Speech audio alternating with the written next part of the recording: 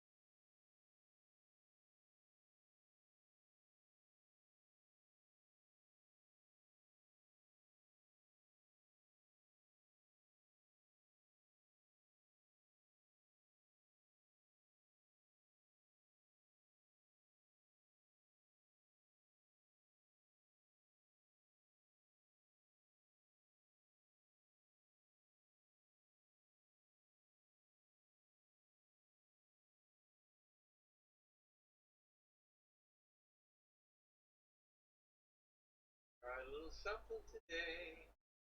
Oh, you got your RAM? Yep. That's good. 32 gig, just waiting to go into the motherboard. Just need a processor and a cooler. GPU?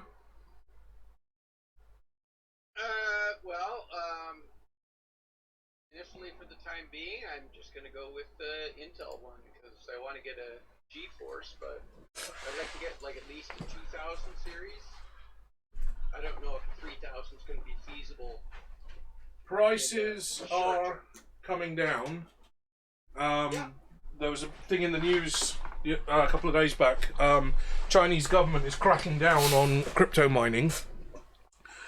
And a lot of these crypto farms, these big heavy-duty crypto farms, are shutting down and selling off all their kit while they can before the government comes in and bans it all. Because, you know, freedom of speech and all that doesn't apply in a communist country.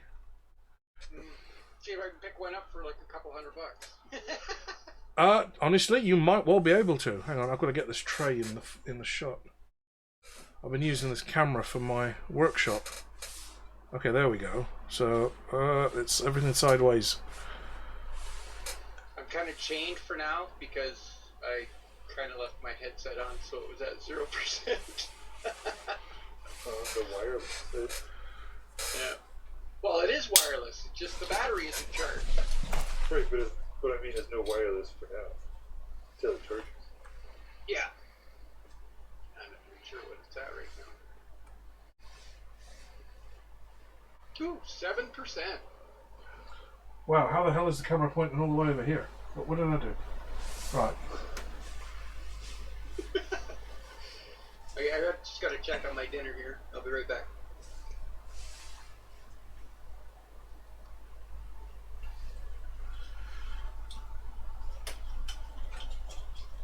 Alright, let's get some articulation in that, that's better. I'm not using up my whole desk just for a dice tray.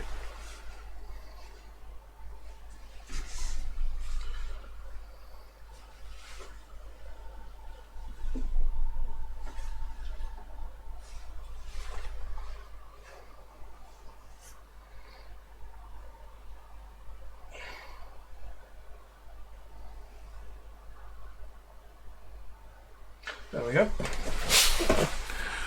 So, I was hoping to have a couple of special guests tonight, but they've all pulled out at the last minute because of other things going on. No.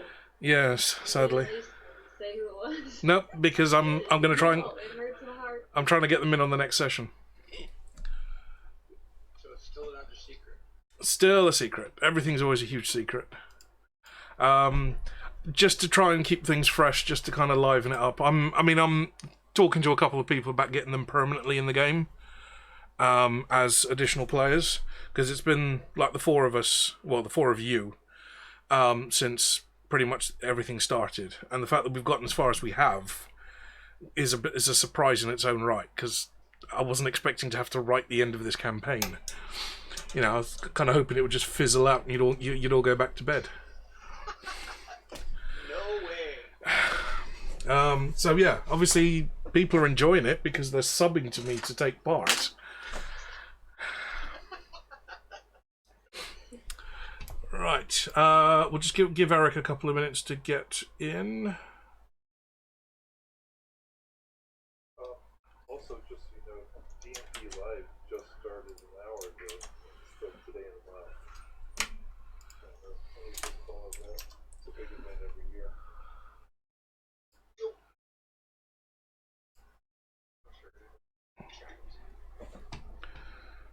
That was so annoying about the memory because it said it was supposed to be in yesterday, but no, kept tracking.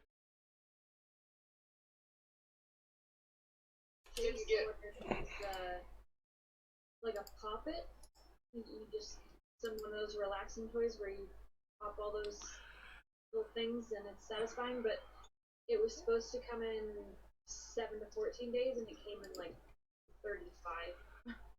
Oh well. I felt so bad because we checked every day and it wasn't here. I am. Is that for the kids? Sam, is that for the kids?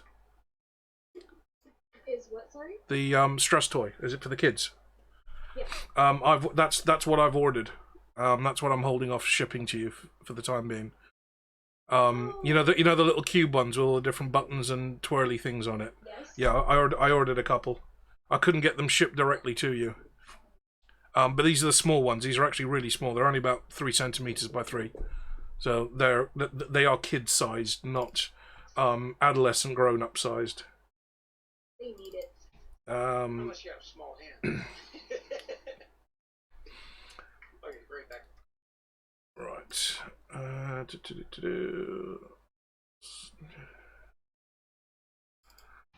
So I'm going to throw up a picture of the ring on my stream as well, because I'm sure I'll end up talking about it.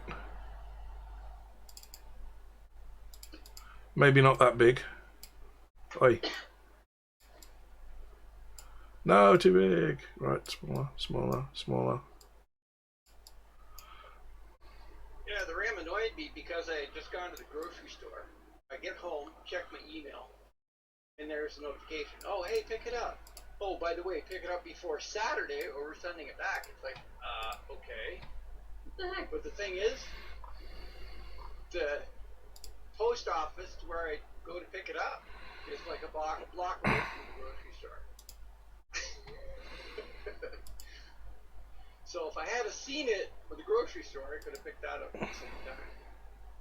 T-Roy, did that sound alert actually work? I didn't hear anything at my side.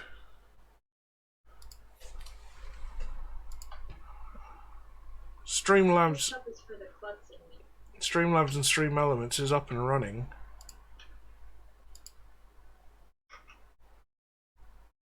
No, I can't hear that.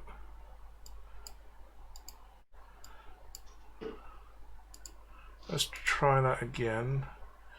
Because I've been using the workshop laptop for streaming this week, and that's very low level setup on OBS. Now, Stream Elements say we're live. Have I correctly implemented my source? Sound alerts overlay is on. Let's see if roll d20 at least works. That's good.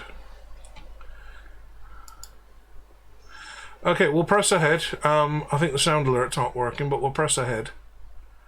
And we're still waiting for Eric anyway, so that'll give us a few minutes.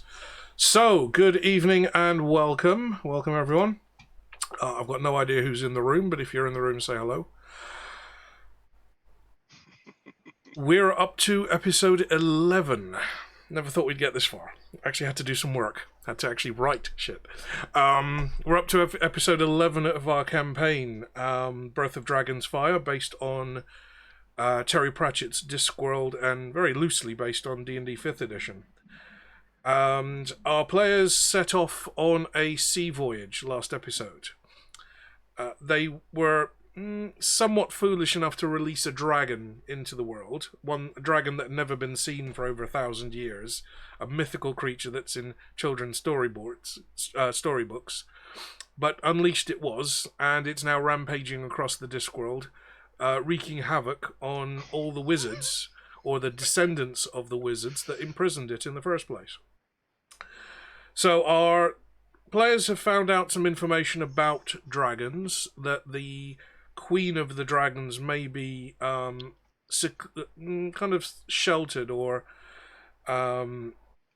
what's the word I'm looking for? No, I can't. Okay, she may be in hiding on one of the Dragon Watch Islands, way out on the rim of the disc, and they are heading out on a sailboat to try and get there. Because, you know, sometimes not a good idea, guys.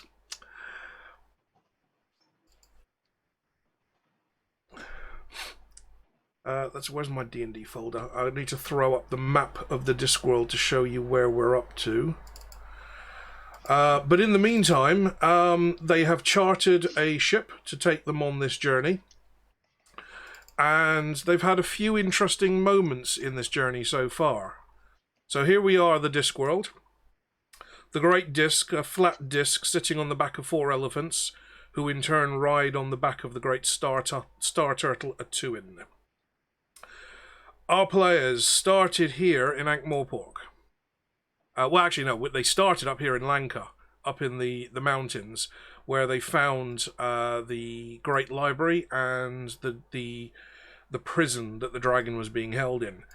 On the advice of Naniog, they kind of hightailed it down to Ankh-Morpork to do a little bit more research, met with the wizards, had a few little adventures, and have now chartered a boat that is going to sail them all the way through the Circle Seas, round down under Wonderland, across Cape Terra, and into the islands. And these little islands here, just on the edges of Farfary, these are the Dragon Watch Islands. So that's their destination. At the moment, they're about here. So our players haven't been making a huge amount of progress so far, but it's only day 4 of the voyage. And on the morning of day 5, there was a cry from the watchman on the ship that something was happening. But before we start with the actual adventure itself, I have my usual little prologue. to kind of explain what's happening in this game from the eyes of the gods, at least. Because as we know, gods like to play with the lives of mortals. High atop the Discworld sits Dun Manifestin, the home of the gods. Cluttered around the game board, our players contrive their game with the lives of our mortals. Each game piece now sits within a small tray representing their vessel, travelling out into the Circle Sea. All except whose piece approaches from the rim of the disc. He sneers down in anticipation of his next move. You are a poor poker, bull face, observes the lady. Your tactics are clear. Clear to us, perhaps, hisses Offla, the crocodile god, clearing away the remains of the pieces from the previous battle. But clear to these mortals? I think not. We may only influence, never control, groans Blind Io. Our fate here may choose a path for them. They all bow their heads at her name. Perhaps Lady Fate plays a different game, asks the lady. A new piece materializes on the board.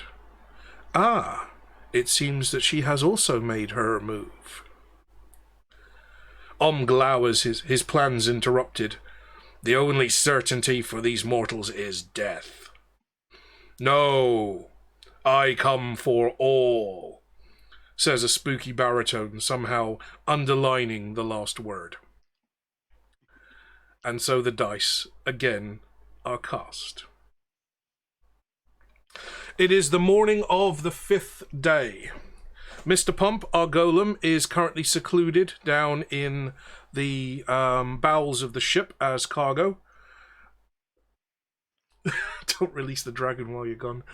Too late, T-Roy, too late. Sorry, sorry, Adam. I've not had a lot of sleep. I was up till like 4 in the morning with you guys playing Sea of Thieves. I've not had a lot of sleep. I tried for a nap earlier, and I just resorted to coffee instead. On the morning of day 5, the voyage so far has been relatively uneventful. We've had a couple of little encounters. There have been things to see. The crew have stopped at one point to do some trade with some of the friendly mer people that live just in the Circle Seas, swapping things like arrowheads and knife blades and scissors for things that the merfolk can't create for themselves. And they get in return precious items from the sea, maybe pearls or treasure that maybe have been picked over after a ship had sunk. If the captain can earn just a little bit of extra cash, he's always going to be interested in that. Is that a bit of a jump scare there, Sam?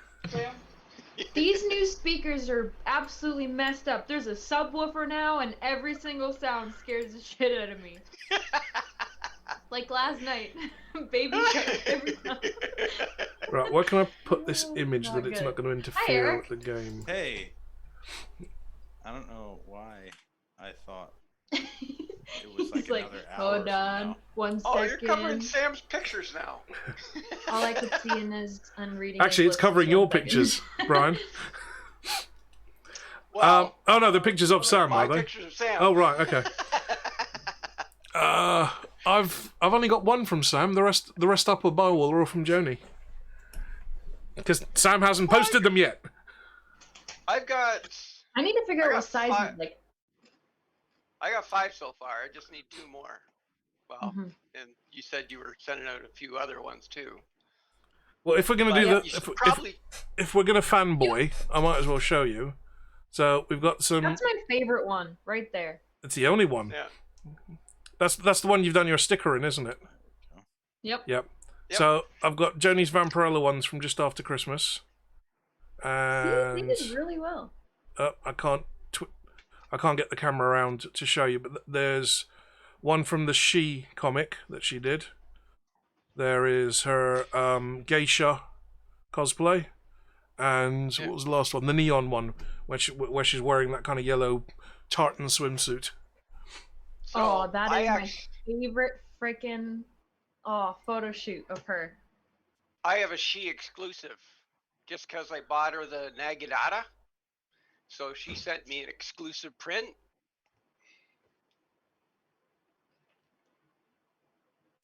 Very nice. Yeah, I love that. Badass. Yeah.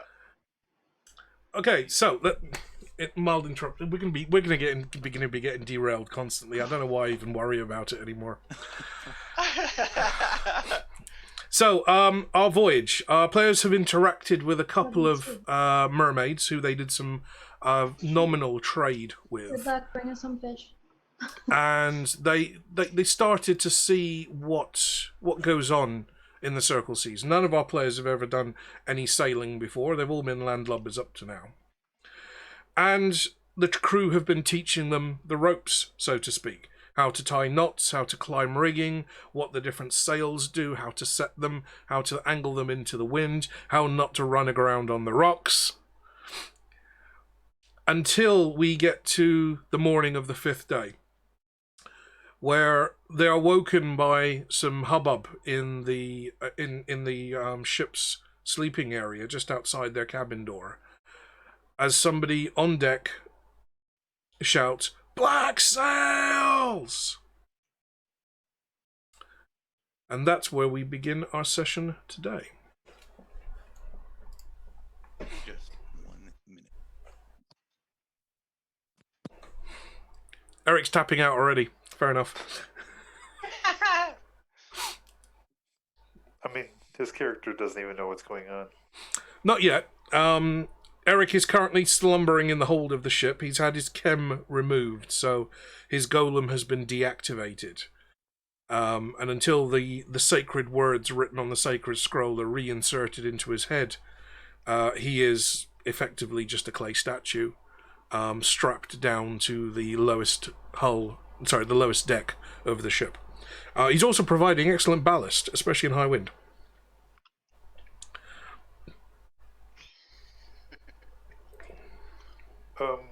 Are we in our sleeping quarters at this point then? Or You are in your sleeping quarters, yes. I'm just going to bring that away from the speakers so I don't get any crosstalk. okay. Well, in hearing this, I'm assuming this will wake us up if we're asleep. I will grab my armor and gear and head up top to see what's going on. Are you waking the others?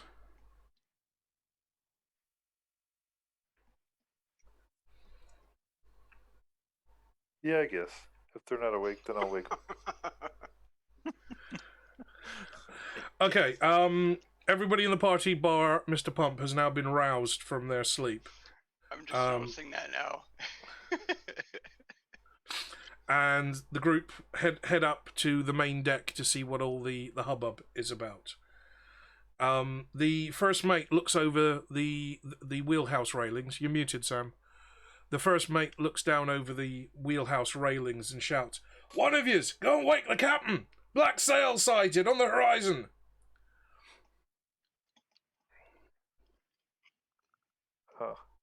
I'm up already. I'll go get the captain.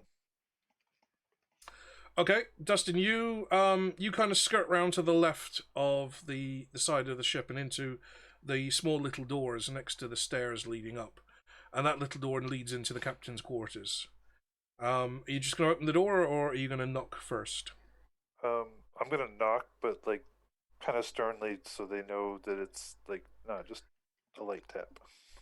Okay, you knock on the door, quite firmly, but with a little bit of enthusiasm and mucho gusto. The captain already sounds like he's up. There's some rustling and some bustle coming from inside the room that you can hear through the door. The sea spray and the wind is drowning out most of it. But Enter, you hear from the other side of the door. And as you push the door open and step into the captain's quarters, you can see him standing there in the middle of the room while being fussed over by a very slim and gangly looking gentleman who's waving lots of little handkerchiefs. Oh, Captain, you cannot go out there looking like such a mess. You need more frills. We need more hankies. Come on, we need a spot of blush, please. The captain seems to be sick of all this. It's like, no, enough. I've got work to do. You go and fold the handkerchiefs. He turns to face you. No, never mind. That's my steward, Mr. Humphreys. What's the problem? Couple of ships are approaching with black sails. A couple of ships. He pulls his big, thick leather red coat off the peg next to the door. Kind of flings it around his shoulders as he gets into it and stalks out onto the deck. As he climbs up the stairs, you see that the first mate and the boatswain are both at the very, very rear railing of the ship. The first mate's got a little telescope out and he's scanning the horizon. As soon as he hears the captain coming up the stairs, he hands the telescope over. Right, what do you see? Black sails, Captain. One ship, right on the horizon, maybe 5 miles out. They're keeping a reasonable pace with us. The captain stares through the eyeglass, and after a few moments... No, these aren't pirates. Them sails are black, all right, but these ain't pirates. I see a different symbol painted there. A lizard. On the sails, the captain describes what looks like a round sigil of a dragon. The head at the top, the body coiled all the way around, almost as if it's eating its own tail, and the claws all facing inwards. Ragnarok. Yeah, right. So, yeah, they still want that egg. The captain slides the telescope closed, hands it back to the boatswain, and turns to the group. Well, they've been following us since we left Ankh-Morpork. I saw them the first day. But, as I said, the obtuse triangle, she's a fast little boat. She'll outrun anything on the seas. I'm not daring to use the broomsticks. We cannot use them for too long. They overheat after a few minutes at full power. But if we lighten the sails, we should be able to pick up a little bit extra speed. He turns round behind him and he shouts down to the crew a couple of orders that you're not quite familiar with yet. But you hear something about raising the gallants. And you see the topmost sail start to be wound back up into position. With the top sails up, she'll sit a little lighter in the water. And she'll be a little bit faster. I know it's counterintuitive, but that's how it works with these boats. You guys, get yourselves downstairs. We've got some islands coming up. We may need to make a short stop. Alright. Resupply. If Oh, we that's stop it. them, catch up to us. I mean, I trust the captain to know what he's doing.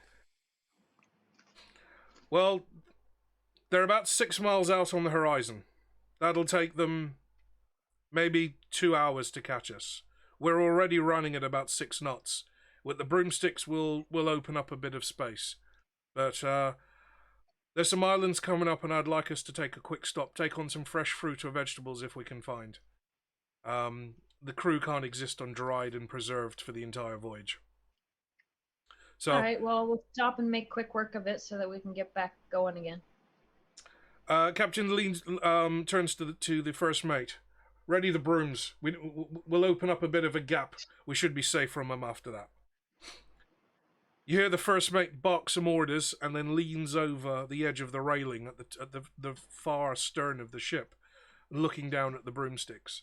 Are any of you going to do the same?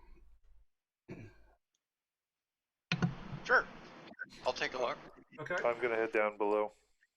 Okay. So Brian, you look over the railings at the V-shaped array of broomsticks that are stuck to the back of the vessel because the boat's got a V8.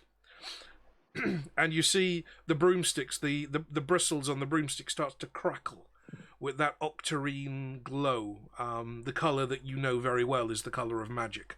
The purples and the blues and the greens, and the electric crackles over them. And all of a sudden, you shoot forwards. The nose of the boat lifts up out of the water onto its hydroplanes, and you shoot forward. It doesn't take long until the boat's up to full speed, which is 24 knots. And that's faster than most warships travel. Now. Your average destroyer in modern Navy will do between 13 and 16 knots. This boat is fast. But she can't hold that speed for long. The captain waves you off the rear deck. Go and have some lunch. We're going to have a long day ahead of us if we're going to stay clear of this one. I've never seen that sigil before. I've never seen them sails before. Not on these seas. Maybe they're just coincidence, or maybe they are actually following us. But I'll take care of that. Could be coincidence. I'm not going to say anything right now. Because I've already done enough at the beginning. I've already done enough, okay? By the way, Omar, look what you did. Look, I don't even have a drink. I'm on sparkling water at the moment. Yeah, get something to drink. That's just wrong. I'll get some alcohol when we have our first break. He's like downing as much water as he can first. Yeah, I'm massively dehydrated today. It's been really hot here today. I was supposed to be in the workshop, but it would have been too hot working with fire in the house. And I can't open the windows too much because all the gold dust blows around. It's still early, Mark. It's still early. Oh, yeah. We're going to be here for at least, 5 hours? Look at Eric. Sorry. First reaction was like, no. Second comment that he did in the chat was sober. Forget booze. I need coffee for this. Okay, so the rogue and the cleric head back down below decks to the mess area where you can hear the shink, shink, shink of the cook cooking away in the corner. Shink, shink, shink, shink, shink, shink. Cooking away in the corner. Dustin, where are you heading? Back down to the my quarters. Okay. You guys may also want to get dressed at some point. Because Brian, you're pretty much standing there in a nightshirt because it takes a few minutes. I like my birthday suit. Brian, because the rest of the crew. Yeah, right. Donning armor and chainmail does take a bit of time. Yeah, can't wear that plate around all the time. You see more flurries of activity below decks. The crew are aware that the broomsticks have been activated. The whole boat is kind of leaning upright.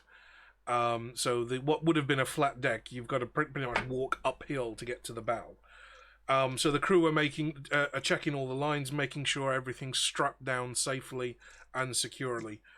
And in the meantime, the three of you are sitting in the galley.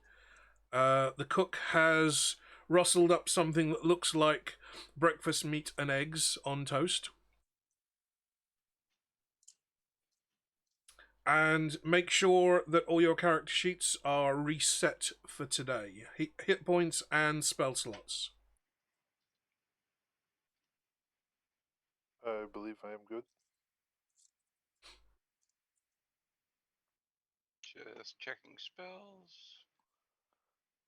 4, 3, 1, 3.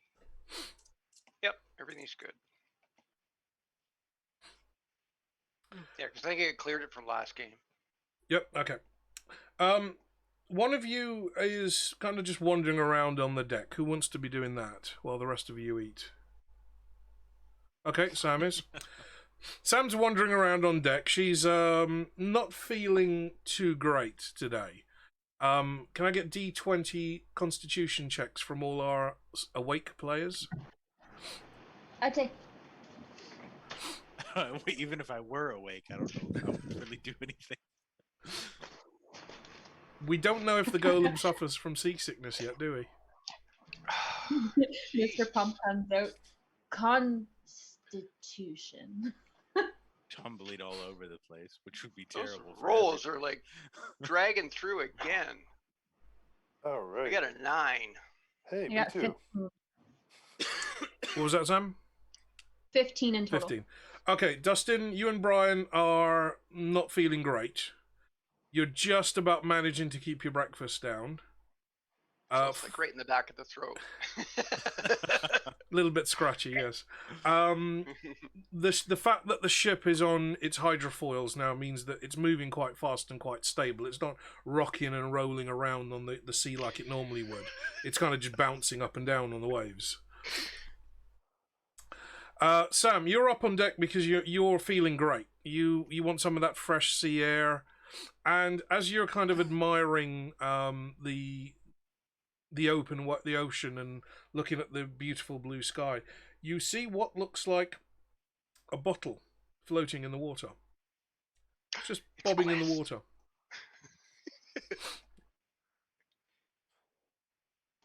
I want to go get it. How? Yeah. Wait. Like how far in the water? Like how far away is it from the ship? Well, it's at the moment it's in front of you. It looks like it's about 100 meters or so. Yeah. Okay, how are you going to do that? I don't know. Oh, damn it. I can suggest a method, but it's your character. You should suggest a method, because my swimming option is going to be very not cool. Don't you have like a little spell? I don't think I do have a spell for that, do I? No? What spells do you have? cantrips do you have? I have Firebolt and Mending and Prestidigitation. Okay. But I thought that Prestidigitation. I thought that creates things. Prestidigitation is about cleaning and minor. It's kind of like a minor illusion. Okay. One thing. There's one way that you could do it, but you'd have to be quick, and you'd have to make sure your dice rolls are good. Just make sure. Okay. But would I'll I do be that. the only one that knows she can do it? You may well be the only one that knows that she can successfully do it. That's why I'm not saying anything, because I'm not there with her. Sam, can I get a D20? I want to see if you can remember what happened in the tavern before you left Ankh-Morpork. Do you Just give me a do you want straight me D20. All right. If you roll I'm gonna Air above, Jordan my way if over. you roll above Remembering. 14, you succeed. I didn't succeed. Right, I okay. got a 10. So, you can tie a line to yourself quickly. You've got you've got about 30 seconds before the bottle sweeps past the ship at the speed the ship's going at. You can tie a line to yourself, and you can just kind of hang yourself off the side of the hull and Air Jordan off the hull. So you push off from the side of the boat, land in the water, swim and grab it quickly, and then haul yourself back on board with the line. Because you didn't remember what happened in the tavern with your dagger, if you had remembered that, what you could have done is jumped off, Air Jordaned off the boat, landed in the water, and then thrown the dagger back towards the hull and teleported back. But you don't. Your character doesn't know that she can do that yet. Damn. Okay. So, are you going to go with the rope idea? Yep. Okay. Right. I'm going to need a D20. It's going to be an athletics check. This So is how one D20 party member got and lost. add strength to it. Your strength modifier.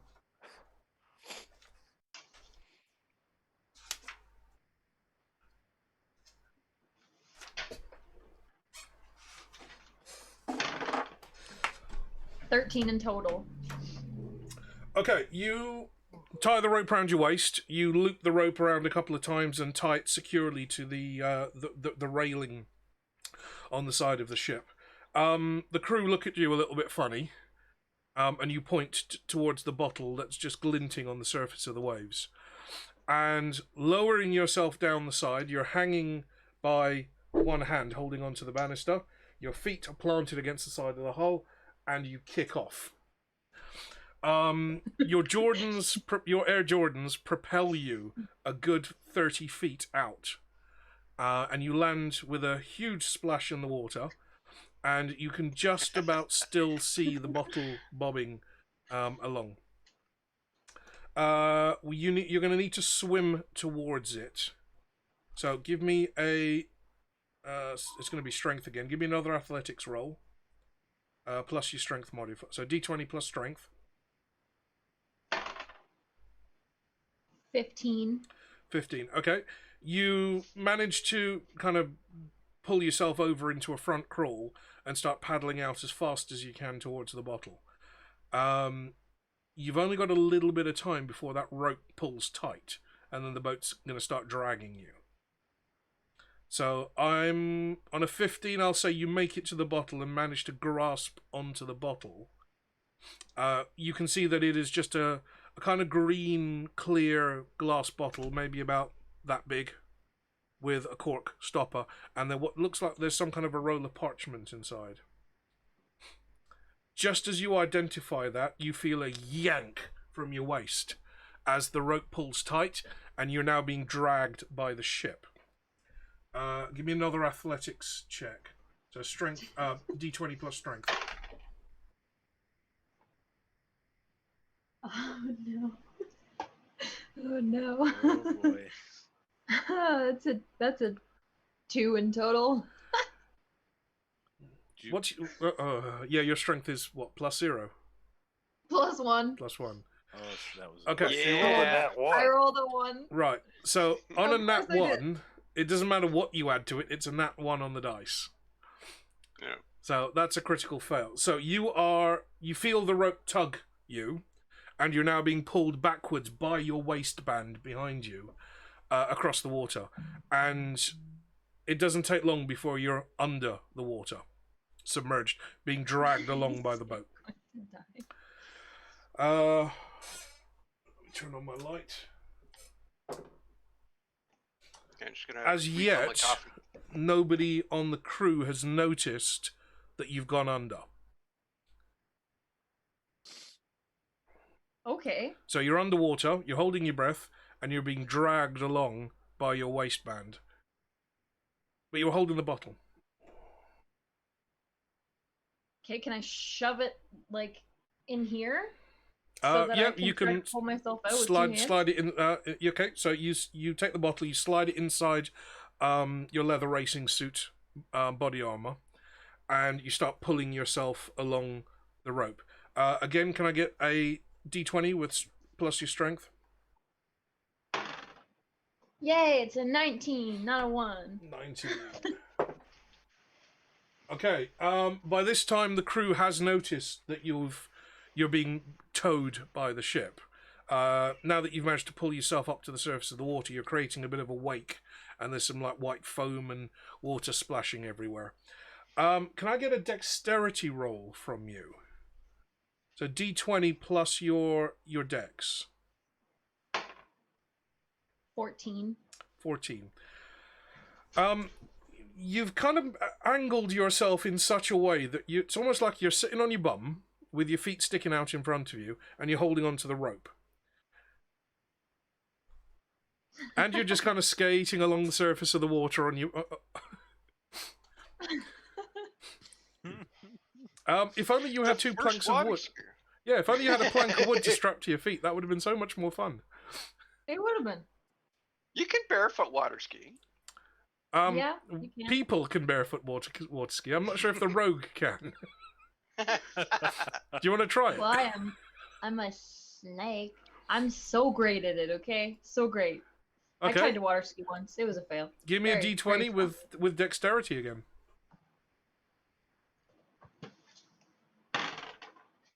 Oh no. That's an 8. Okay.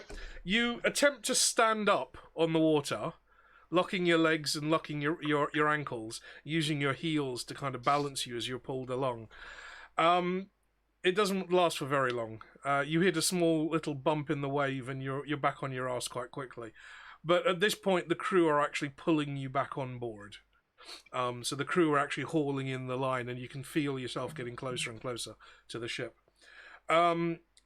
The bosun has noticed that this is happening, finally, and relayed the instructions to the first mate, who cuts the power to the broomsticks.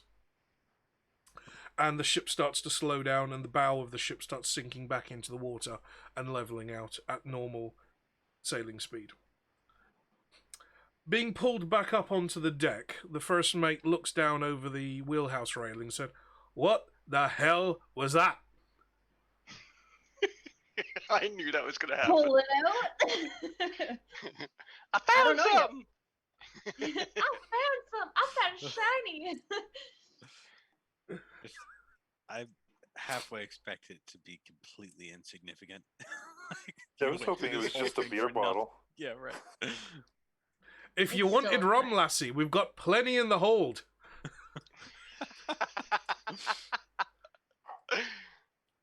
Okay, let's open it up. I want to see what's on it.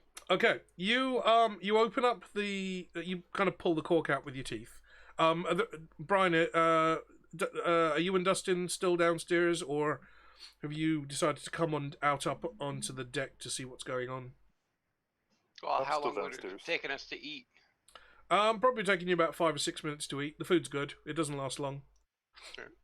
Yeah, because I would be kind of upstairs, out on the deck to kind of try and get some fresh air, so I can kind of push this down a bit. Off the side of the ship. I must 'Cause I purge know, the like, demons. myself- The demons are within me. Because I know when I feel like that, it actually feels good to get out in fresh air and kind of walk around a bit. Okay, Kinda well, settles in that everything case, Brian, down. you've definitely seen what's going on, because as you're lifting up your chin for maybe the 4th or 5th heave, you see the rogue attempt to water ski off the back of the ship. Sam's now on deck. You're pulling the cork out of the bottle with your teeth, and you're kind of fishing around in there with the blade of your dagger, trying to catch the edge of this rolled up piece of paper. And you unroll it to find a map. It's very crudely drawn. It's done in a very heavily pigmented ink, so the ink hasn't run, even though your hands are still a little wet. But it's a very crudely drawn map.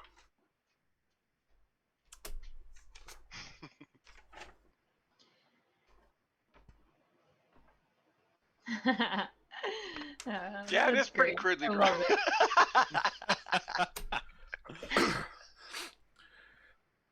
The captain steps No down the writing. stairs and takes a look over your shoulder.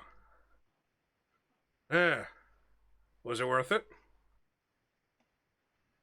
I guess we'll have to find out. Well, we don't normally make a habit of picking trash up off the sea. One man's trash is another Is woman's another man. treasures, okay? Not on my ship, lassie. Hey, this could bring us our fortune, okay? The captain We takes must the map. follow the The map. captain kind of takes the map from you, a little bit irritated, and looks at it for a few seconds. Yeah, I know where this is. Where's that?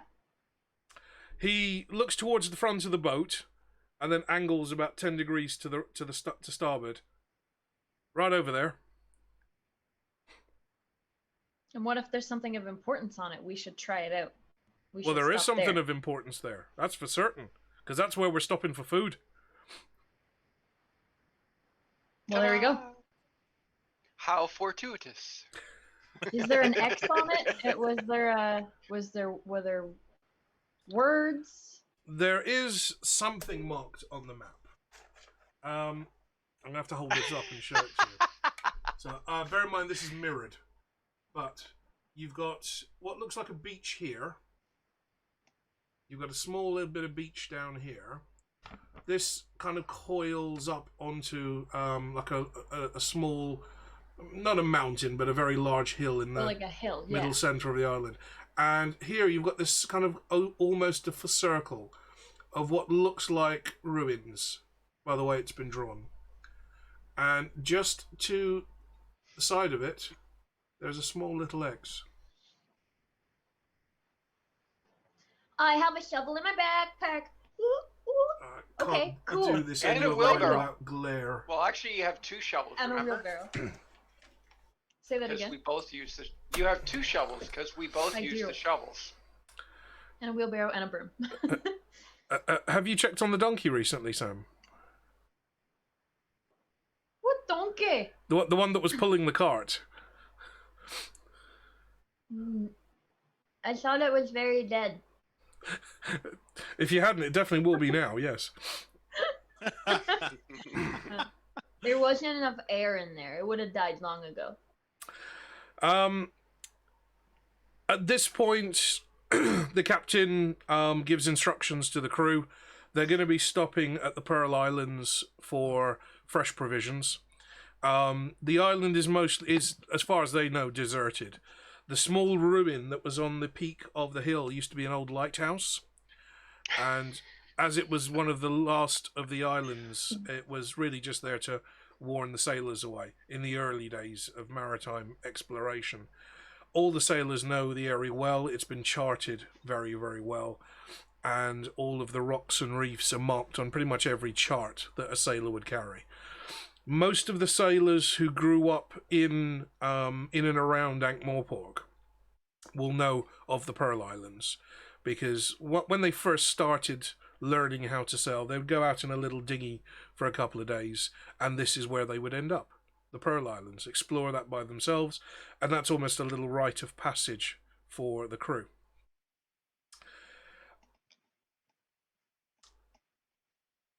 After a couple of hours, one of you decides to check in with the first mate, and he informs you that the black sails that were spotted earlier have disappeared off the horizon. So either they've fallen off the edge of the disc, or you've managed to outrun them sufficiently that they're beyond 10 miles of visibility. So that will give you potentially an hour on the island before they're within sight again, and potentially an hour and a half to 2 hours before they would catch up with you. The captain knows this. He's already making plans. The crew are down below, loosening some of the straps on some of the empty barrels. They always keep the barrels even if they're empty, and bringing those barrels up onto deck. The barrels would then be loaded into one of the rowboats, and that would be rowed out to the island, and then they'll just pack that barrel with as much provisions or salt as they can. It takes about another hour before you can see the islands, and from the Discworld we are down here. So this tiny little island here in this archipelago, that's where you are going to be stopping.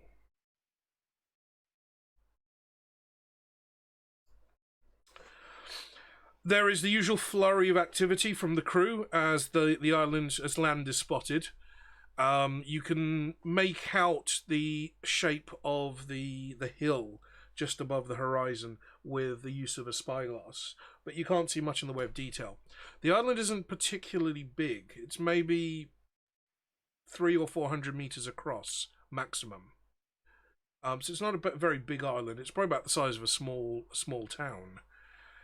But you can see that there is terrain there. There's most of the coastline that you can see looks like rock. The greenery that's growing on the island further up is very clearly visible, and you can see the highest peak, the hill in the center. Empty barrels are up on the main deck of the ship. They are lashed together with rope, and they're being loaded into one of the longboats, ready to be rowed out towards the island. And the ship slowly pulls in. Sam's not driving this time. So the ship is slowly pulling in to within maybe 100 meters of the island. And you hear the clang, clang, clang, clang, clang as the chains for the anchor are dropped over the side of the hull. Oh, we're not beaching it? Yeah, see, this group, we like to park on the island. That was so funny. Oh, I loved it. Those are good pictures, by the way. By the way, Fantastic. Missy, the obtuse triangle, she's got knee reverse gear. You beach this one, you're going to push her off. Especially considering this is a hydroplane. So it's got canards on the bottom underneath the wing. Underneath the bow. Slide right over. No, it'll plow right in. That's what'll happen. Yeah. No more island. Okay. So, The barrels are being loaded into the longboats. Are you going to take? I'm assuming you're planning to go and explore the island. Oh, is there going to be an issue if we bring him along? That's what I was going to ask. Are you going to be taking Mr. Pomp with you? let's That's- take air. Get him out to stretch his legs. Kaboom. I mean, do we need to bring him along? Oh wow. Okay, Dustin. That was good. We'll go wake him up. Rav, yeah, I can see what you've done there, Rav. Very, very witty. Hydroplane. But Okay, if Sam, one fin breaks off, does two replace it?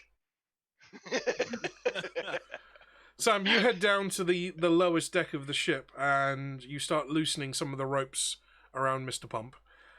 You're quite proficient with knot tying and rope tying for the couple of days that you've been on the board the ship already. The crew have taught you quite a bit. Dixie has her practice in rope tying. Can You got the little note? You got his little note? Yeah, she's Uh, Got the, yeah, so, Sam, you're currently holding the chem in your backpack of holding. Okay. Can you also, all of you, everyone but Eric, because he's been unconscious for most of this, on your character sheet where you've got your additional skills and proficiencies, it should be up next to languages. Can you also put down there seafaring or sailing? Because you are now reasonably proficient in the workings of how to sail a sailboat.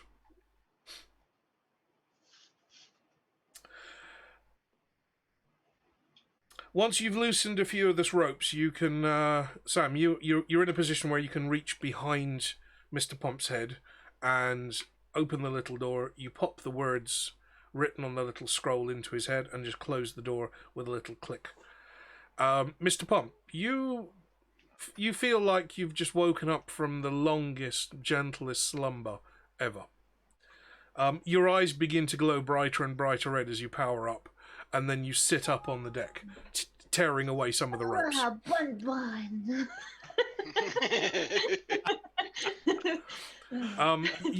Your arms are still crossed on your chest, but you as you look down, you think, bun.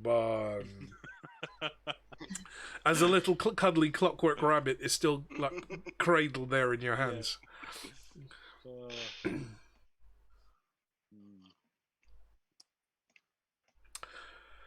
Eric, you are going to climb down the anchor chain and walk across to the island, just using the seabed. The rest of you are going to be in the rowboat, following behind. And after about half an hour, you're all coming out of the surf, touching down on beautiful white bleached sand. There's no seaweed in sight, there's no litter or debris anywhere in sight. It's the most pristine beach you've ever seen. And you've come in from the eastern side of the island.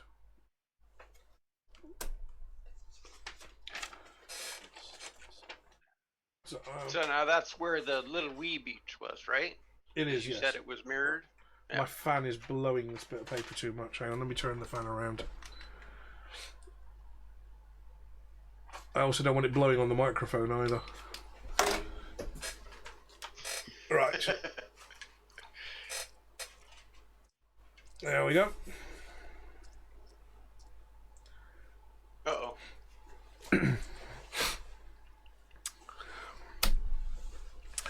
Okay. You are grabbing hold of the boat lines. You're pulling the rowboat, the longboat, up onto the beach so that it's out of the tidal current.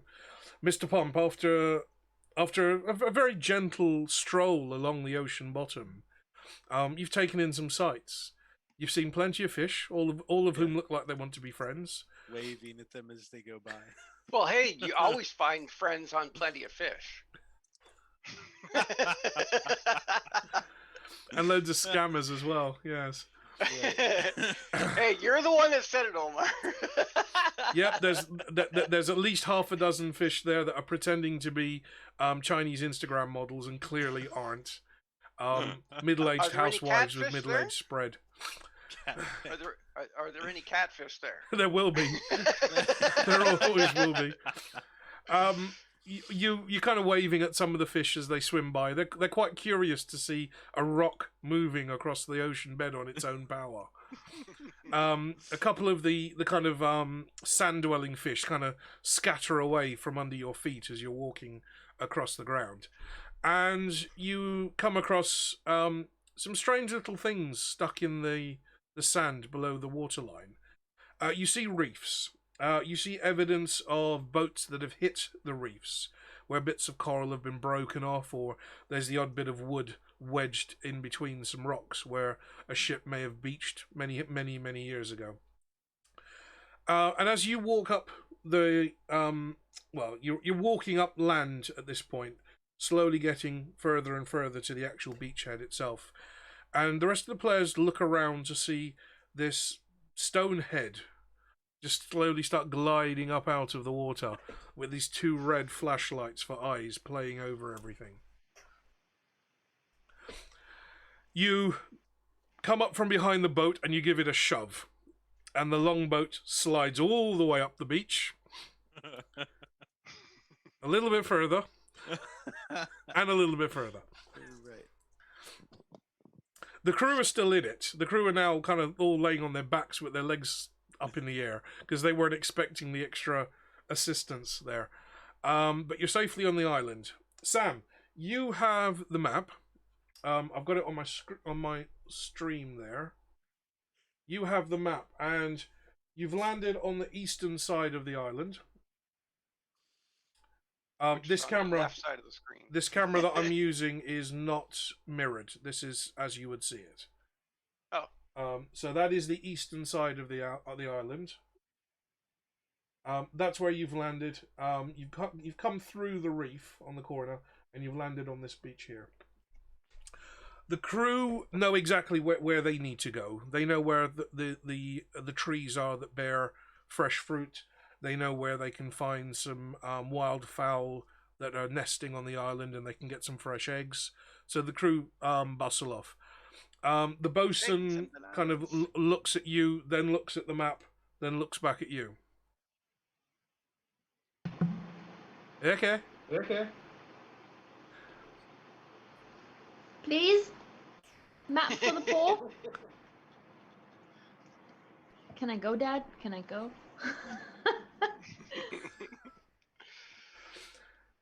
He looks at the map and he sees the little spot that's been marked on your map, and he points up towards the hill in the center of the island. Lighthouse up there.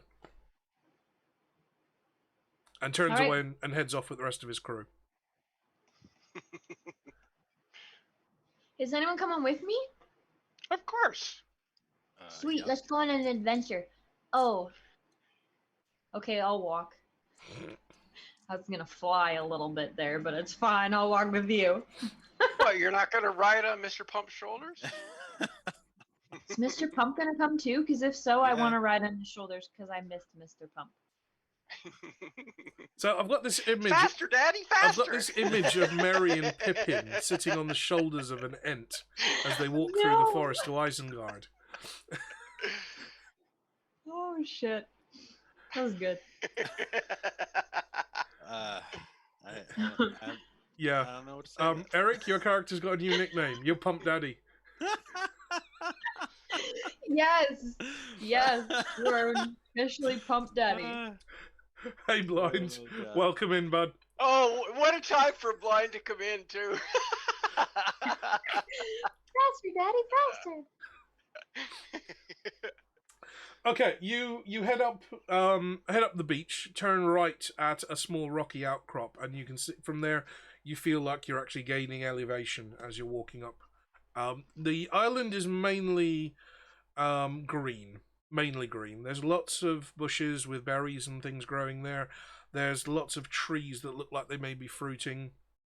Apple trees and pear trees growing wild, purely because at some point a bird has eaten a seed in Ankh-Morpork and done a shit here on the Pearl Islands. And over the years, apple trees and various fruit trees of various types have grown. If you have any kind of hunger, or if you're low on points, you can grab some fruit along the way and have a nibble. I think we can all do that. I'll grab some like pears and stuff and pass them around. Nothing like a nice pear. As you approach the hill, you can see the land changes, and as the hill rises, it's almost like it's rising in a spiral. Completely natural terrain, but it's kind of rising up in a spiral. And at the very top of that spiral, you can see the remains of what used to be a lighthouse. It looks like about 15, maybe 20 feet worth of the stonework is intact, at least from the southern side where you're viewing it. Right. Can I get... Who's carrying the map? I am. Okay. I'm going to give you all the opportunity here, because you're all going to be looking at the map. Anyway. Can you all roll survival checks? So, D20 plus your wisdom. Just to see if any of you are any good at map reading. Could I possibly use my insight? You can do. Not bad. I actually ended up with a 16. Okay. Mr. Pom's obviously spent a long time in that library. He's learned many things. You can use your -2, insight? so. Brian can. He's a cleric. Right. Okay, so I got 25. Okay. I got 20. Okay. Eric, what did you get? 16. Dustin? I didn't go with them. Oh, didn't... Right, okay. Where are you? I'm going to look for supplies to replenish. Right, so you're going with the rest of the crew? Yes. Okay. Right, yeah. That changes things a little bit. Okay. Right, so, the golem, the rogue, and the cleric all walk into a bar. They all say, ouch. The barman looks over and says, why don't you look where you're going? Are you sure Mr. Pump says ouch? No, Mr. Pump says smash, splinter, crash. And there's the tinkling of breaking glass. They say, why don't you look where you're going? You head up the rise up to the hill, and Brian, you're probably the most skilled here as far as map reading and general knowledge-based activities are concerned, having spent most of your time in the abbey, either helping the other priests or in your cleric training. You find a little sparse bit of land. There's bushes and trees growing almost surrounding this little ramp up the side of the hill. But in one particular spot, it's just grass. It doesn't look like the ground has been turned over recently, but certainly recently enough that nothing big has managed to grow there. So at least a year or two. So there might be like a couple of things then, because the other X was up towards the lighthouse ruins. That's pretty much where you are. You've got the lighthouse. Oh, okay. The hill rises up above you, and you've got the lighthouse almost, well, slightly to your right and behind you, as you would spiral up the top of the hill. Because that Right. X looks a little bit like So farther down. So that's the X there. If you're looking at I'm my gonna. screen, and you've come up this way, and you're now walking up this little path here, and that's a lighthouse just next to you. So kind of using the lighthouse runes as a scale on distance-wise, using that to interpret to where the X would be. You can do, yeah. So that would be like what I was using my insight, like Okay. using a solid object that has like a fixed distance on something that would bring out the same kind of distance on calculating where the X would be. Okay. You kind of gauge the distance that you've walked. You've been counting your paces from the beachhead, and you're kind of just using your fingers and kind of walking yourself up the map. You can see the you can see the base of the lighthouse. You can see the bushes growing around the bottom of the lighthouse. All the big stuff got cleared away, and you've got a rough idea of where this thing is buried.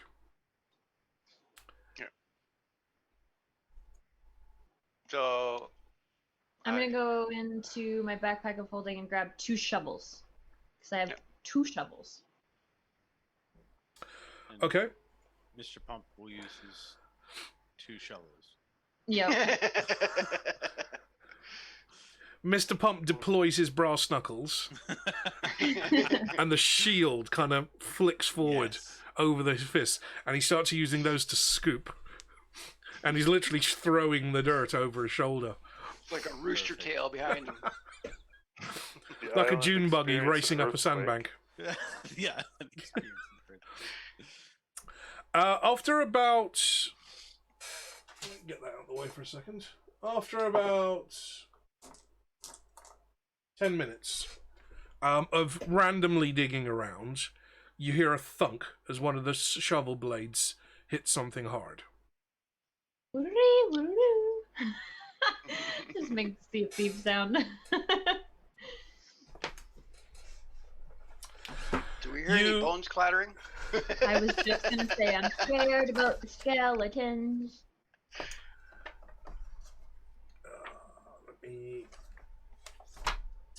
Okay, it takes you another couple of minutes to move all the earth aside, and what you see in there is an old wooden chest with brass strapping around it. It's been there it's been there a while, but it's not been there that long. The wood's still intact. The brass is still reasonably shiny. It hasn't eaten the moisture in the dirt hasn't eaten away at the wood yet. And you haul the wooden chest out of the hole and onto the grass next to you. Who's going to roll for this one? Eric? Sure. Okay, give me a percentage roll, please. So the 2d10s. Bash the microphone. That's using your head. Apparently.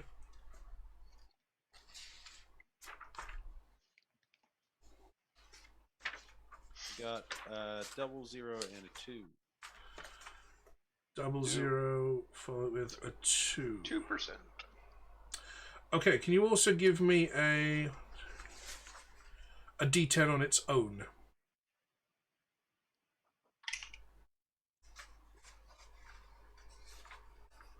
Five.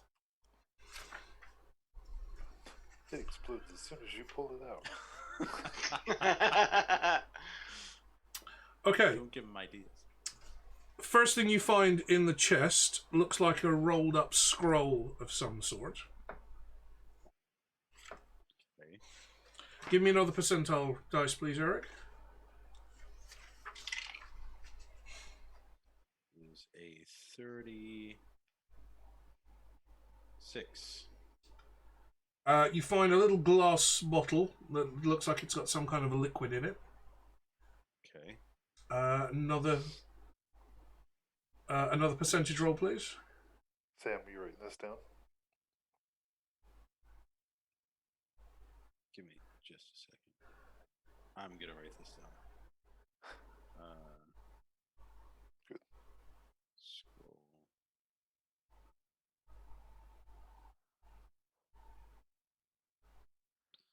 Okay.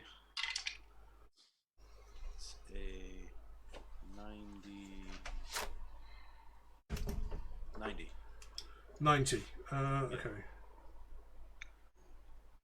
That might be something good.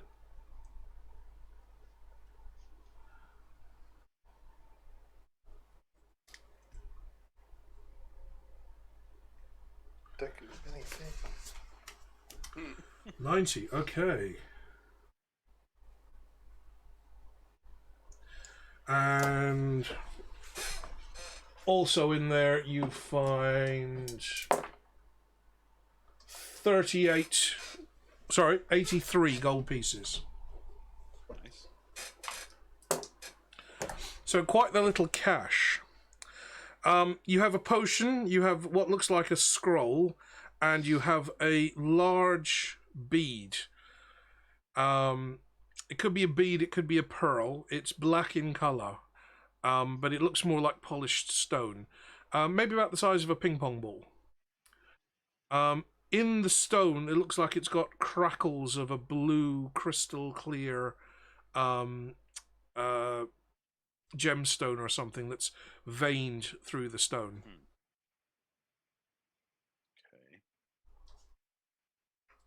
Okay. I hope that's not what I think it is. Where was that stone?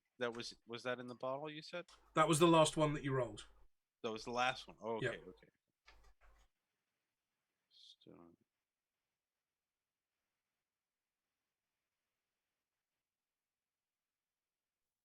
It's got me a little nervous now. Me too. I'm not nervous. I don't know anything about it. Okay, do any of you have the identify spell? Yes. Okay, if you want to use it, you can use it to identify these 3 items. Yep, I'll use it. Okay, can I get 3 d20 rolls from you, Sam? First is 19. Okay, Second is 7. okay, And the third is 4. okay. Mark off your spell slot. The potion, Sam is almost certain that it's a potion of Diminution. That's it. That's the one. You could just say it normally. It's just a shrinking potion.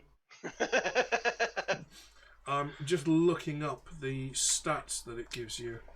Wait, that's great. We can use that on Mr. Pump. Yeah, but usually it's like something you digest, Yeah? whereas Mr. Pump doesn't really have a digestion system. Uh, He's just hollow. Hey, So- Mr. Pump is a lot of things that we thought he couldn't be. So- Maybe he has he's digesting your comment right now. We'll see how he feels about it.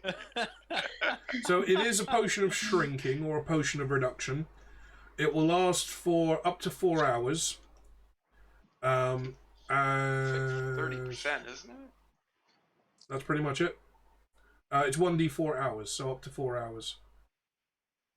Yeah. No But like it's concentration only like required. 30 or 50%. It doesn't say, so it's probably up to me how small you go. No, it's anti-Viagra, Adam. No, Adam, it's not a topical potion. It's something you have to ingest. You don't rub or it on. imbibe. The second item is Alice a in spell Wonderland. scroll of some sort, Sam. Was that what, sorry? A spell scroll. Mm. This was your number 7 roll. You can't make out what the spell is. It's something you're not familiar with, or it's something you're not high enough power to be able to use yet. But she recognizes some of the symbols. You do recognize some of the symbols, and it looks like it doesn't look like a wizard's spell scroll. The language is different. You've done a bit of learning now with your arcane trickster abilities, and you're starting to recognize wizard runes pretty much wherever you see them. This scroll is written in a slightly different language. Brian, you don't recognize it either. Okay. Dustin, can I get a D20? I know you're not there, but can you give me a D20 roll? Just a straight D20. Straight D20. Okay.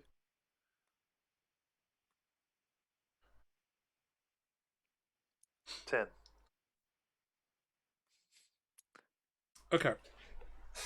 So it's a spell scroll. It looks like it's a pretty high level one, but it's not one that you recognize the language of.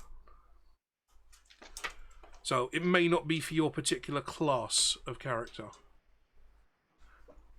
It's definitely not a wizard's spell scroll, because you'd recognize that language immediately when you see it. The last Quite item... possible Druidic. The last item that you rolled for, Sam, this was the one you got the 4 on, is the bead. It looks like a small, round, solid stone ping-pong ball-sized shape, maybe 4 or 5 centimeters in diameter, and it's got these kind of crackles of blue color that move through the stone.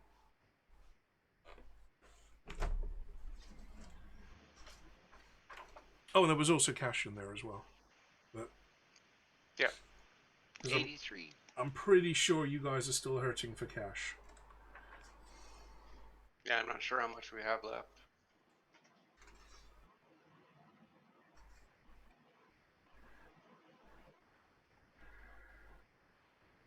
Okay, who's taking what? You weren't able to determine what the bead was? Not with a No, 4, I she got isn't. too low of a level. It's up to all you guys. I mean, I can throw it into the bag, or someone can take something if you Right. want to. By you guys, you mean Brian? Yeah. I mean, Well, see, I don't know if could Eric's probably going to take it. anything. I could probably take it and put it on the shelf in my bag of holding. Does the potion fit in our things? Or is it too big? Your vials are specially crafted for your bandolier, but you could decant the potion if you wanted to. Right. It's in the kind of like conical shaped flask bottle that's maybe that big, with a kind of round base to it. It's not going to fit in your bandolier. It'll definitely go into your bag of holding, or if you want to decant it, pour it out into your vials. You'd probably fill maybe 2 vials with this potion. Okay, so I want to take a look at the liquid itself. Is it similar to any of the potions that are on the shelf in the bag of holding? Are you going to be holding your breath and diving into your bag? Yeah, because I'll have to do that anyways to put the sphere, the ball or whatever it is in there. Okay. You examine the potion carefully. It's a very odd, not an odd color, but an odd texture. It looks like an opalescent liquid inside, and it seems to be shimmering as you kind of swirl it around in the bottle. So it's not just liquid in there; it's almost as if there's like a metal powder in there, giving it that kind of effect. But there's no metal powder in there; nothing is settling on the bottom of the bottle. You don't remember anything like this in your private bathroom. Okay. Remember, Brian's bag of holding looks like the inside of Zaza Gabor's bathroom. Fancy tub with feet on it. And then a shelf in the back that's got all the potions. Okay, you seem to have found what you were here to look for. Can I get a perception roll from everyone, please? Sorry, everyone else, not you, Dustin. You're not with the group at the moment.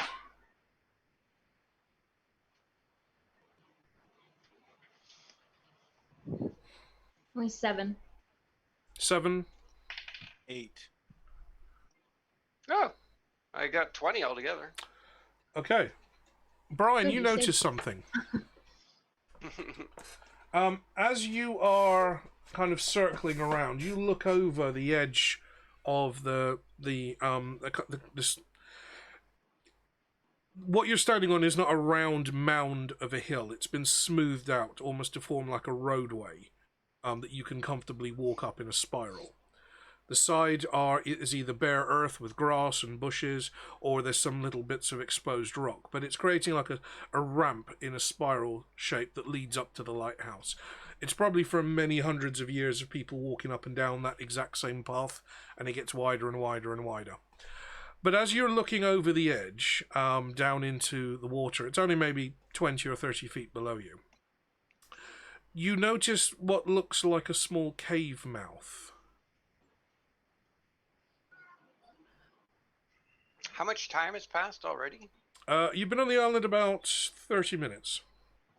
20 minutes of Okay. walking and about 10 minutes of digging. Okay, so we should have a little bit of time to investigate the cave. So I mentioned that to you. What do you think? You want to check out to see if there's anything in the cave? Yep. Okay. You never have to ask me that question. Are you coming, Mr. Pump? Yes, I will tag along. Okay. Jumps on Mr. Pump's back. Onward, sir. So it's kind of a little slope, so we could actually like step on the edge and just kind of like slide down. Exactly. Yeah. Okay. So, you kind of slip and slide your way down this kind of dirt rock exposed face of the hill. And you land just on another flat bit of ground that looks well trodden. You can see what looks like relatively fresh footprints, but they're not human footprints. They're like the giant flippers of a seagoing bird. And they're quite large. The ground Okay, here is very well trodden. There's nothing growing here at all. It's mainly bare rock or mud. Okay, I think maybe I'm gonna have my mace ready, Okay. because I if guess they're my fairly dagger too. fresh, they might still be in there. Maybe they're friends. Well, Fish are friends, not food. hey, it always pays to be prepared. Oh, I know. Okay. So, It pays As to be prepared, but I don't think any of you are carrying any barbecue seasoning with you. so as we start moving into the cave, I imagine Sam's like probably up front, but I'm Yeah, because likely I've got going to need to use my Mhm. light. Okay, Brian, you activate your cantrip to create light inside the cave. Sam, your dark vision is good enough that you can see in here anyway. And you're kind of walking into what looks like a natural tunnel or a natural cave in the rock underneath where the lighthouse is built. As I said, the ground here is very well trodden. It looks like at one point maybe water was pouring out of here into a little waterfall of some sort that's long since dried up. The corridor itself is completely smooth rock. Not chiseled or hand-hewn, it's just smoothed out from water moving through it or the air blowing sand into it. And it's completely smooth to the touch. But it is cold, and it's very damp. You can hear the kind of drip, drip, dripping sounds echoing through the cave in front of you. That's it. The passageway is about 10 feet wide, maybe a little bit taller in the center. The roof of the cave is pretty much an arched shape, and the ground itself is not flat. It's kind of rounded off on as a bowl, so it's almost a complete oval shape, just kind of tunneling into the rock. There's nothing about this strikes you as being man-made. So is there a tide time in regards to the island? You haven't learned enough about sailing to understand the tides yet.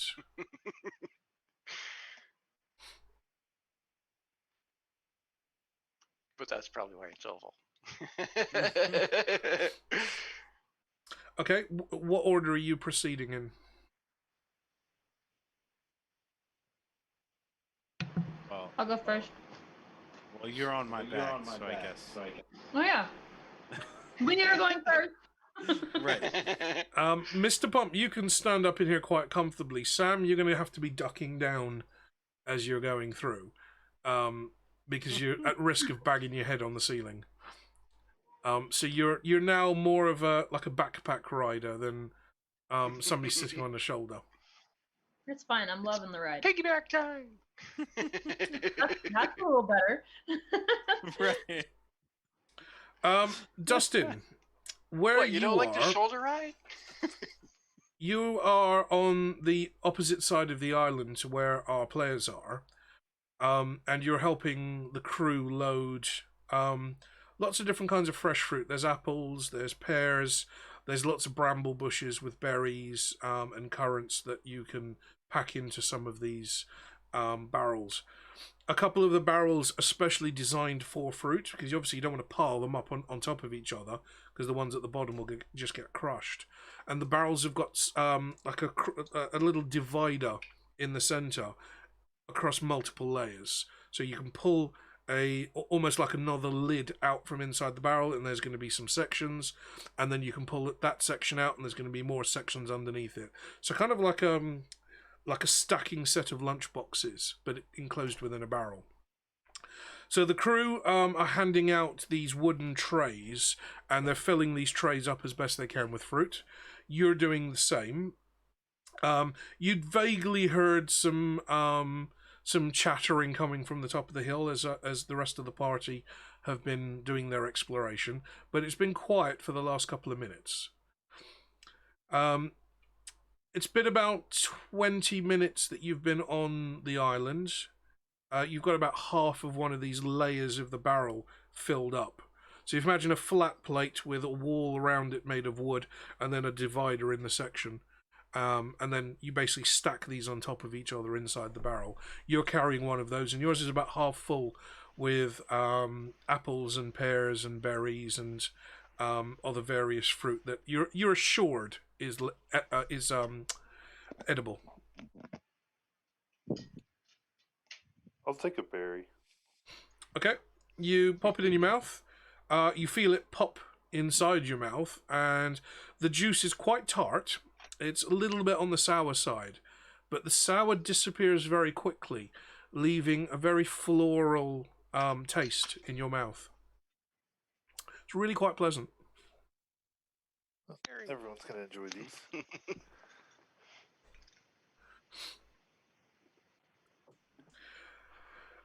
Dustin, as you turn around to head back to where the barrels are centered on the ground to drop your tray in, you see the party disappear into what looks like a crevice or a cave mouth in the rock.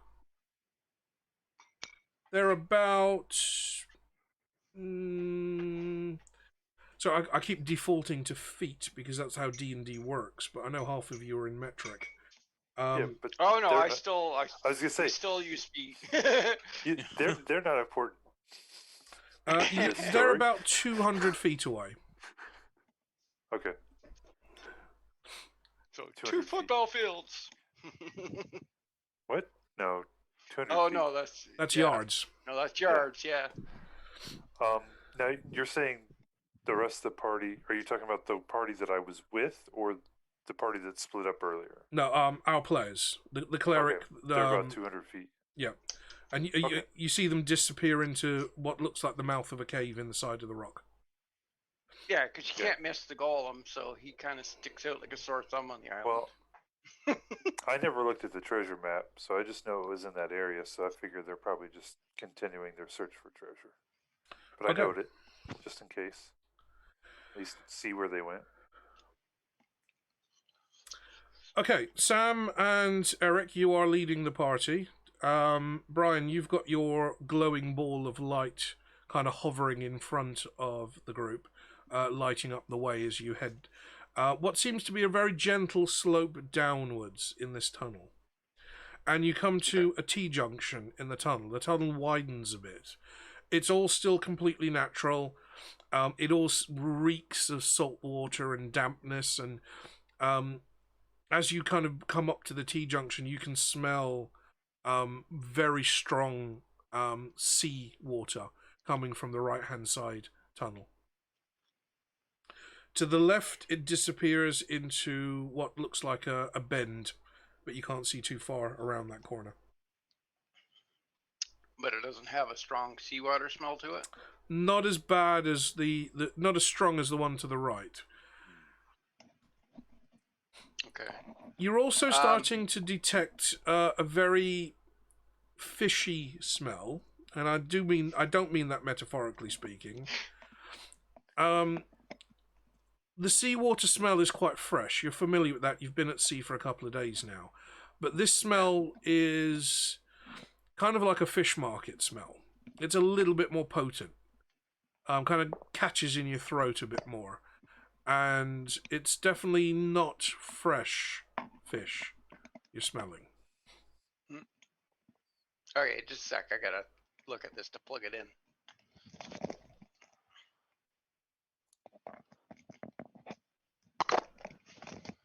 I hate mini USB because they're always hard to get in at times. And you gotta have it the right way. USB-C is indeed the way forward. Yeah. Yeah, well, that's what my phone is. So it doesn't matter which way I plug it in. Eric, you and Sam are up front. The tunnel has opened up a little bit. You're standing in a T-junction. To your right, there is the strong smell of seawater, and the kind of fresh sea air smell that you're familiar with. To the left, you've got kind of an old fishy fish market kind of smell. Which way do you want to go? I'm kind of thinking to the left, if you can stand the smell. Okay. You turn to the left. The ground here is relatively flat, and you walk into, after about 20 or 30 feet, you walk into another open kind of cave, which has 3 other entrances or exits. So you've got, from where you're standing, you're at the mouth of one of those tunnels. You've got one immediately to your right. You've got one straight ahead, and one just slightly straight ahead and to the right. There's water dripping all around you. The moisture in here is incredible. You're kind of walking along bare stone, but you're slushing through water as well. There's puddles everywhere. There's stalactites and stalagmites everywhere. You're having to weave your way around some of this stuff. So door number 1, door number 2, or door number 3?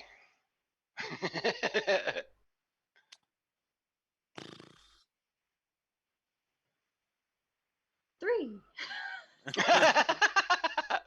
Well, All right. Okay, going to the right. Okay, so to the right, you take a turn to the right, and you immediately start feeling the tunnel is now moving down. It's not completely straight. It's kind of coming down in undulations. The cavern is completely naturally created. You're moving along there for... It feels like about 50 or so feet, and you're descending all the time. You get a little bit of a ramp and then a flat spot, and then another little bit of a ramp and then a flat spot. All the way along, the tunnel is just dripping water from the condensation and all the moisture that's in there. As you get towards the end of the tunnel, you start seeing bits of seaweed that's been wrapped around some of the stalactites and have been hooked up. And you're also starting to see things like fish bones and bodies of what look like half-eaten fish strewn around the ground. Can I get a perception check from everyone, please?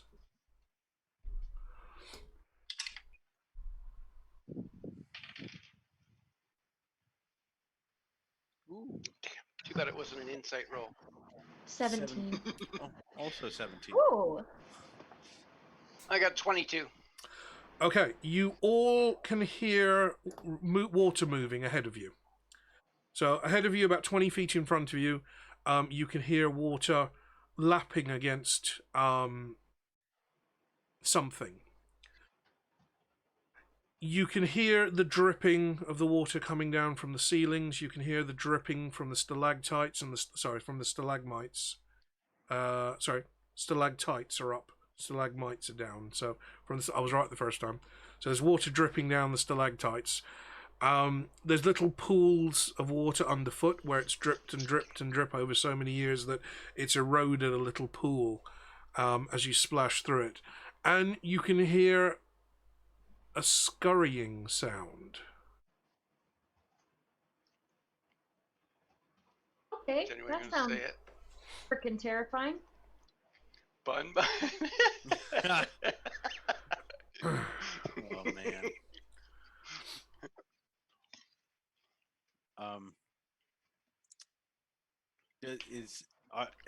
Is the sound reminiscent? This is great. Is the sound reminiscent of bun buns? No. Okay. This is a much wetter sound. Oh. And it's more like a slapping noise than it is claws on stone. That's what she said. Is this the local? Is it the local hermit? Did we find it? I don't know. We're hearing a slapping sound. It's got a fishy smell in the cave. Yeah. What have you got in your pockets?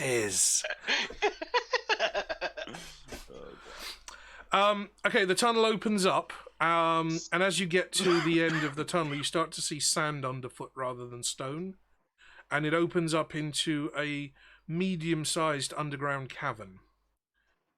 Maybe 100 feet left to right. You can see the opposite wall, and half of the cavern is filled with seawater. There's stalactites hanging down from the ceiling. There's loads of stalactites in the water, the peaks just poking up through the surface of the water. And again, you can hear that wet kind of slapping noise. But it seems to be not just one thing creating this sound. There's quite a lot of them, whatever they are. Okay, so do we keep going or do we turn the frig around?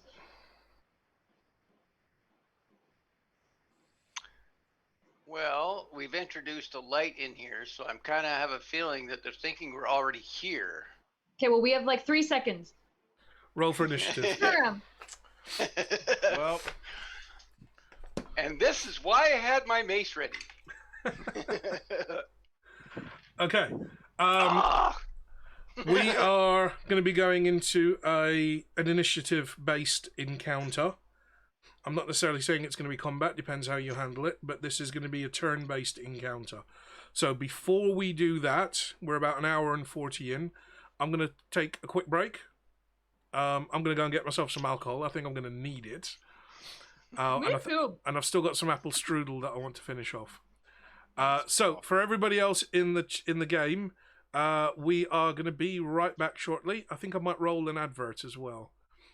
So I'm going to switch us to be right back, and we'll be back in about 5 or 10 minutes. all right. I'd say 7.5 to be safe.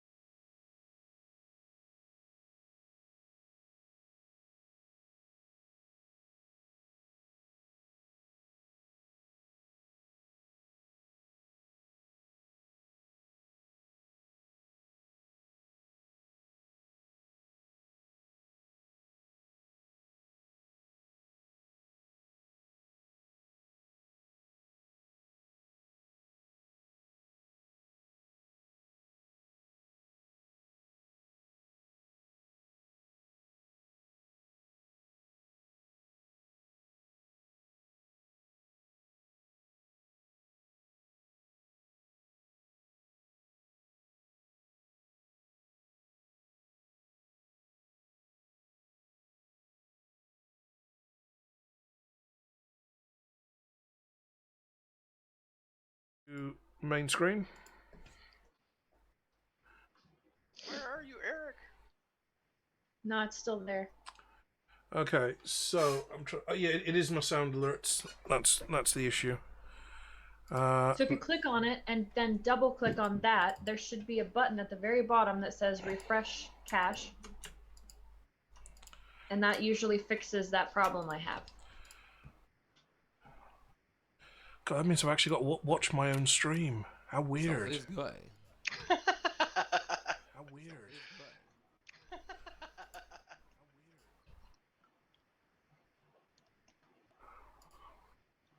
So what were you saying? Log in. On your actual like streaming thing, Mhm. you have it under a source because it would have had to been put in there to be shown. Oh, okay, no OBS. Right, I'm with you. Yes. So in OBS, if you double click on those, or maybe right click and go to properties, there's different ways to do it. I have Streamlabs OBS. Refresh But if I cache. refresh Got it, then usually it works. That's all. Okay, it hasn't worked.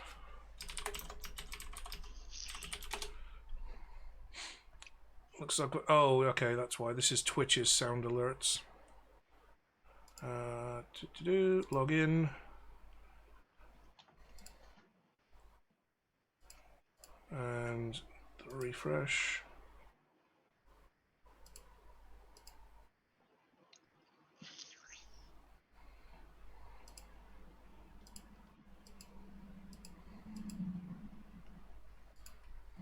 I think it blinked for a second.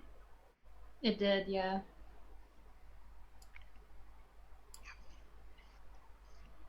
Okay, the banner's still popping up. Let me try redeeming one. I don't want to have all these browser windows open if I can avoid it. Here, I think I'm already hosting you, but just in case I'm not.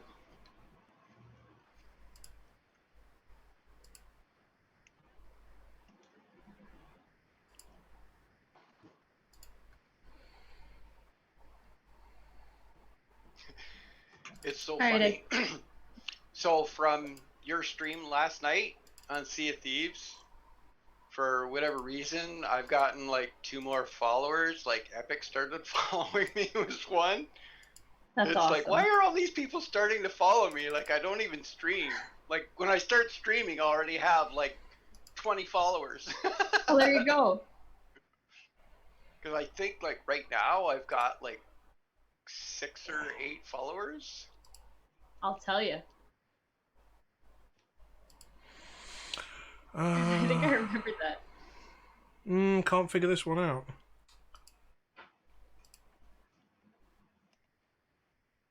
Right, I'm not going to worry about it because I don't think I'm going to figure this out in a hurry. I've got to add some HTML back into that window and update it. And I'm not entirely sure where I'm getting that HTML from.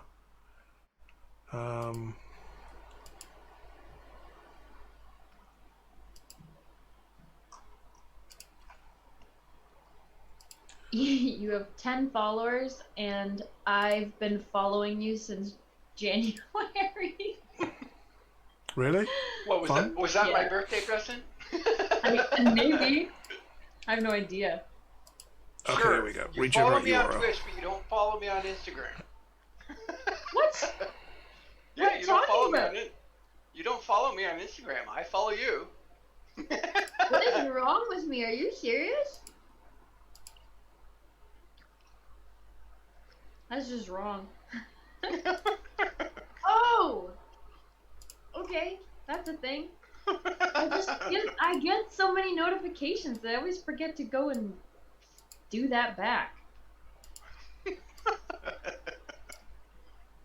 Oh, look at the bun. They're babies. They're little baby buns. Whose baby Oh. bun-buns are they?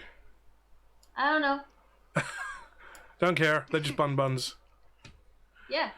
Eric is missing them. There's a white one. Can't even see him. And a black and white. Can I see the white one? It's adorable. There we go. Got it working. Well, they're very tiny when they're born. And remember, Everest was a big dude. And not all of them are that size. Things will swap. When they're born, they would not be that small. No, they'd never be that small. Eric wasn't a big. Everest wasn't a big bun. He was a small Rottweiler.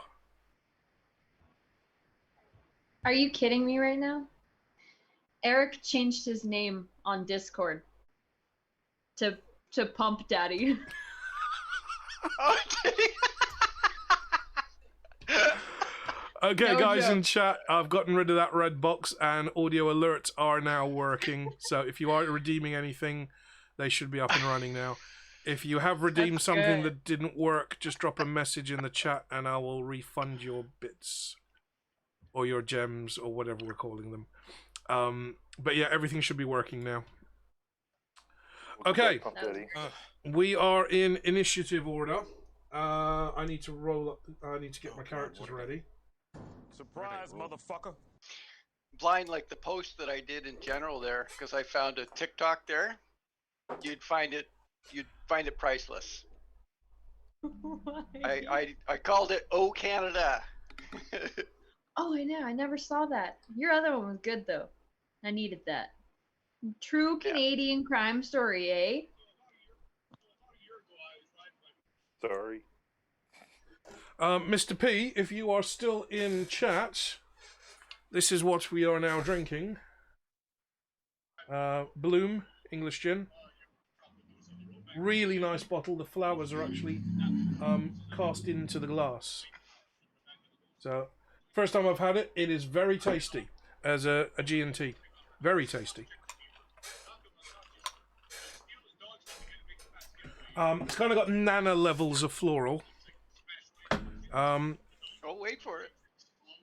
I grab my potions off my back and I grab a large Jimmy's and I run off into the wilderness, and that's where I've been ever since, and living off wild poutine. But Wild poutine.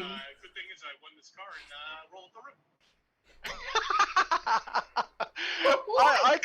I couldn't believe it when he said that. So like that would explain why he's sitting in a vehicle, because he won the car and rolled He up won the the rim. car, rolled up the rim on his ride and his getaway. That's, And my you gotta watch God, that over.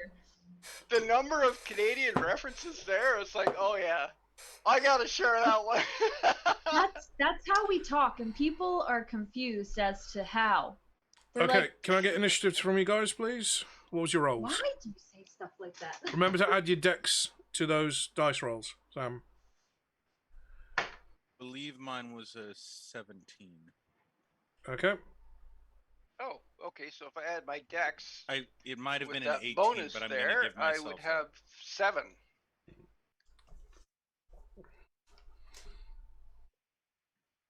What did I just say? I don't think alcohol's kicked in yet. My brain's not functioning right. Rolling for initiative. pages are also stuck together. We did the initiative actually just before we went to break, but Yeah, so not your decks, well, bloody idiot. Just your initiative bonus. Sorry. So D20 14. plus your initiative. 14. so mine would be 5 then.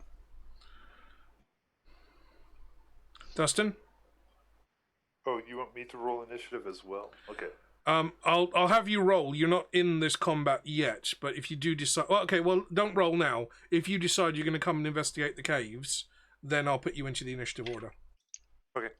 I did roll, but I can keep that just in case. Yeah. I may, depending on how much time goes by. Like, I noticed they went in. We said it was about 20 minutes. I want to make sure there's after so much time, if I haven't seen them come out, I'm going to alert the rest of the people with me. Okay. Well, they've been gone about 2 minutes so far. So it's still only been 1/3 of the time, right? Oh yeah. It's been hardly any time at all.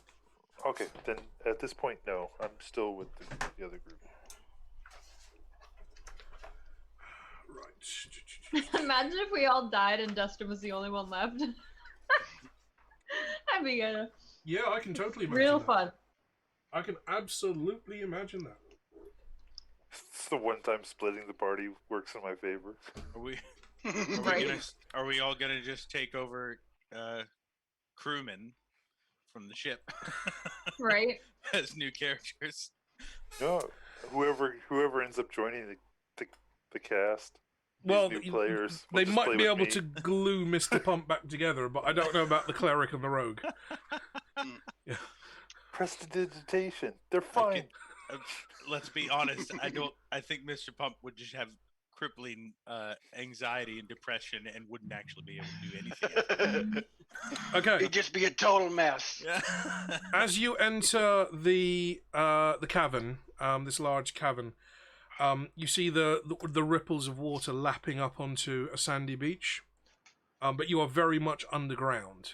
There's no obvious way in to the cavern other than the route that you've taken. So you can't see any archways, you can't see any daylight. However the water got in here, it's had to come in from below somehow. Or it's come in from the same way that you came in and it's just settled in this particular spot. But there's only one way in and out, and you're standing in it at the moment. You hear the sound of splashing water, and you see what looks like a large fish head break the surface of the water.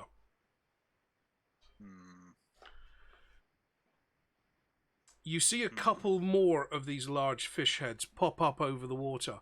Kind of like how you see crocodiles in Swampland, just sticking their eyes and their nose above the water to see what's going on. And then you notice that they are carrying makeshift weapons. Oh! Like the fish head is somehow carrying a weapon, or I assume there's an arm. There's a fish head breaking through the surface of the water, and then just about a foot to the right or a foot to the left, you're seeing like spear points and trident points now sticking out of the water as well. Okay. Now, Not generally, bun buns. fish don't Duly have noted. opposable thumbs. Yeah. Right.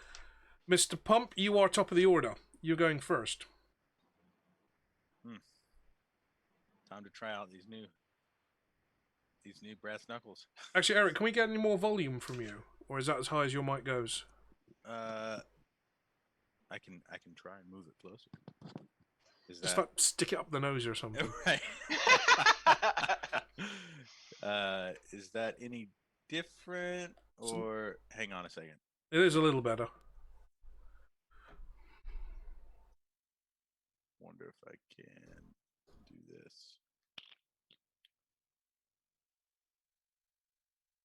No, I can't turn it up anymore. Okay, if you can, just speak a little louder then. Yeah. Okay. Okay. You've got the highest initiative. You're going first. Yes. You've got a rogue on your back. You can see 3 or 4 of these kind of fish heads kind of bobbing up over and just breaking the surface of the water, and they're all looking directly at you. You've got the glow of the cleric's a ball of cantrip light hovering just in front and to the side of you, and it's casting all these weird and creepy looking shadows across the floor of the cavern. I don't want the rogue being up there right now. So my first not gonna do that. God, I don't want her to Ladder die. on the wall. If I could just gently place her behind Yeah, the me, rogue takes a massive head injury as she's flicked off the back of the golem. Immediate concussion.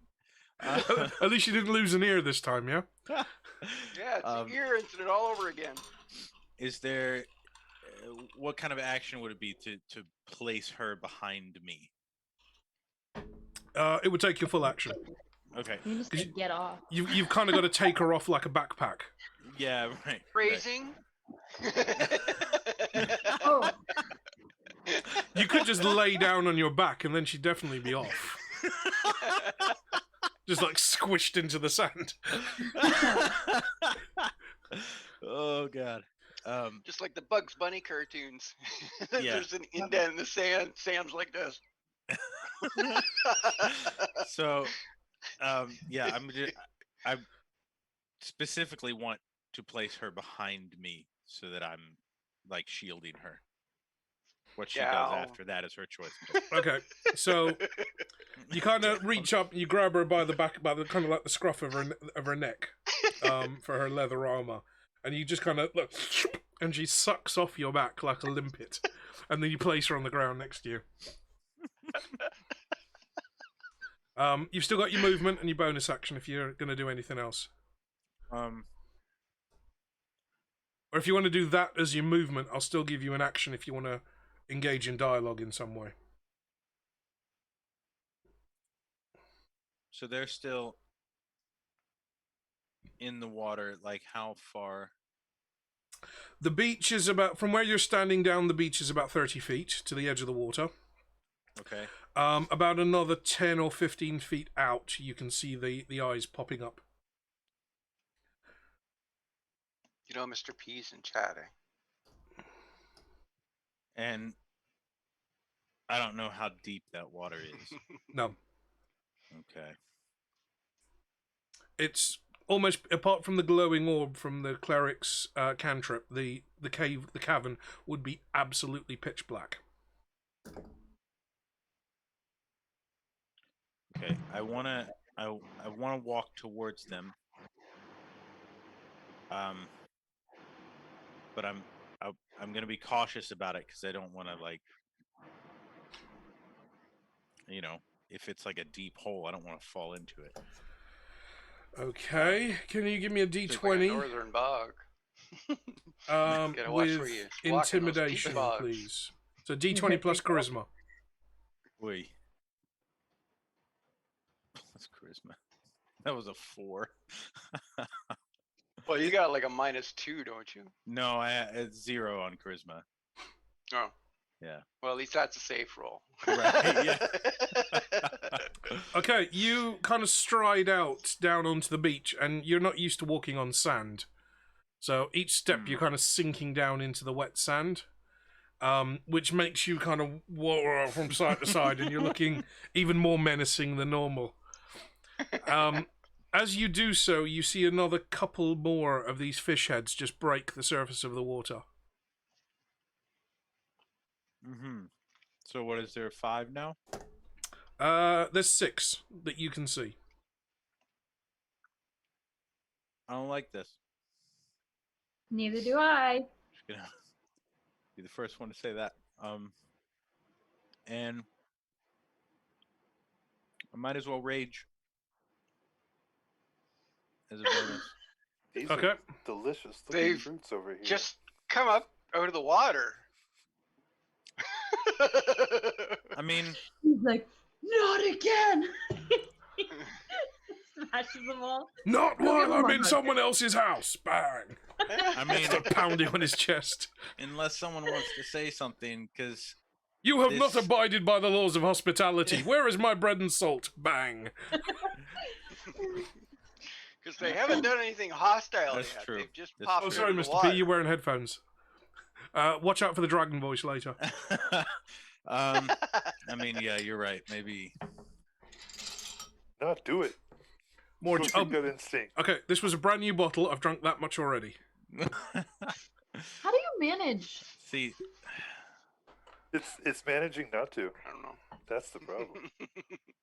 I have see, a the thing bionic is, liver. like, the thing is I feel like, as Mr. Pump, I'm entering protective mode. Okay, so you're kind of making yourself as large as possible to prevent Yeah. them from attacking the party behind you. Yeah. You sure about that? I'm playing the character, man. I mean, what can I tell you? Okay. No, you're good. You're good. You kind of stand there on the sand, making yourself as wide as you can, kind of flexing, to try and block off any potential attack, or basically by turning yourself into a small harbour wall right there in the cave. The rest of the party see Mr. Pump slip the rogue off his shoulders. Oh, sorry, Sam and Dustin. Sorry, Dustin's not here. I keep forgetting. Brian, you see Mr. Pump slip the rogue off his shoulders and start walking out onto the beach. And as he does that, you can see the fish heads starting to appear in the water. You can all just about make out that the ripples around these fish heads as they start moving towards the beach, and as they start walking up the sand, you can see what is essentially a large 4 or 5 foot long fish, but with human arms, human legs, and webbed toes. So they weren't ducks that were headed in here, they were these guys. So, Aw, they look so friendly. They look like they want some grog. did you bring any I grog? think they're Kuatoans. The ones that you see starting to break the water and walk towards you are holding tridents or spears or makeshift weapons, mostly with wooden shafts and made basically carved or fashioned out of sharpened jawbones or tusks from narwhals or bits of broken shell that have been sharpened into a rudimentary blade. Okay, casting a spell. Okay, we can do that on your go. The 6 that you've spotted so far emerge out of the water, and only Sam, you're the only one that's Sam and Mr. Pomp, you're the only one with sufficient dark vision to see this. But it looks like there is a 7th staying on the far side of the cavern up against the wall. Sam, it's your turn.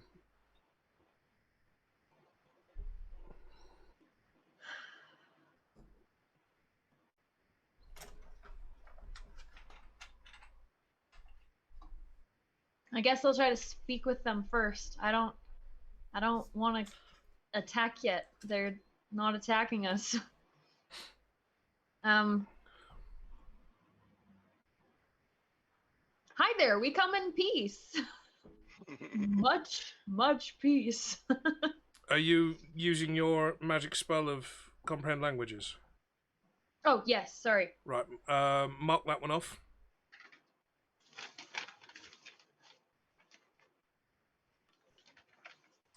Okay, everybody else here hears coming from these fish people. Sam, you hear you're able to translate this in your head. You hear protect the hatchlings as they start advancing forwards. Can I speak? Is it still my turn? Still your turn. We are not here to harm your babies. We are not here to harm you. We were just curious as to what was here. Eric and Brian, you hear the rogue speaking in this kind of clicky, squelchy language. Did I do good? Which you're quite alarmed by. You make a mental note that you need to get some Altoids when you get back to the ship. Or maybe a really strong fisherman's friend. Yeah. Something with a shitload of menthol in it. Yeah. The 6 that were in the water that broke the water first, they're still moving towards the rogue. Sam, you have used your action. You've got your bonus and your movement available to you.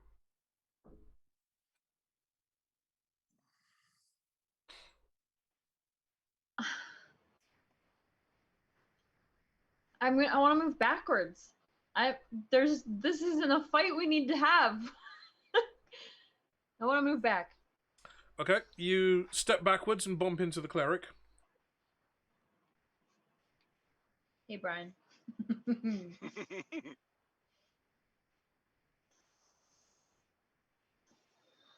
Ryan, it's your turn. Okay. The spell I'm casting is detect good or evil. Ooh. Forgot that was a thing. Okay, mark that one off for your spell slots. You cast the spell and you see the glowing outlines of these creatures in front of you. and they're glowing in an evil manner. They're glowing red. They're definitely not good guys. And it's not kind of a neutral color as well.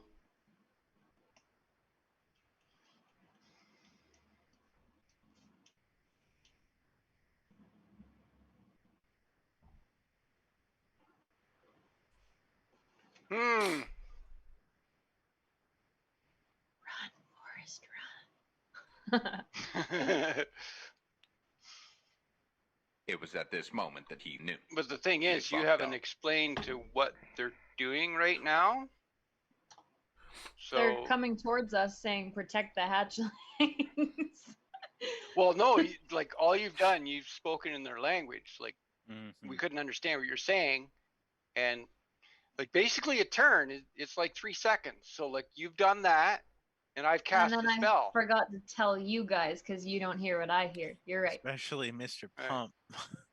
Who who's doesn't in I'm speak dog detecting them mode. as being evil. Mr. Pump Dutton speaks neither fish nor whale. Because if you're Hey, if I you're speak backing well. into me, if you're backing into me, like I've cast that spell, I'm gonna move off to the side, like holding my shield up, like in a defensive posture, since I've determined that they're evil. And Damn it. to basically use my free action, I would say is they are, well, like I'm not gonna say like they're evil. I'm gonna say like they're abominations. How rude. Well, like that's the kind Yeah, of I know term what that you you would mean. explain it as being. I mean, Yeah. that's kind of rich, Brian. I mean, the pot says pot to kettle. You're a cleric of a crocodile-headed god. But They're your I'm not family. evil. I mean, but if anything, these might actually be offspring of Offler. Like we don't. Oh, that's a bit of a stretch. They're definitely not reptiles. That's Well, true. the thing is, like, okay, with Offler, does he have worshippers of all, or does he just focus on neutrals or goods? They're all different alignments in his worshippers. There are several parts of the Discworld that worship Offla directly. Okay. There are just not many of them in the northern or hubland regions, which is why you were there handing out your pamphlets and spreading the word. If you Yeah. were on the southern land masses of like, let me bring the map back up.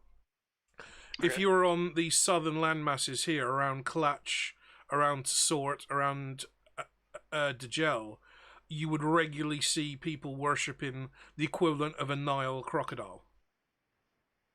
So this kind of region where you're getting into the desert wastelands, you're seeing kind of crocodiles and alligators living in fresh water. That's where you would typically find the disciples of Offla.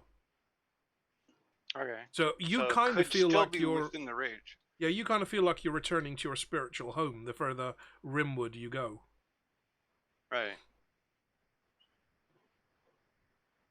Okay, Well, so I still say that, but I'm just assuming a defensive posture. I'm not like doing anything overtly to attack them.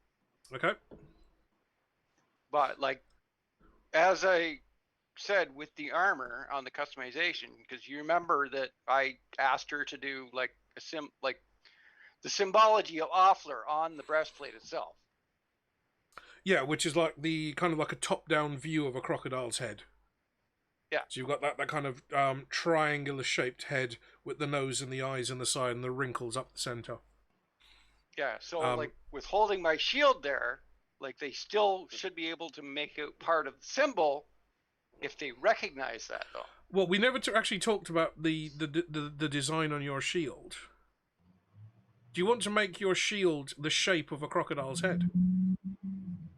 Actually, yeah, that would be Kind of like a long trapezoid that you'd hold. So it's like almost like a triangle with the bottom end chopped off. Yeah. Okay, and it's kind Yeah, of we could do decorated. The way the metal and the wood has been carved, it's got like the bumps where the eyes would be and the bumps of the snout and such. And it's kind of got like a scale-like pattern on it. Okay, so are you using any of your movement apart from stepping out of the way of the rogue? Well, I wouldn't be able to because it would be the one action to cast the detect spell, the other action to move out of the way, and my free action to say that they're evil. Okay. So that would have been everything. Right. Okay. So we are back to Eric. Shit.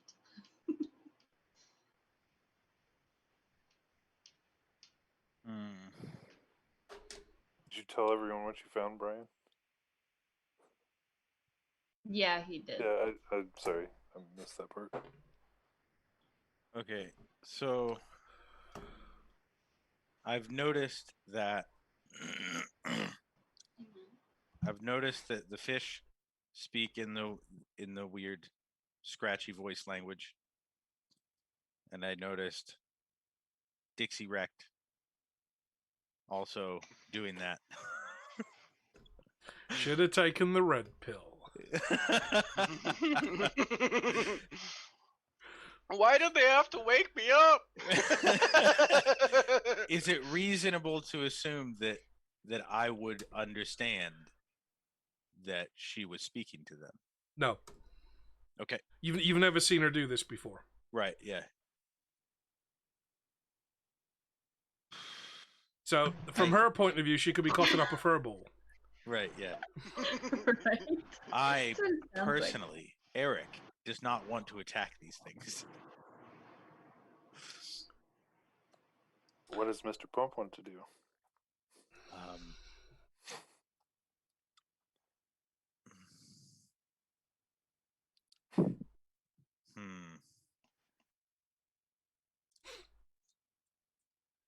I don't know that. I know that Mr. Pump doesn't want his friends hurt, but I'm not sure that he's so willing to attack straight away. Being threatening so as to avoid attack, I think, is still the way to go. So The intimidation way. Yeah, exactly. Okay, give me a D20 plus charisma.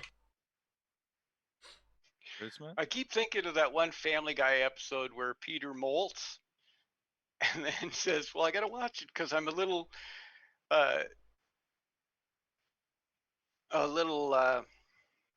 trying to think of the word. Kind of like a little sensitive, like he's at risk. Yeah. Puma comes through the window and like he makes all big, scare Puma. And he's dancing in the room. There's only one episode of Family Guy that's ever stuck in my head permanently, and that was the very first one when Stewie's trying to track down the man in white. Because they're having Stewie's birthday party, and Brian's walking around with a martini glass that's empty, and says, "Right, all we need now is a midget with some gin, and I'm in business." And that just stuck in my head. That's fantastic. So you want me to add charisma and not intimidation? Correct? Well, it's your charisma bonus either way. Well, no, I'm proficient in intimidation. Oh, okay, then yeah, intimidation it is then. Go on, Thanos. Okay, cool. That's 20 then. 20. Okay, you make yourself big. You start beating on your chest. Not too hard because you know it's a fresh wound. It's only still healing.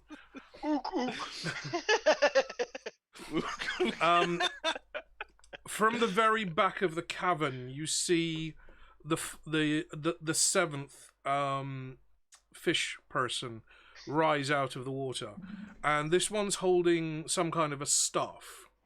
Oh boy! The top of the staff is decorated, and it looks like it's been made out of.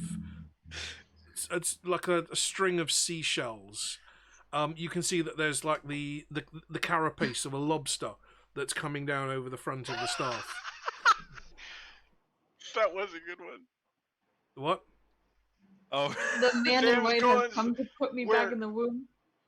No, damn you, man in white! Damn you! Where Quagmire and Peter are doing credit card debt. When they call, they say you can't pay it back yet. Credit card debt. I haven't heard that one before, and I've heard every money song. I could never do the Family Guy voices. I was far better at doing Cartman. I have $30,000 in credit card debt. Oh, you just made my whole life. That was fantastic. And I literally only ever go, Brian. Every time. Yeah. Okay, the seventh creature that's rising out. You can see the tip of the staff as it breaks the surface of the water, and it seems to be gesturing with its hands. I want to imagine that when the staff breaks the water, I just hear the cleric behind me quietly say, "Oh man, I want that."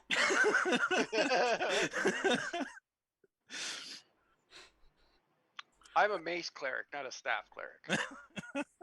Okay. You just tell yourself that. Anything else you want to do, Eric? Are you still deciding?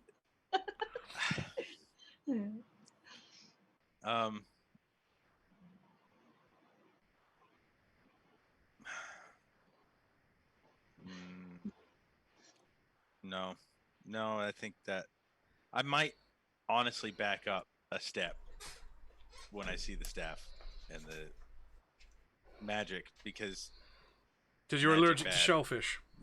Magic bad. Is How that is it bad? Magic created you. It's crustacean's my one and only weakness. He knows what can create him can also destroy. Nice. Yes, but no sprinkles. Gotta help you if you put sprinkles on it.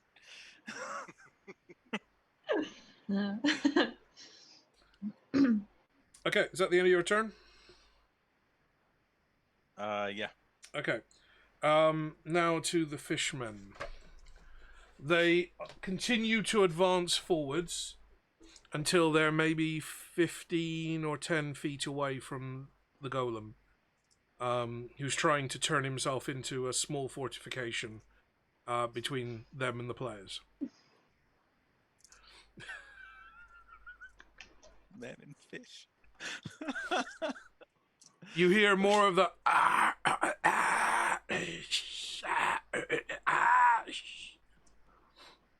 Did I get any of that? you will on your turn. Okay.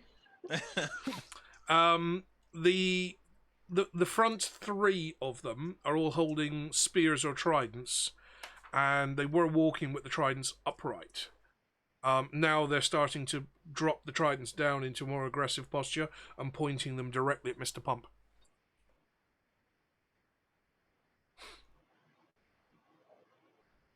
Adam, you take inspiration where you can.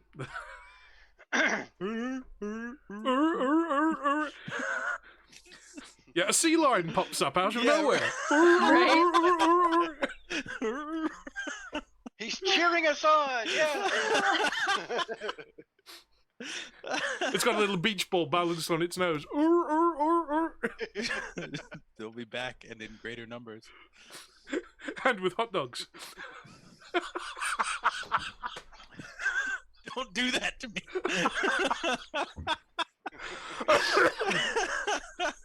And a 1 gallon big Slurpee of soda.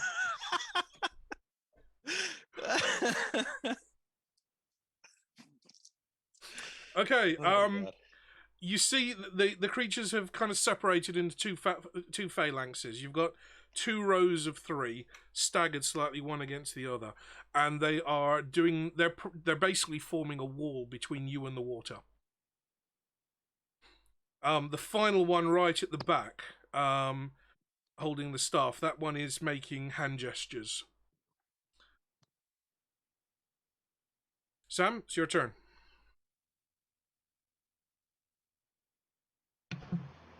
Yeah, Adam, you're probably right there. Yeah, that's me. Okay, so Sam's going to forfeit a level up if she doesn't watch Star Wars before the next episode of this game. I'm seriously docking her points. I don't have time for that many hours. What did he say?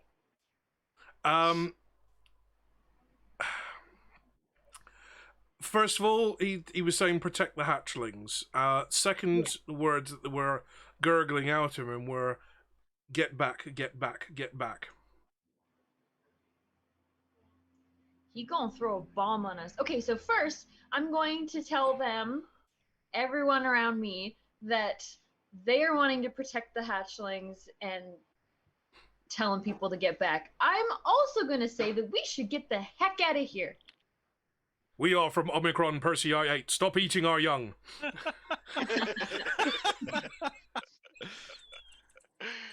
But they're so delicious. Stop eating our young.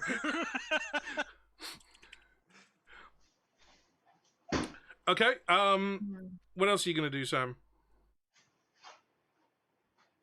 You've got some movement, so you're reversing up the beach back into the kind of corridor.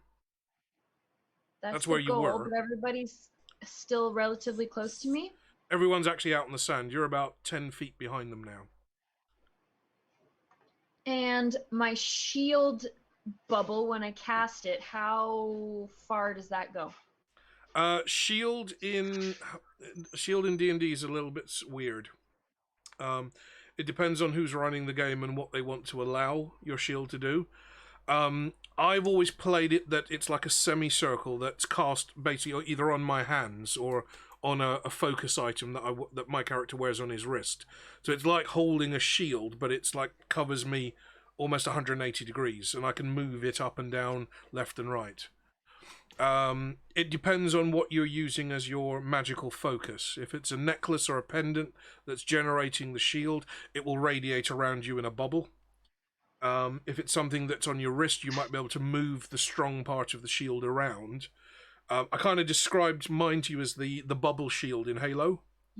Yeah, that video you sent me, actually. Yeah, so we'll go with like it's like a dome, a crystalline dome that kind of pops up around you.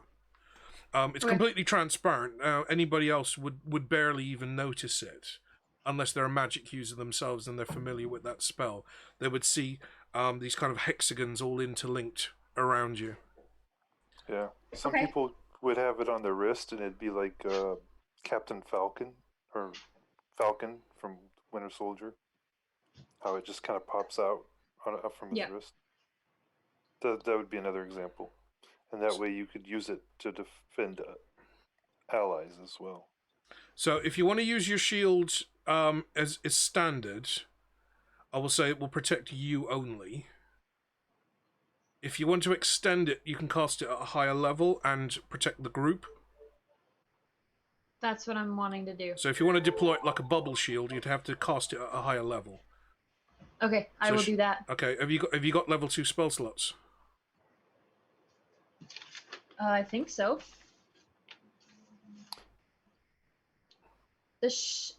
I have a level 1 shield. That's the shield as standard, level 1. Do you actually have level 2 magic? Yes. So you can, if you want to cast it at a higher level, you can do. You're just boosting up the power of it.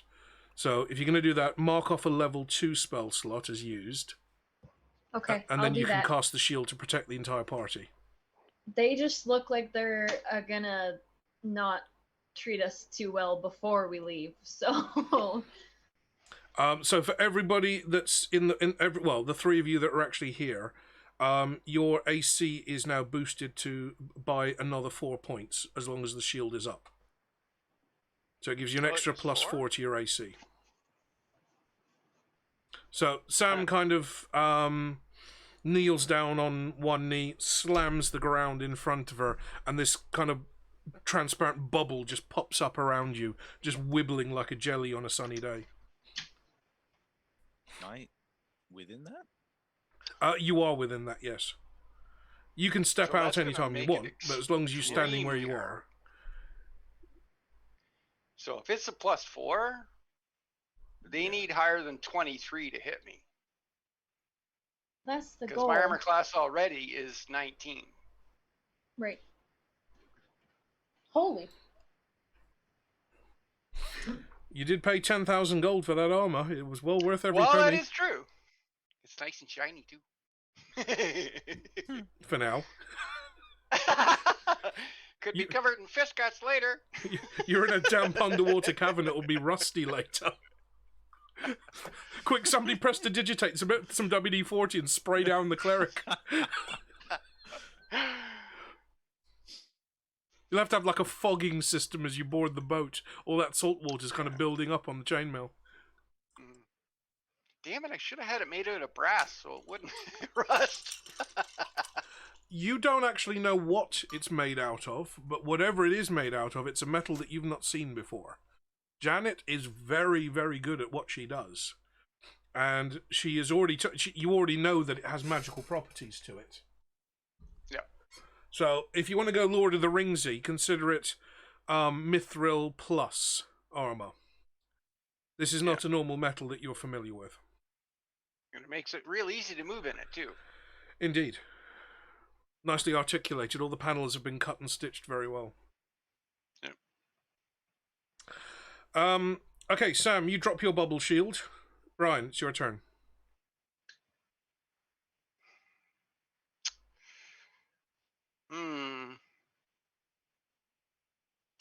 Because you said that the one in the back looked to be gesturing, right? Yep.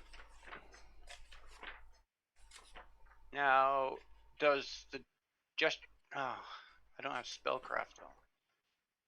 Take it as a given that the one at the back is the spellcaster.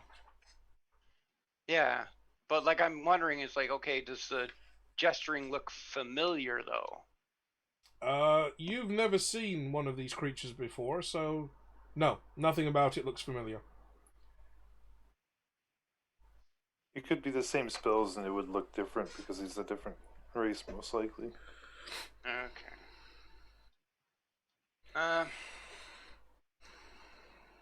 Because this has probably messed everything up if I do this.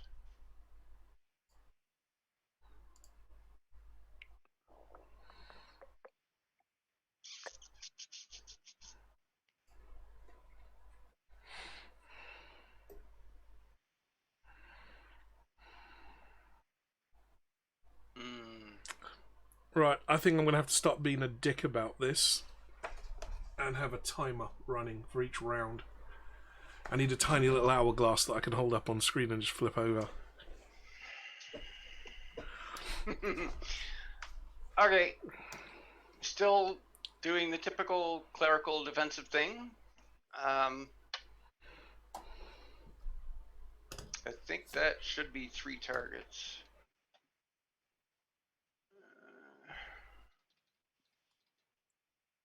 Just gotta find it here.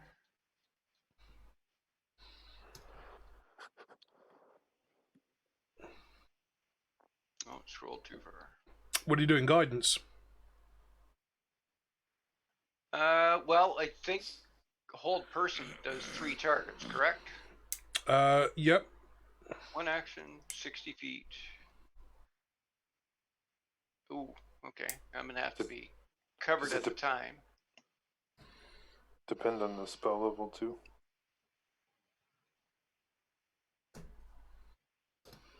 Well, it says that I can like use it at higher levels, but like for each level it does an additional target. Yeah. Are you killing hatchling parents? Huh. So in 5th edition, hold person only does like a single target. Yeah. If you want to do Because 3, it's gotta be like 3rd level. Yeah, if you want to cast it higher, you can. Well, that's lame, because in advanced D&D, hold person defaults to like holding 3 people. Your hugs just aren't that good. Sorry. Yeah, you're not well, Mr. Pump. Let's go on, come on. Bring it in. Bring it in. Just waving with 2 pamphlets. Come on, bring it in. Bring it in. Bring it in. Let's hug it out. there is just the one that appears to be a spellcaster, so I would actually focus on them. Okay. So that is a save wisdom.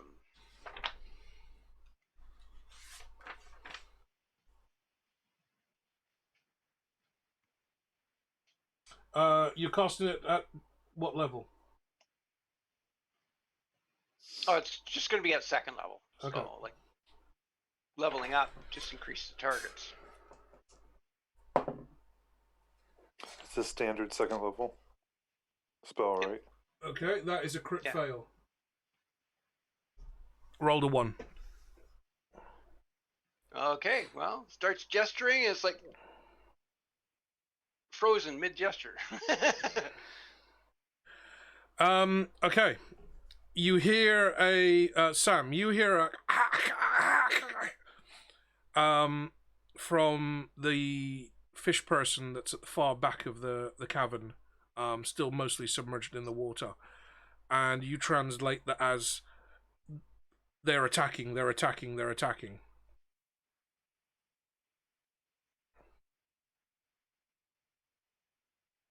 Eric, your turn. You don't know what's happened. You didn't see Brian do any spellcasting. He's Right. behind you. You've only seen the magic user with the staff at the other end of the cavern originally start making some hand gestures and then frozen in the spot. And you've heard them shout something to the other fishmen that are walking up the beach towards you. But Sam did say that she thinks we should leave. Right? You did hear that, yes.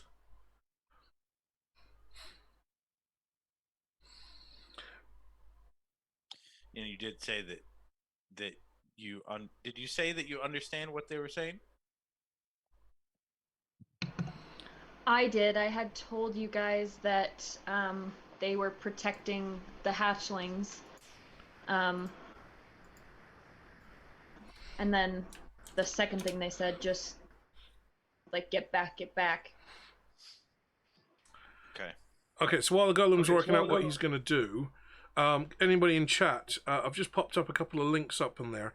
I've been, we're trying to raise money for Sam's legal fund for her custody battle for her kids.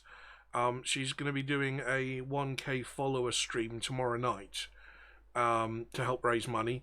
I'm not 100% sure what you're planning, but there is going to be some painting involved. There's an auction of her first Bob Rossian attempt, and we're also going to be raffling off a ring that I've been making this week. You can see a picture of it up in the top right corner of your screens. I'm making a copy of that ring, Above my head. and I'm going to be giving that away as part of this. So if you do want to contribute directly to Sam's legal fund, there is the tip link. At the second of the links is the tip link.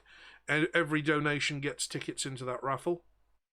Alternatively, if you're going to be coming back, you can follow Sam at twitch.tv Silverstreak. That's the first link that's there.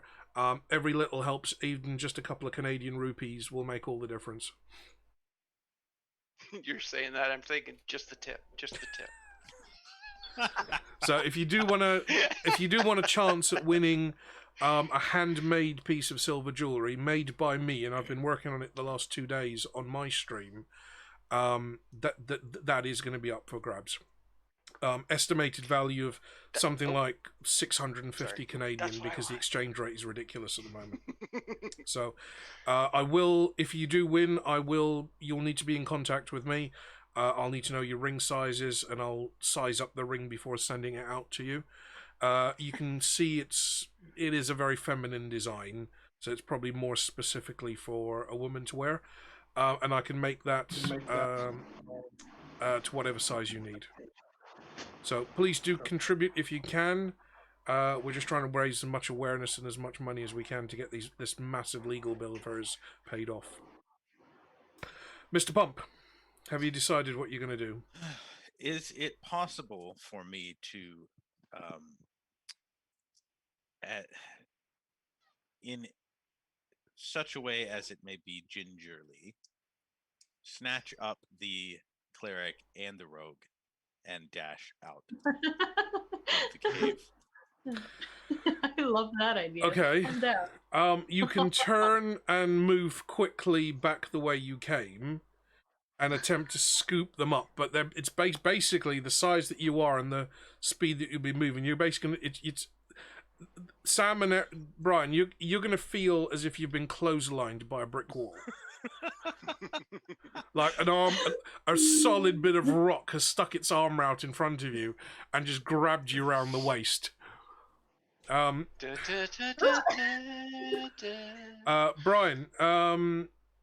well, actually, sorry, Brian, we'll get to you in a second, Brian.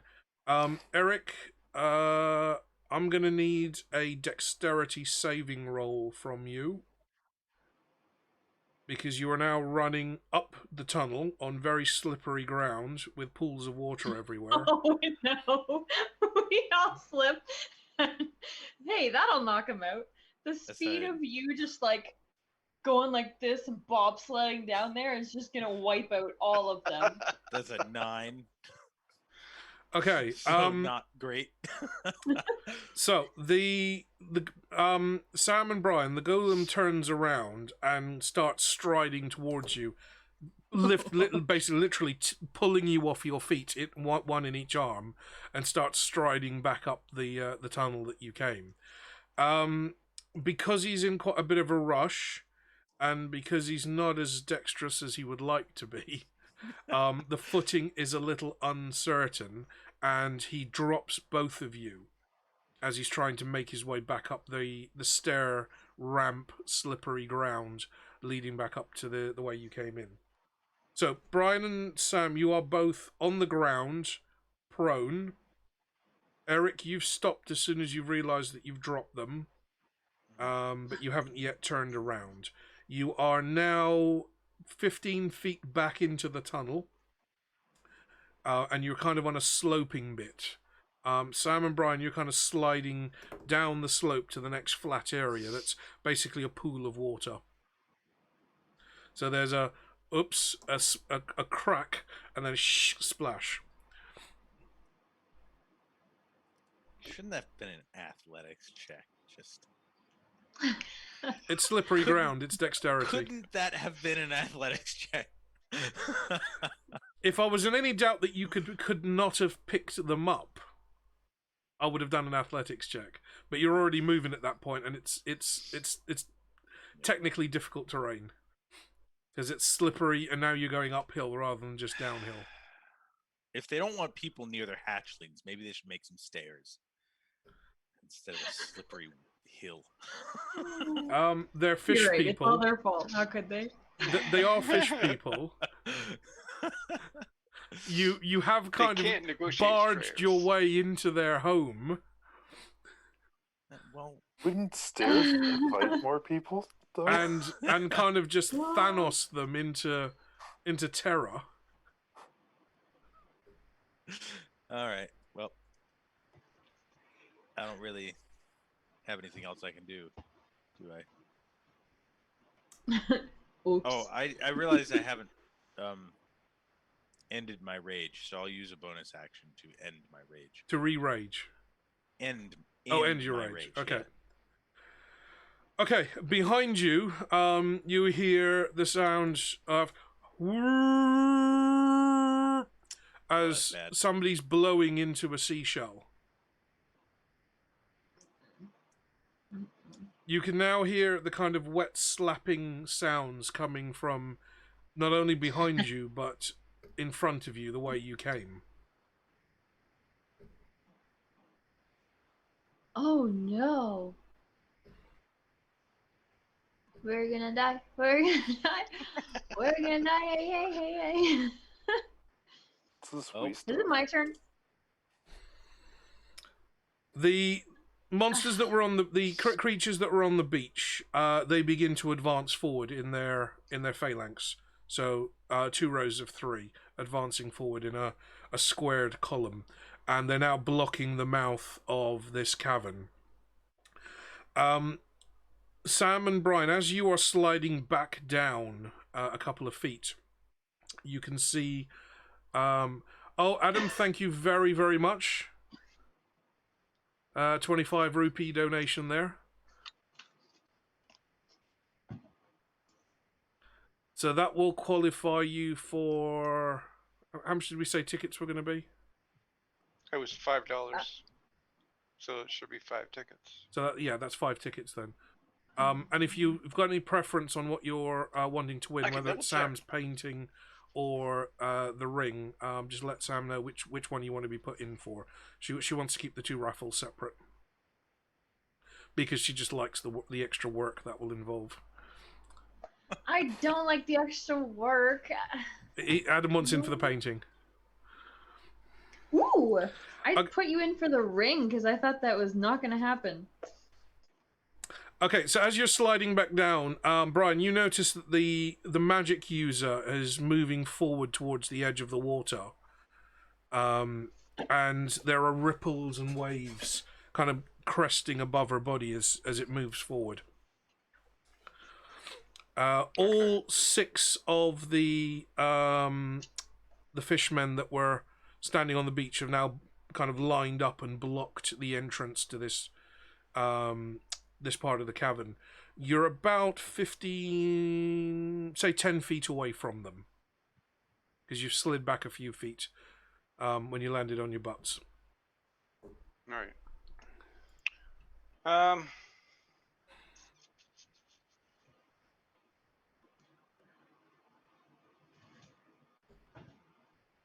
Well, I'm kind of thinking first thing I'd want to do is I would want to stand up. Okay, so that's going to take half your movement. Yeah.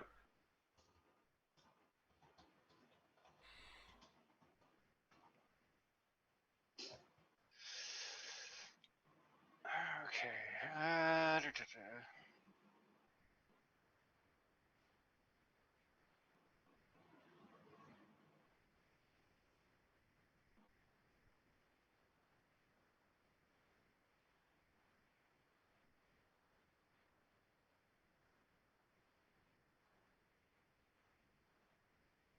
Okay, I'll continue to back up using a defensive posture. Okay.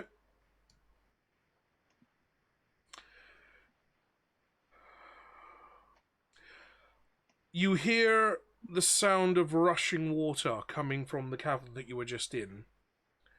And you sense the level of moisture in the air rise.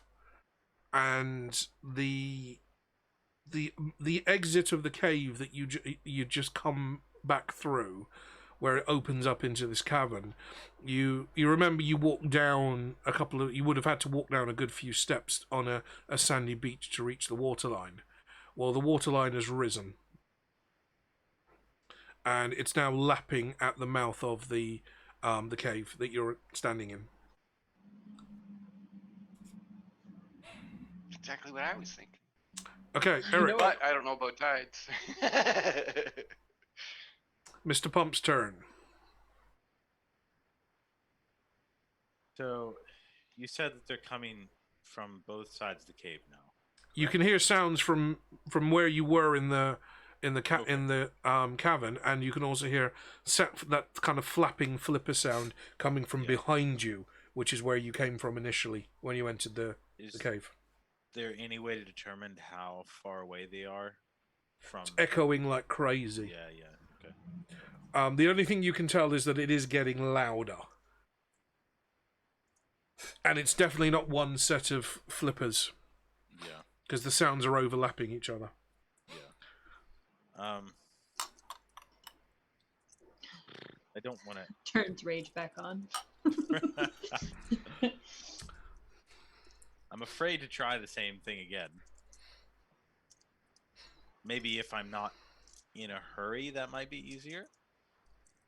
What? You're going to have to walk back down and pick them up and then... Yeah, right. I mean, my walking speed is 40. So that would get me back to where I am, maybe a little further. How far away from them am I? Am I 15 feet away from them? Is that what you said? You're about 5 feet away from them. 5 feet away. They just dropped and slid down a little bit of the bank. Okay, then is it possible for me to walk back and pick them up? Yep. And walk up. Instead Okay. of trying to move so quickly. It'll have to be another dex check because the ground is slippery. Does it have to be dexterity? So This is going to be a saving throw because you're traveling on unstable terrain. So D20 plus your modifier. Yeah.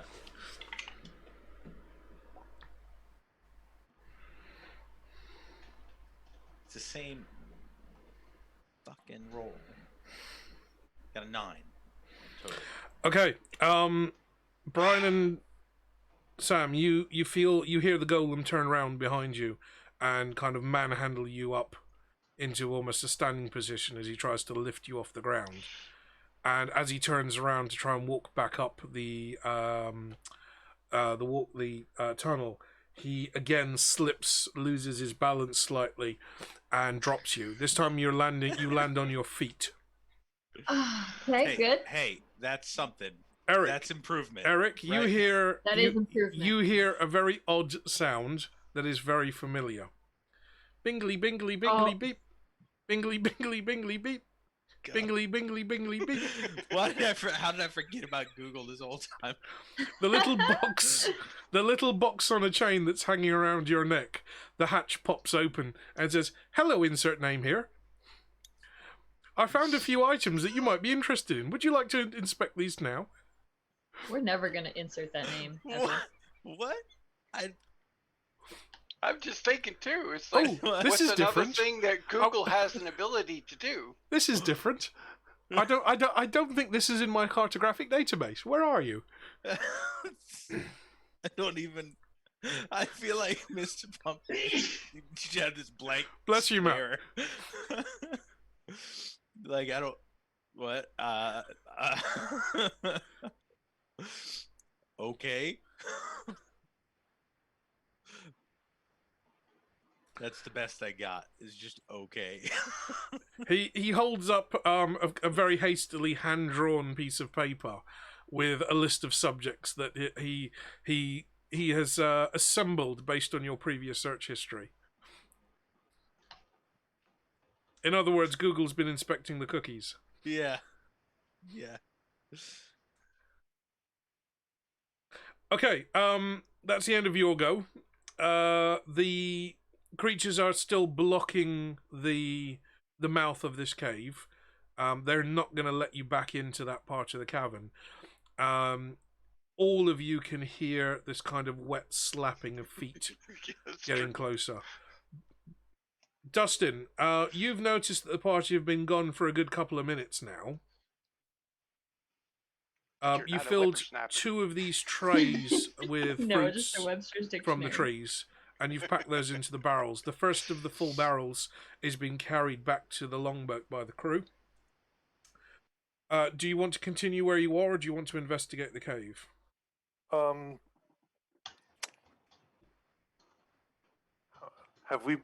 Has it been like half an hour at this point? On shore. You're getting to about that, yes. So it's been almost 10 minutes since I saw them enter. It's not been as much as 10 minutes, more like 5 or 6. 5 or 6. They could still be looking for treasure. Again, I never saw the map, so I don't know. I just know that they went in. And the reason I'm here, not just to help the crew, is to get some supplies myself. So while I have time and I'm here, I'm going to look for a place to get some arrows, because I'm running low. So you just want to see if you can grab some dead wood sticks off the ground that are straight enough to fashion into arrows? Yeah. Okay. Are you looking for any herbs or plants while you're here?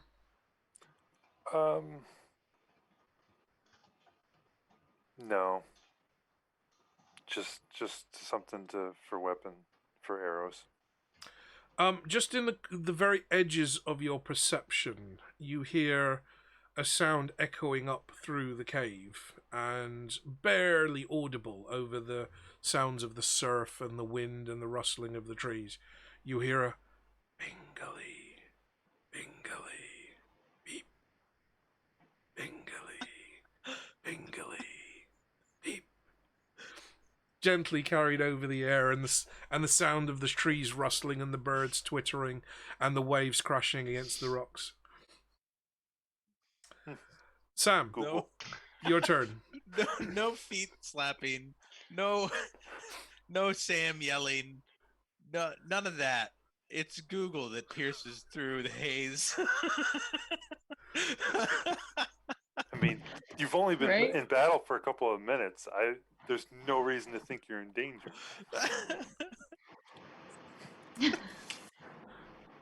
Okay. Like, So, instead how of far metagaming, ahead? Are we right beside Mr. Pump then? Because You're he pretty just much dropped us standing. and Yeah, then yeah. like, He "Okay." scooped you up, and then he's lost his footing again and dropped you. But this time you've landed on your feet. So the three of you are all kind of huddled together in a cave that's maybe about 10 feet wide. So there's plenty of room Okay. for you all. Let us pray on Knopfler that we make it out of here. Okay. In my we're head, gonna- I'm just thinking Three Stooges. Okay. What can I see ahead with my dark vision? Can You I can see see- anything? You can see the tunnel rising back up. This is the way that you came down in the first place. So you can see the tunnel rising back up in front of you. You can't see anything in the mouth of that tunnel. You can see the walls. There's just nothing there yet. And you can see that if you look behind you, you'll see that there are the 6 fishmen guarding that entrance to that cavern. They're not proceeding further in. They're just making sure you cannot get back down into the hatchery area. Okay, well, I'm gonna keep going up. Okay, Ooh, no. I'm going to need dexterity saving throw from you.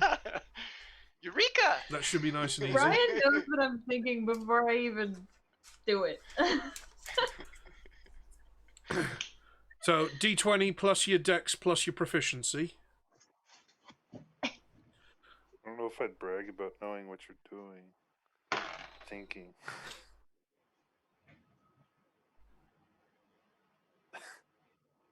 $24.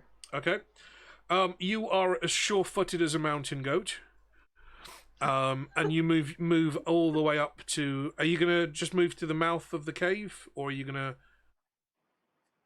head all the way back out the way you came? No, I'm gonna wait. I'm gonna head to the mouth and wait for them. Okay, so you head up to the mouth of the cave. So you've got an exit directly to your left, and you've got 2 exits to your right. You And we came came from in the the one one on to the the left. Yeah.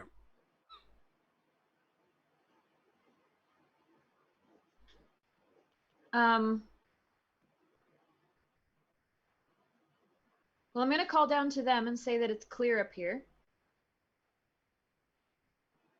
And I'm gonna wait. Okay. So I'll let you hold your action. So if anything happens, you'll get to use that action straight away. Okay. Okay, so in future you need to say that you want to hold your action because you've moved and you're just staying put, and you're just gonna maybe have your weapons drawn and wait and see what happens. Do you want to draw your weapons? I think I already have. I drew mine before. I drew my dagger before we even went in there. So you're standing at the top of the mouth of that little tunnel, dagger in hand, and you're kind of keeping an eye out in all directions just to see if there's something's coming. Okay, Brian, you've been dropped by the golem once more. You managed to land on your feet this time. The fishermen behind you are holding position. They're blocking the mouth of that cavern, and you've just seen the rogue kind of scamper up the tunnel that you came through. Okay, so they're holding position. They're holding So position. they're not advancing. You can also Okay, hear a so- squeaking noise coming from the golem as Google's popped up and with an alarm. Yeah, I'm gonna back out as well since they're not advancing any further. Okay, can I get a dexterity saving throw from you as well?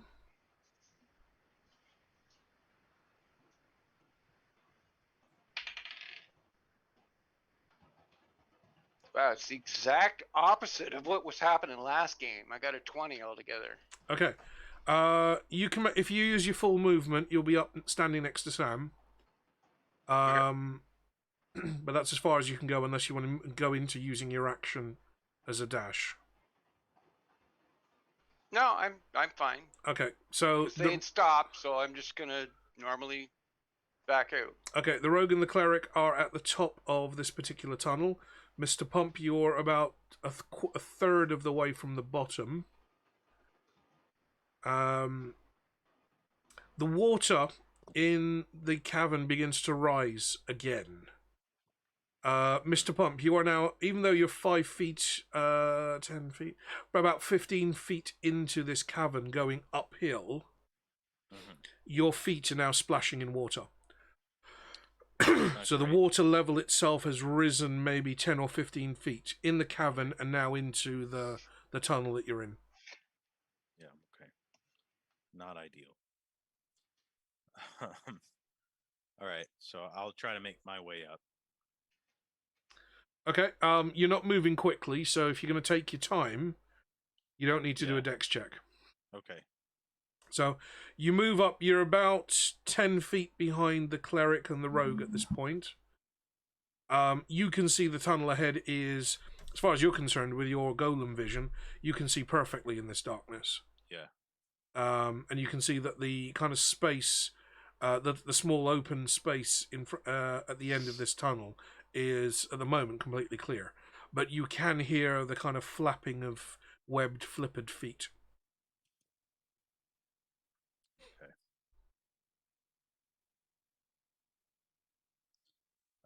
So how far was I just was able to make it to the top of the... You're not quite at the top. You're about 10 feet behind Brian and Sam.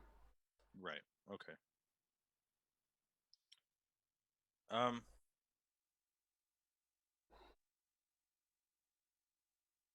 right. Yeah, I think that's all I can really do. You hear a squeak from the imp hanging around your neck. Insert name here. This place is not in my database. Would you like to take some pictures and upload them to my cartographic databases? No time. Oh, that's a very interesting question. Time is but a construct. Let me see what I can find out. The hatch closes. I was about to gently just... You squash it flat. There's a squelching noise as some green ooze comes out from between the boards. That's not what I said. That's not what I said. I don't want to kill Google. I just want to silence notifications.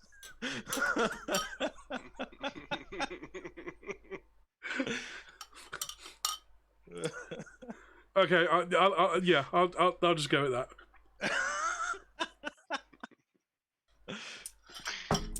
Okay.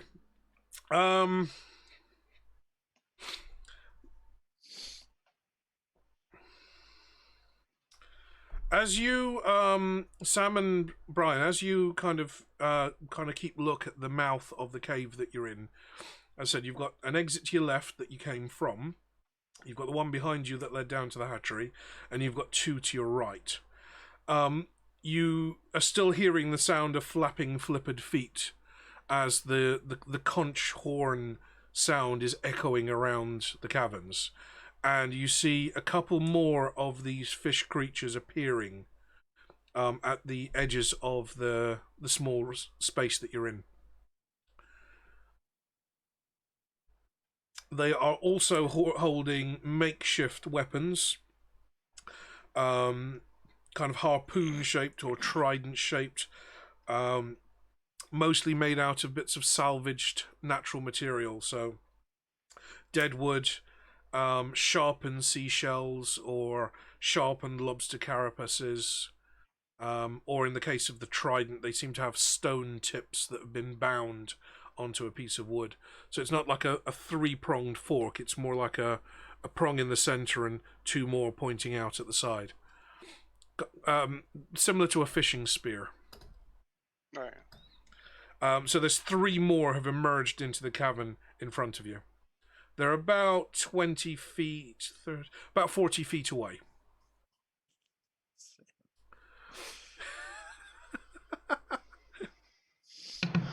That's good.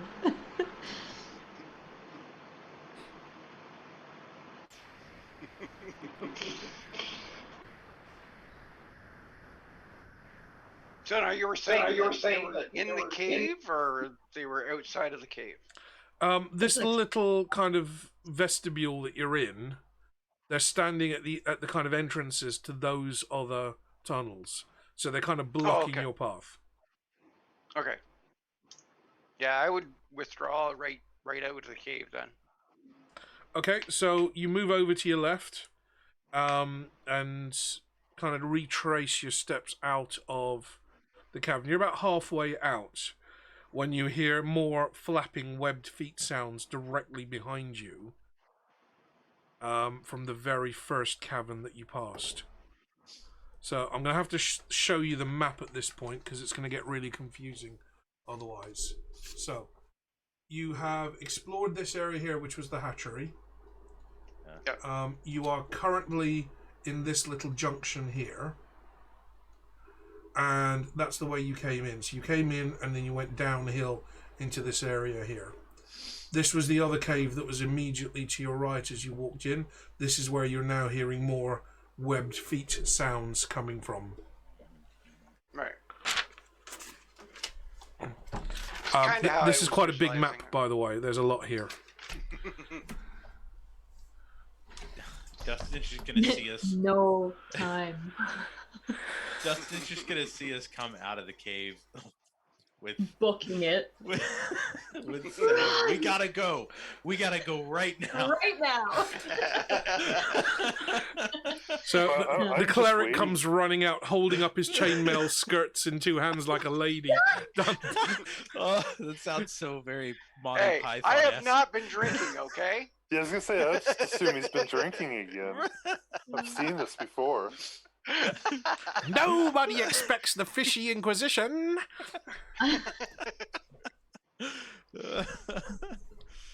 Oh god. Okay. So, who's up now? Is it me?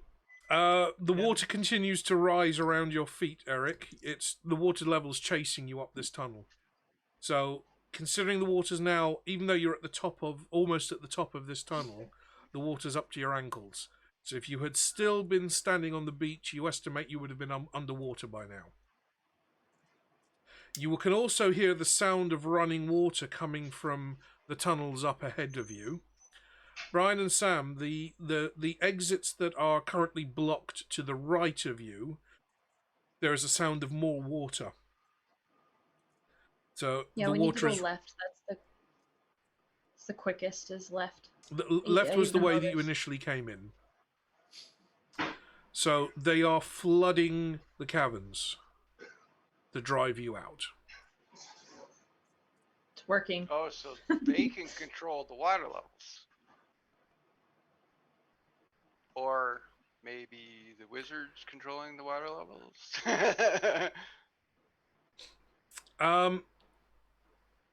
Yes, you're fighting Kuatoa. You've got 6 warriors and 1 archpriest in that hatchery. And you've got 3 more warriors that have emerged to bar your entry into the other caves. It's okay, yeah, we'll just kind of head to the right of those other guys. But yeah, control water is one of the spells that the Kuatoa priest has access to. Yeah. It's kind of like a cantrip for them. Pretty much, yeah. Same as the Merrow. If they're water folk, they have the ability to control the water that they live in. Yeah.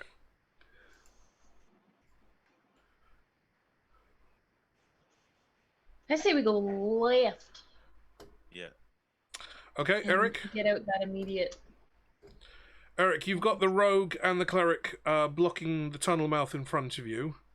You've heard them muttering to each other that they've seen other fishmen blocking some of the other tunnels. Yeah.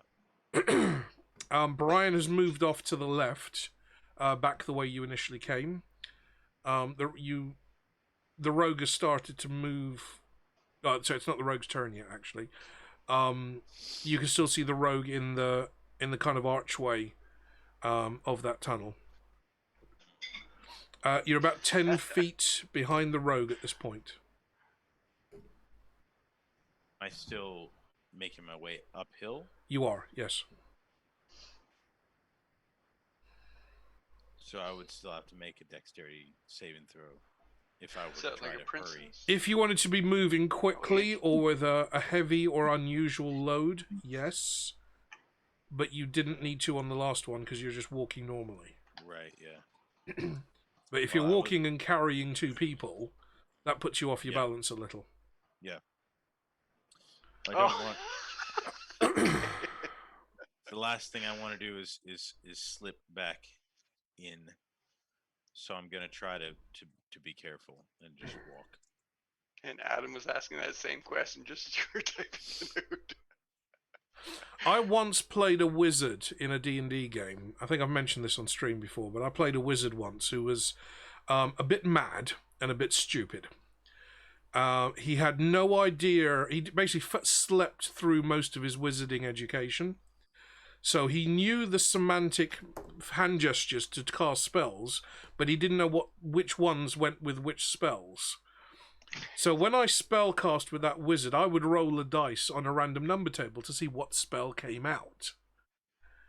The wizard was also a horrific coward, would run away from everything unless he was blind drunk. And then he turned into an absolute hero of a character.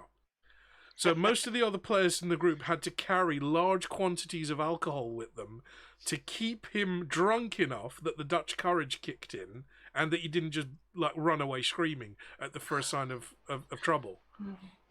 So when he was in battle, he was actually quite powerful, but he needed all that Dutch courage to do it. And he actually wore a pair of underpants on his head. Because he thought they were that was his wizard's hat. They were like dark blue with little stars embroidered on them. And they were a little bit crusty and brown in places. Oh no. Ew. That's nasty. Oh, no. He is probably by far my most favourite character I've ever played, because even as a complete coward, he was an absolute hero in combat. Just out of sheer ineptitude, he kept saving the party. Absolutely fantastic character, and a credit to that DM that let me play it, because that would have been game breaking for so many DMs that were just running something from the book. I modelled him after Rincewind in the Discworld novels. It's quite apt, isn't it? It really is. Okay, Eric, that's your turn. Yep. Brian and Sam, you see the Kuatoa that are in the other tunnels level their weapons at you and start to close in. So they're moving towards you very slowly, but they're moving towards you like almost kettling you out of the space that you've invaded. Brian, you're already kind of heading towards the other chamber, and then the right turn out into fresh air, and you can see that another Kuatoa has appeared at the top of that ramped tunnel that you ignored the first time round. He's also got a trident, or what looks like a fishing spear of some It was sort. at this moment that he knew. He fucked up. I need to center that on the screen. Okay, there we go. They aren't attacking. You can hear the kind of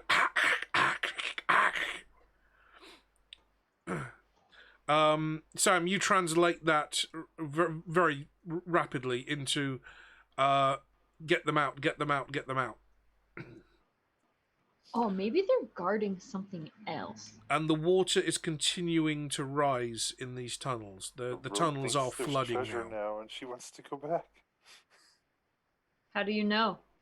Don't read my mind, Dustin. How many thong-headed emotes are there? Oh, we dropped a few. I don't even know if I have any. What's the Viking wearing on his head? A Viking helmet? A hat. You know, Vikings didn't actually have horns on their helmets. They Eric do will now. back me up on that one. That's true.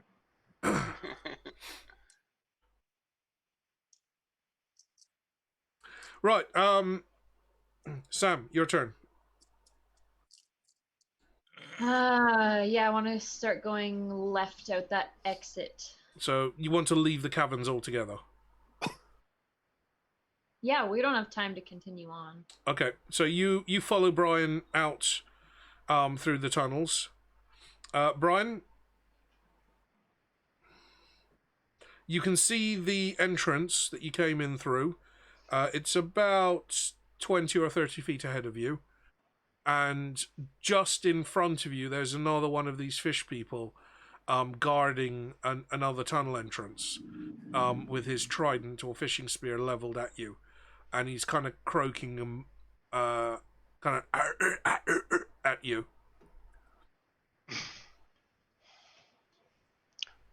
So, like, that's the tunnel that's right in front before the last right turn to go out, right? Yeah. So if you turn right, that's the exit. You remember that much. Okay.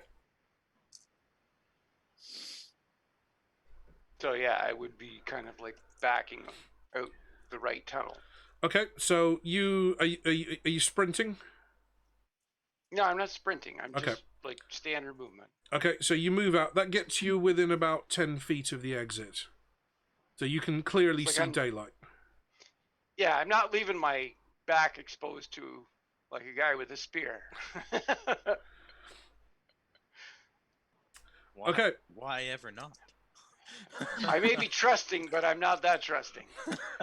The water level continues to rise. Mr. Pump, you're up to your knees in water. Sam, you're up to your ankles in water. Brian, you can hear water lapping on the ground just behind you as the level continues to rise. Eric, it's Mr. Pump's turn. What? If I You Look at have that a one, Omar. dick one. No, what? Yeah, the last emote that was put in by Dustin. Hey, Dustin, new cork in the stream, okay? No, I can't read that from here. Is that specifically white cork? My eyes are really bad. I can't read that. It's caulking. It's got a cross out of it. Oh, no cork. Right. Okay. In the caulking gun, yeah. Right. Okay. Did Matt buy any, by the way? No. Okay, because I bought a box of 12. I've got plenty in the garage if he needs. Is it black? You got extra cork. Sadly, it's mostly transparent or white, so either should work for Matt.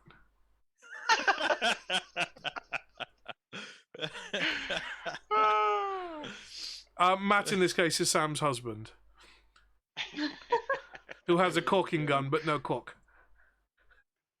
I go back on that clip and I still laugh my ass off. That was funny. It just sounds so much better when you say it in a South African accent, doesn't it? A little bit. I sent Sam like 6 Snapchats the next day because I was actually putting sealant all the way around the counters in the workshop that I'd been building. So I was using my caulking gun. So you were spreading your cock all over the place? Yes, I was just squeezing my cock into all of the gaps. It's amazing what kind of a gap you can fill with cock. Especially the jumbo economy-sized cock.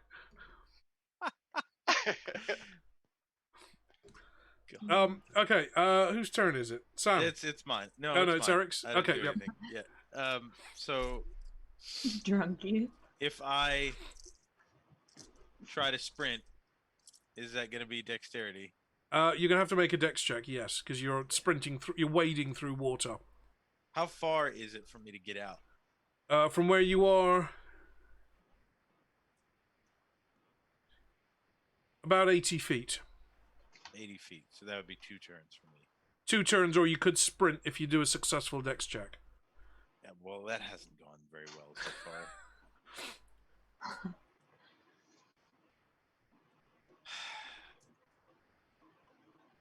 Screw it. Let's try it. I swear to God, it's the same roll.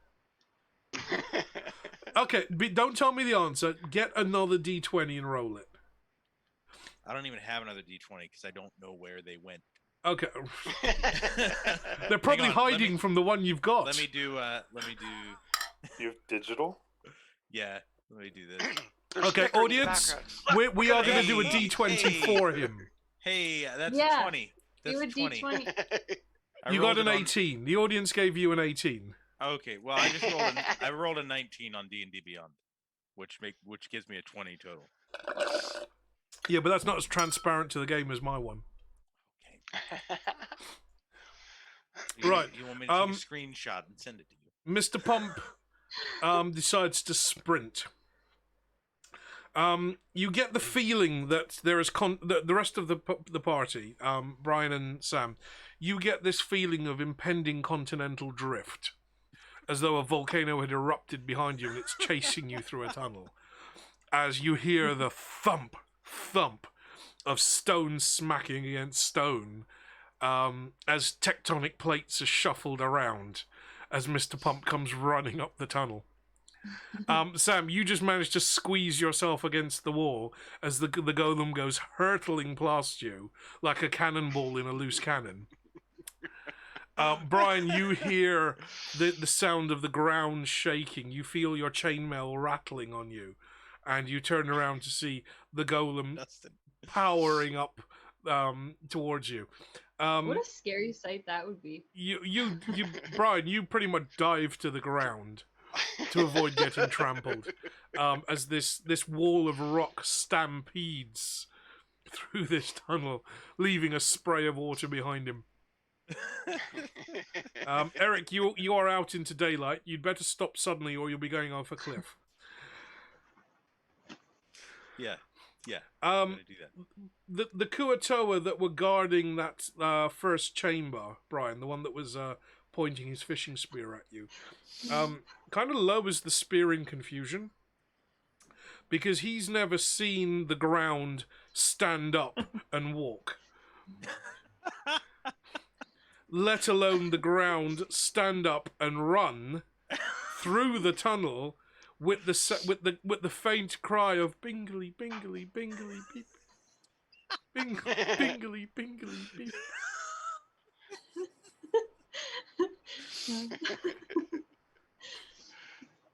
And then erupting out of this tunnel like Krakatoa having a bad day, into the daylight.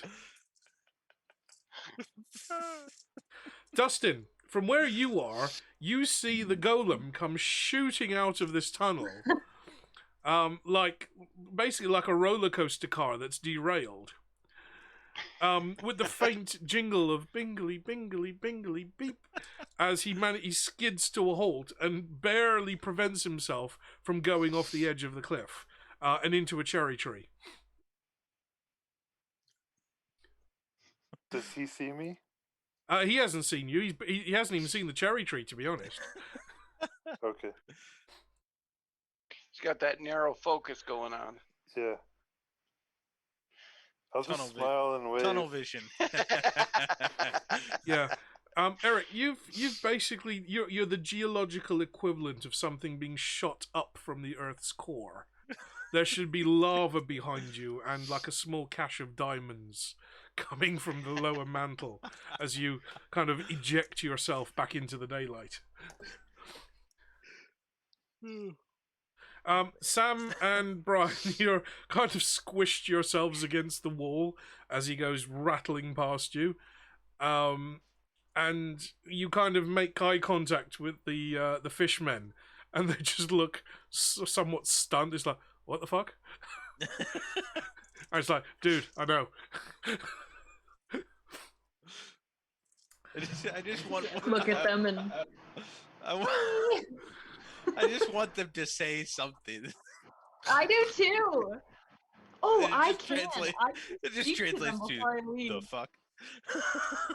I'm gonna speak to them before I leave. This is gonna be good.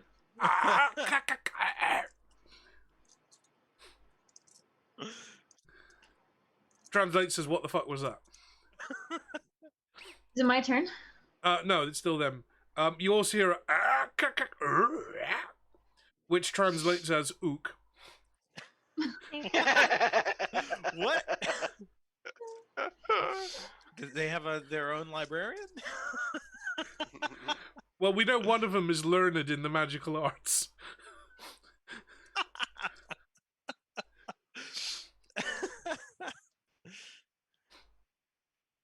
Oh god. Sam, you hear another from one of the other guards, kind of sealing off the tunnels. You hear another one going, "Ooh-ah, ooh-ah," which you translate as, "I don't know what he ate, but I'll have something different."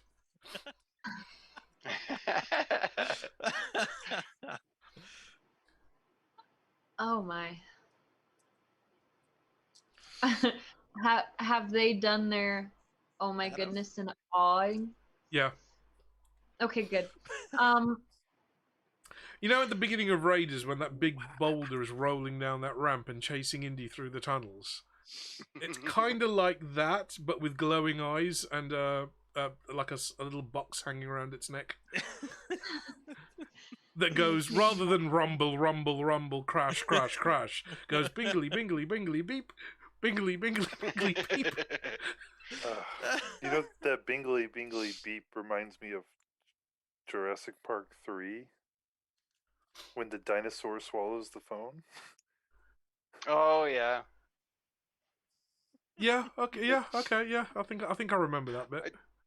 I think they did a kind of like a meme in the movie about that, because wasn't the phone that he swallowed a Nokia? Probably. Could have been. Because the Nokias are supposed to be like indestructible. Yeah, I can attest to that. I had a Nokia once, and I put that damn thing through hell. Tough Yeah, little phone. drop an Can't iPhone break on the ground and you'll smash the screen, but drop a Nokia on the ground and you'll break the floor. Yeah, you'll dent the concrete. Yeah. Okay. Sam, it's your turn. I'm gonna look at them. I'm gonna look at them and shrug and say, "We just got him."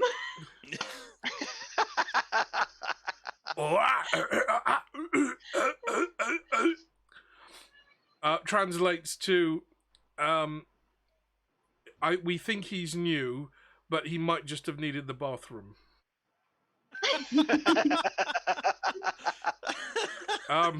Sam, to your right, yeah. two of the Kuatoa guarding the tunnels and waving their tridents in the air, are going, which translates to potty break, potty break, potty break. I'm gonna do it too. I'm gonna do it too, and then I'll be like, yeah.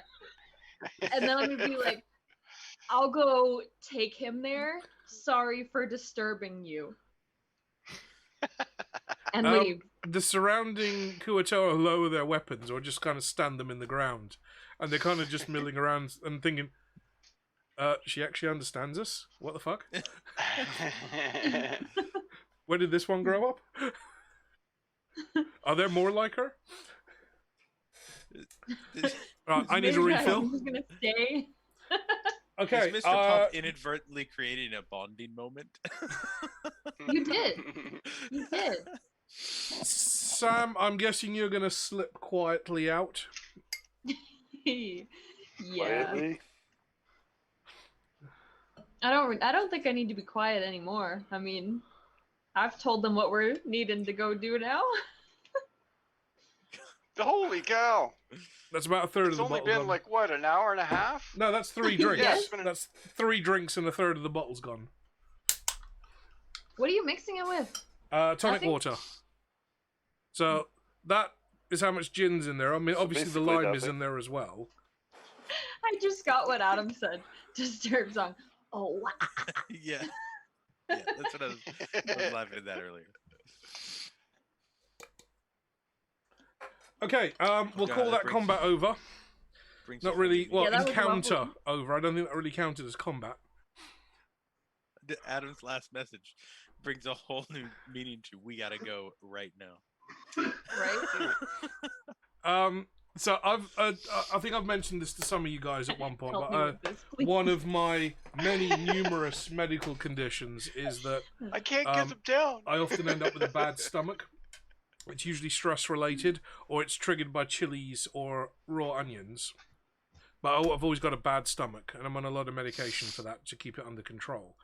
But when my stomach starts flaring up and starts causing problems, Elvis Presley's "A Little Less Conversation, a Little More Action, Please" is my toilet song. All this aggravation ain't satisfaction in me. A little more time and a little more talk, a little less time and a little less squawk.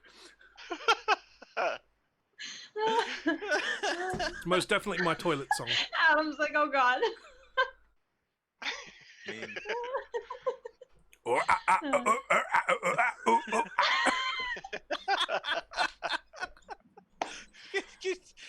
Please clip that. No. Fish Someone face take Presley. his microphone away. Trying to get that visual out of my head. What did the fishmen? Okay, my they cheeks went. are starting to hurt. They went that away. Oh.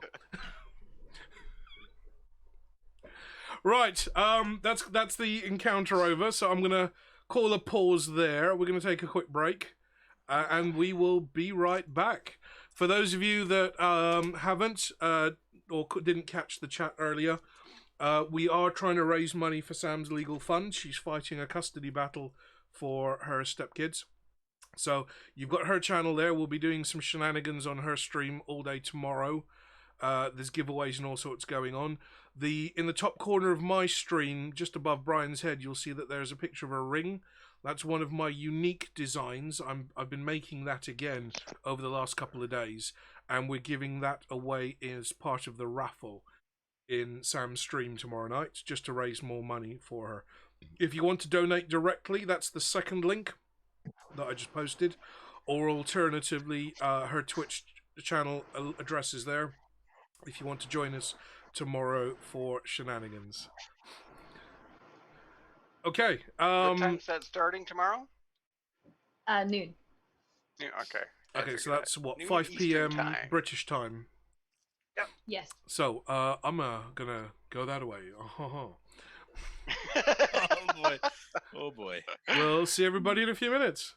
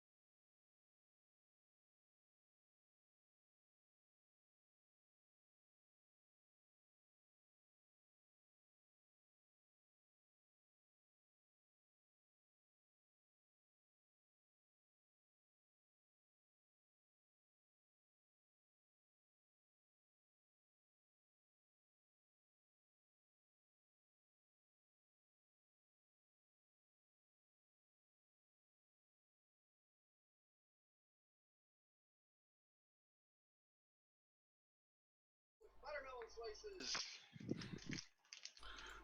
Watermelon slices? Yeah, sour candy. Oh, Sour okay. Patch watermelon. I was tempted to go downstairs and grab a tin of pineapple chunks. Yeah, so Dried kiwi. dried kiwi. Just as long as it's not dried pineapple. Dried pineapple isn't too bad. Dried mango is really stringy. I prefer my mangoes fresh, but when I was growing up, we had pineapple, mangoes, and bananas growing in the garden outside the front of our house. I like banana chips.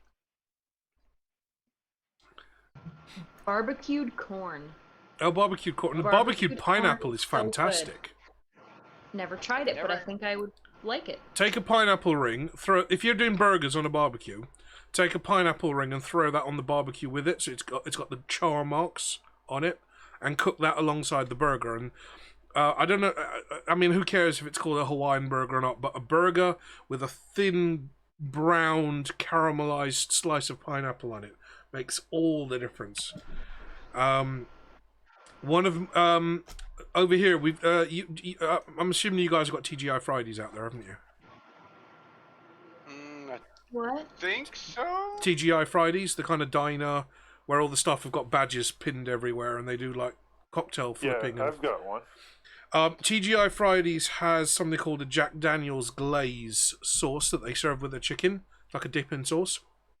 Yep. It is basically a tin of crushed pineapple, one very finely diced or minced onion, a couple of good slugs of Jack Daniels, and some assorted spices, a bit of garlic, and a few herbs. And you boil that down until it turns into a jam.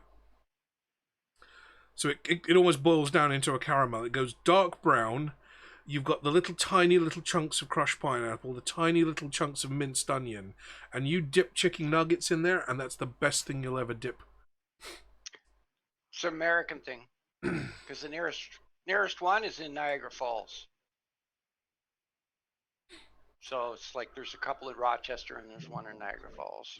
But yeah, Alright, guys, let's all meet up there. Break. Yeah, we're gonna have to at some point. We're gonna have to start discussing 2022, and us doing a meetup somewhere like border neutral, like Niagara. I'd mentioned this to Sam before, because I've got family in Canada I haven't seen in like 2 decades, and me heading out from Toronto to Niagara is relatively easy. I've done it before on the train. I actually enjoyed the train ride. I've got friends that live in Ohio. I've got friends that live in Buffalo that can easily meet up at the border in Niagara. And we just kind of, you guys cross, at least the guys in America, cross the border, and we just hit the casinos, we do the nightlife, we just do bars and restaurants, and we just get completely shit-faced. That'll probably be my first time at a casino too. I'm 25 and I still have never gone to one, so I'll just wait till that time. So yeah, but Niagara's a mini one there, Adam. Niagara's a bit of a party city anyway, isn't it? Because of all the tourists. Depending on the area you're in, but yes. A couple of the friends that I'd met there were locals, and they worked for the park service. So I would get like quick access to things, or when we're going on the tours, everything would be free. So I definitely need to hit those people up and see, because that was the last time I came to the US, was the year I graduated. So I was 22. I had, instead of bags at the front of the exam hall when you sit down to take your final exams at university, instead of putting your bags at the front of the hall, I had 2 suitcases at the front of the hall. Because I went from that exam straight to the airport. It was my last exam. I was sick of textbooks because I had 7 years of textbooks by that point. And I just got on a plane and flew to Canada. And I spent about 5 days in my uncle's second wife's cabin, because she's into real estate. So she had a little cabin by a lake out in the woods. And was it Uncle Tom's cabin? So it was me and my 3 cousins. We went out to that cabin. Had to hire a jeep because it was off-road. It was a mile to the nearest town, so it was very isolated. But it was just that cabin on a lake and no one else around you for at least a mile in every direction. So for the first time, I'm sitting in a hammock on the deck, reading fiction, and the first thing I picked up was a load of Tom Clancy novels.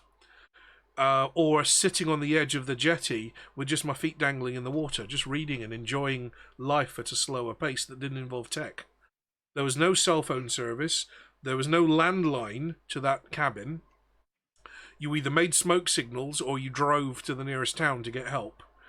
And on the third night, we had a grizzly nosing around the Jeep because somebody had left a candy bar wrapper in the truck. And that would happen if we went up north area, like Algonquin area. yeah, that would be. This was. I can't remember the exact. I can't remember the location, but I know we were pretty remote because we're up in the mountains, and it was a good couple of hours outside of Toronto. It might have been in Algonquin then. Yeah, I was gonna say Algonquin is a couple hours from Toronto and up in the closer to where there are mountains and stuff. They're not like Alberta mountains, but they're close. So yeah, that was my granddad's brother. His second wife was into real estate, and that was her little summer home that she had, and she she lent it to me specifically, and I went with my three cousins that were like, I think 13, 15, and 8. Neil was maybe 18. I was 20 at the time, so he was doing all the driving, and we just ended up there.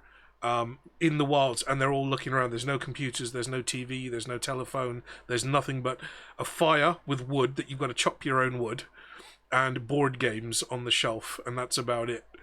The girls had no idea what to do.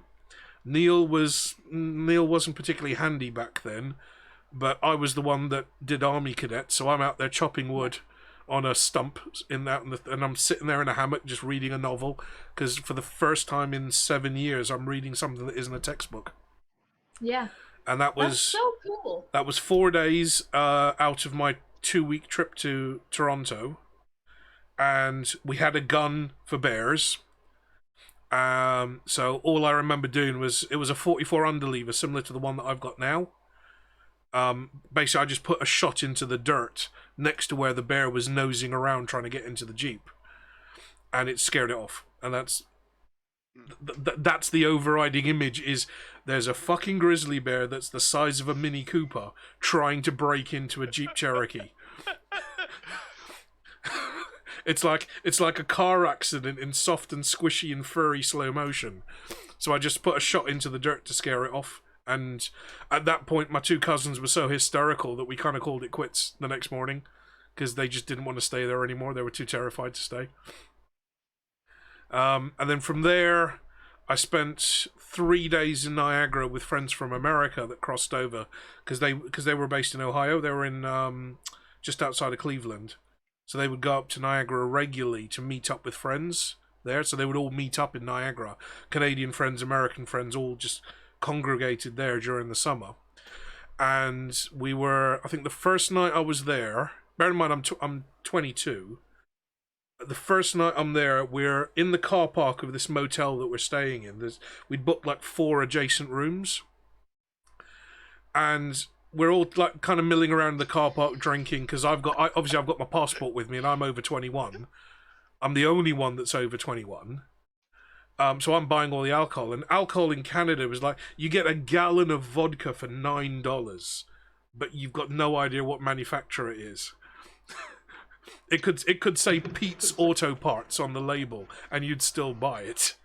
That is so weird that you just said that. There's literally a Pete's Auto Shop right down the road from me. I was like, what are you talking about? Find out if they sell vodka. So yeah, we went. It was basically a plastic bottle with the kind of that squished in shape where you can grip the side of the bottle as if you're pouring engine oil.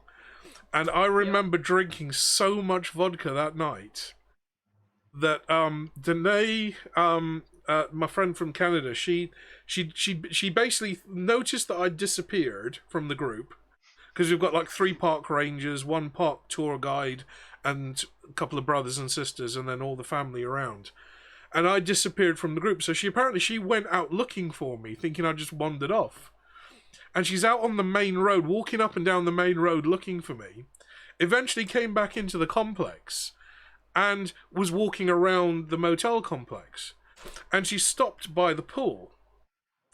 And apparently, because I don't remember any of this, but I'm sitting there on the floor of a drained swimming pool, the bottle of vodka in one hand, and I'm saying, "There's no water in this pool," and passed out.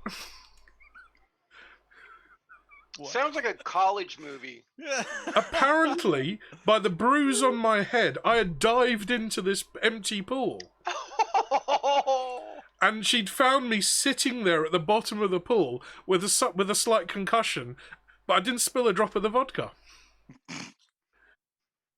There's no water in this pool, and they just passed out. So they actually had. Happening to you, though. It took 5 of them to drag me up and out of the pool, to manhandle me out of the pool, and I woke up on the driveway in the car park, between 2 pickup trucks. It's like, what happened? Why is my head hurting? Where's the vodka?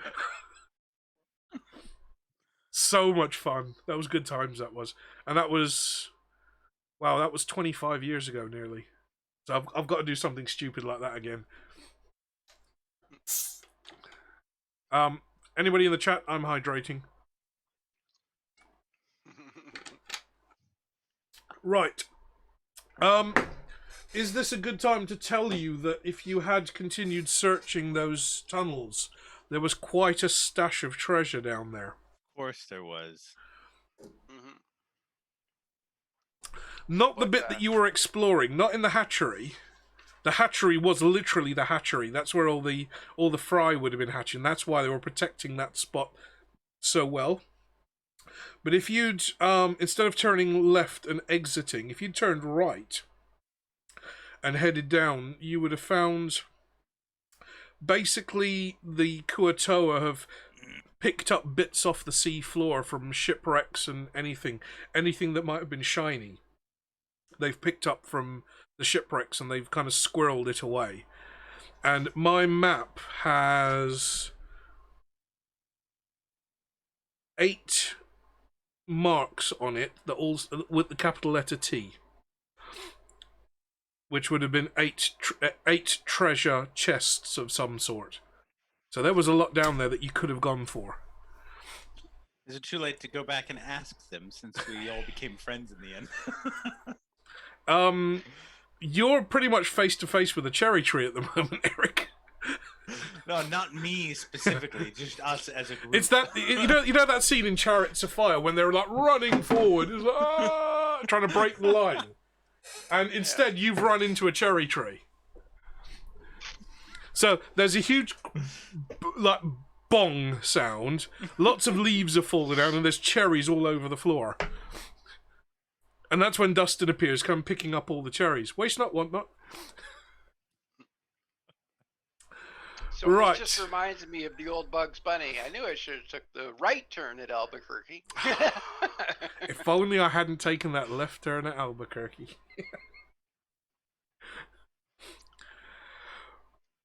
Yes, Adam's got it right there, Eric. You've popped your cherry.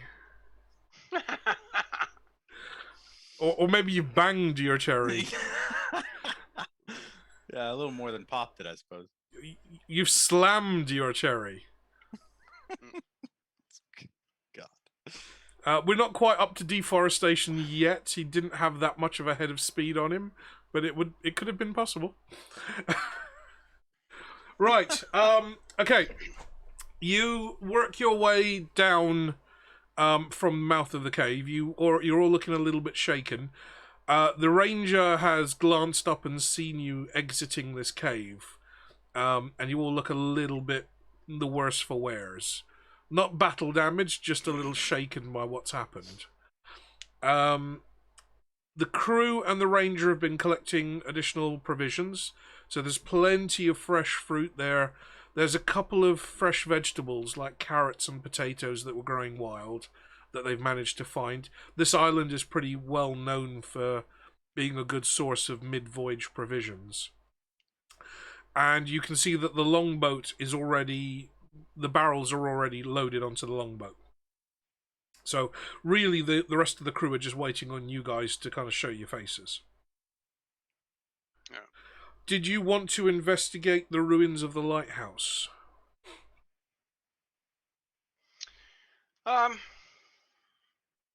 I'm wondering if there would have been anything in there either, too. Because there could have been some fancy stuff there. Trinkets. that Well, we you could left all offer the to fancy dead stuff pirates. behind. Most of the fancy stuff got left behind. Mm. Okay, I'll take that as a no then. The longboat is loaded up. You guys kind of hop aboard. You're telling very tall tales about giant fishmen that speak like a mouthful of walnuts, and how they were guarding the birthing pools underneath the island. And one of the sailors doesn't really say anything. He just nods. He's got that kind of 1,000-yard stare to him that he's seen it all, he's done it all, and nothing on the Circle Seas will ever surprise him ever again. He just nods. Been there, done that. Have the jerkin. Didn't like it.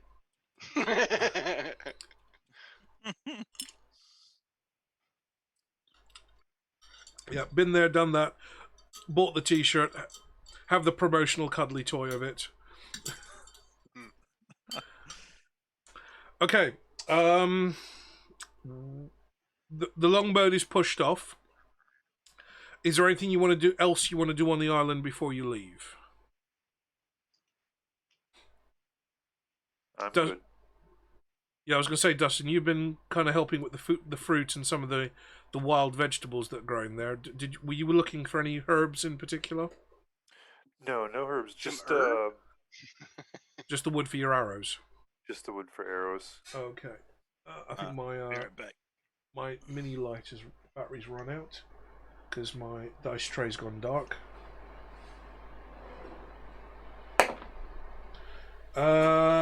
You find enough wood to make 14 arrows. Alright. You also did a little bit of hunting around for feathers while you're out there, so for some of the local bird life. So you've got more than enough flight feathers to make good quality arrows as well. Okay. Chicken feathers.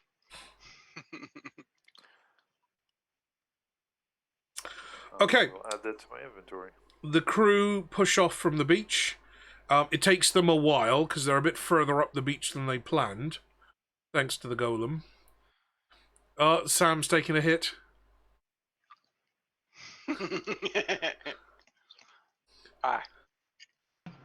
A hit of Tylenol. Just because you're taking medication doesn't negate the fact you're drinking Diet Coke. Yep. Still tastes great. Still fizzy on the way down. Yeah. Um, Will it stop tasting great and then I won't want it anymore? That'd be great. Okay, so it takes about 5 minutes for the crew to drag the longboat off the sand, thanks to the golem.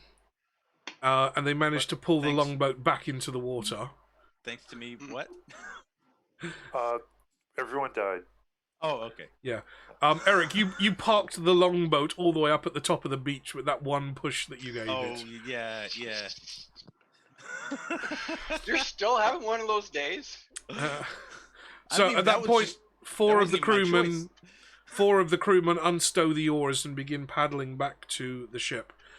As you get close to the ship, you can finally see one of the crew is waving some coloured flags at you from the deck. Oh, what color? Sorry, don't understand. None of you will be able to understand that, but the crew immediately double the pace of the rowing. Well, I understand that. Sort of. Right. The boat is pulled up alongside the obtuse triangle. Some lines are thrown down and hooked into little eyelets that are mounted in the bow and on the stern of the boat to hoist the boat up the side of the ship so it can be stowed.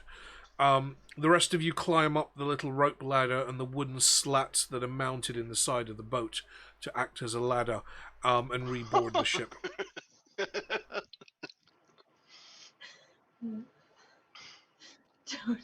Don't worry about me. What happened? I'm an idiot. It's I'm fine. not Continue. sure what purple sails actually means. If there were rainbow sails, they may have a stylized dildo painted on the front. But Well, If they were purple and black and white, I believe the symbology for that is bisexual. Or No, Twitch. Oh no, sorry, no, that's asexual. It's the blue Right. and pink are the Or is it- bisexual. Maybe it's Black, purple white, and for- purple. I think for that might be go away non-binary. cystic actually. fibrosis. Is it? It's not asexual?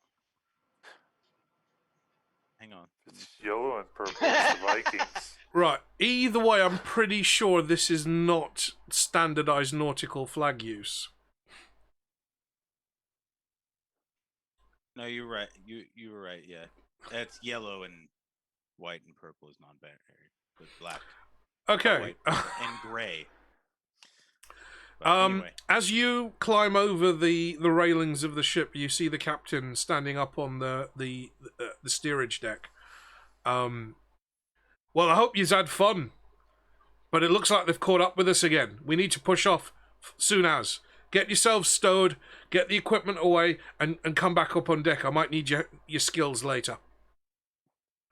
Within 30 seconds of you being on that deck, you feel the ship lurch from underneath you as the sails are unrolled and the wind catches them, pulling you straight away from the island and steering you slightly south-southwest. You've gone below, you've taken off most of your adventuring gear, but you're still in your basic armor, you've still got your basic weapons upon you, and you rejoin the captain on the rear deck. He's standing there again with his eyeglass up to his face and scanning the horizon. Them black sails we saw earlier. Go on, Brian. We got Mr. Pump downstairs. Mr. Pump's climbed his way up the anchor. He's currently downstairs in the lower hold, but he's still awake. Kind of rolls to the side while I climb up. No, you're kind of bracing on either side of the bulkheads. Mr. Pump's doing to the bottom. He's doing that thing, you know, when you make angels in the snow with your legs. He's just bracing. I'm just waiting for the time when the anchor breaks and they have to use me attached to a chain. Drop Pump! Bootlegger's turn. You feel the boat get underway quickly, and aside from Mr. Pump, who is stowing himself down in the lower hold, the other three members of the party join the captain on the main deck. The captain seems to be bedecked in frills this time. Mr. Humphreys has had far more opportunity to puff out the outfit.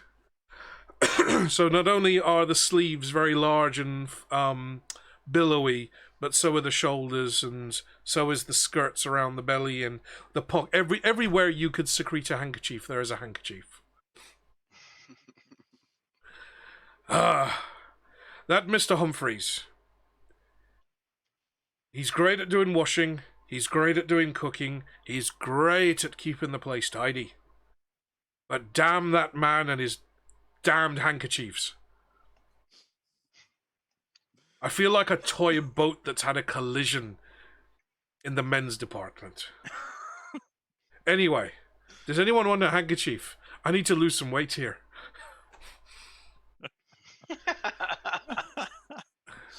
I'm okay.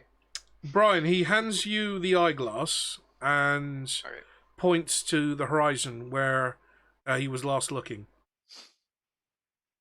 Uh-oh. That looks like key damage to me. Oof. No, she dropped it. It was apparently came out of her handbag looking like that. I thought you said you dropped it. Oh, no. I was using it this morning and it was fine. We left early today to go to town. I just put it in my purse, and when I grabbed it back out, it was like that. And then when I try to use the camera, it's like all blurry. Yeah. Too much stuff in your purse. I have like nothing in my purse. I hate purses. So this is why you're supposed to stick it in your back pocket. This is why you're supposed to get a decent protective case for your phone. I have an OtterBox. how is an OtterBox not protective? This is the best kind It you can protected get everything here. but the camera. That looks Yeah. like the commuter series, perhaps. It does, yeah. And If it's just the not back the Defender camera, series. then that's just the bit of glass that needs to be replaced. That shouldn't be Yeah, stupid expensive. not too bad. Yeah, And it's they not said a- it would be $329 to like buy this out and get a new phone, and it would be $450 to fix the Oh, so screen. you're in contract. Yes, You haven't got any accidental damage cover on it. I did, but only for the first year. Oh dear. I've had this Yeah. conversation so many times with my stepdaughter. This is why I wasn't going to say anything earlier. Why? What, Because I don't have it for longer. what phone is that? I bought mine Yeah. outright. Oh, by the way, that's my wallpaper. That's Joni. Samsung Galaxy S10. That's Joni doing her Blade Runner thing. Oh, you have it as a live wallpaper? Yeah, Why have yeah. I- It's a why have Samsung. I That never kills seen your that battery. before? It's Samsung. I can do pretty much anything I want with it. And then the actual wallpaper is just that. You probably haven't seen that before because that was part of her Patreon. Yeah, but that little video clip, that's her I need her, to sign her, up. her Blade Runner cosplay. Wow. Beautiful. I It guess. looks like a video game controller. I'm wondering if you have an alternate method on how to get that. Mind you, I don't know if you would like it or not. Okay, Anyway, Brian, you take a good long look at the horizon and then hand the eyeglass over to Dustin. Dustin, your ranger eyes are a little bit sharper than everyone else. Not only can you see the black sail with the dragon logo painted upon it in blood red, you also see that there is another ship, slightly off to. Oh, okay, let me start again. The dragon sail, the dragon boat, we shall call it, is directly behind you. It's been following you this whole time. You managed to put some distance on it using the broomsticks earlier, but it's in the time you've been on the island, it has caught up with you. It's still out on the horizon. It's about 5 miles back, so even if you were at a full stop, it would take them the best part of half an hour to an hour to reach you. They can't do the kind of speeds that the obtuse triangle can, but then to be fair, the obtuse triangle can't maintain that level of speed. So you've got a good couple of miles between you. You could still outrun them if you wanted to. What you do notice, scanning all the way around the horizon, is you scan to the east and scan to the west, or sorry, to the Turnwise and the Widdershins. And looking Widdershins, which is back towards the mainland, you see 3 boats. They've got small sails on them, but you see lots of oars coming out of the hull.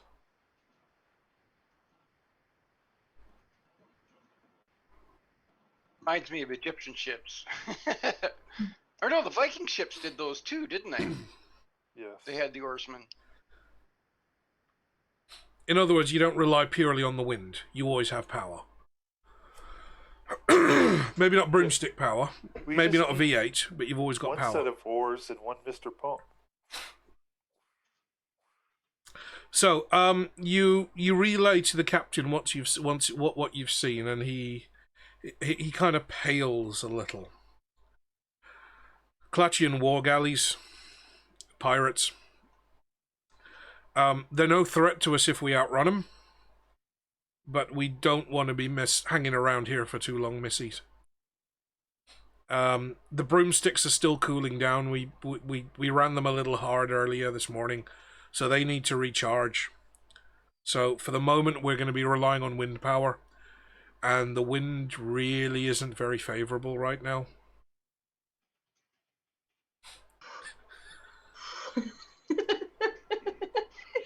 If only we had like an air genasi. Sam failed physics, didn't she? Okay, I'm not going to do a high-speed pursuit over the water. What I'll say is that after about 15 minutes or so, you're not going anywhere near as fast as you would like to be. The obtuse triangle can maintain a steady 6 knots under wind power. In really good wind, like proper baked bean and chili con carne wind, you could maybe bring up ahead of about 8 knots. With the hydrofoils deployed and using the broomsticks, you could actually break 24 knots in ideal conditions, but you're struggling to maintain 5. You hear... Without the brooms, at our top speed, they're still catching up? They're still gaining on you, yes. Okay. After about an hour, the captain gives the orders to reel in the topgallants, to reel in the topsails, just that you're relying on the mainsails, knowing that you might be a little bit slower in the water because of it, but the boat will sit higher in the water and reduce the resistance because it's not tugging on the boat as much. And that gives you just that little bit of extra speed. But in this case, not enough. You can see that the dragon sails behind you are starting to close.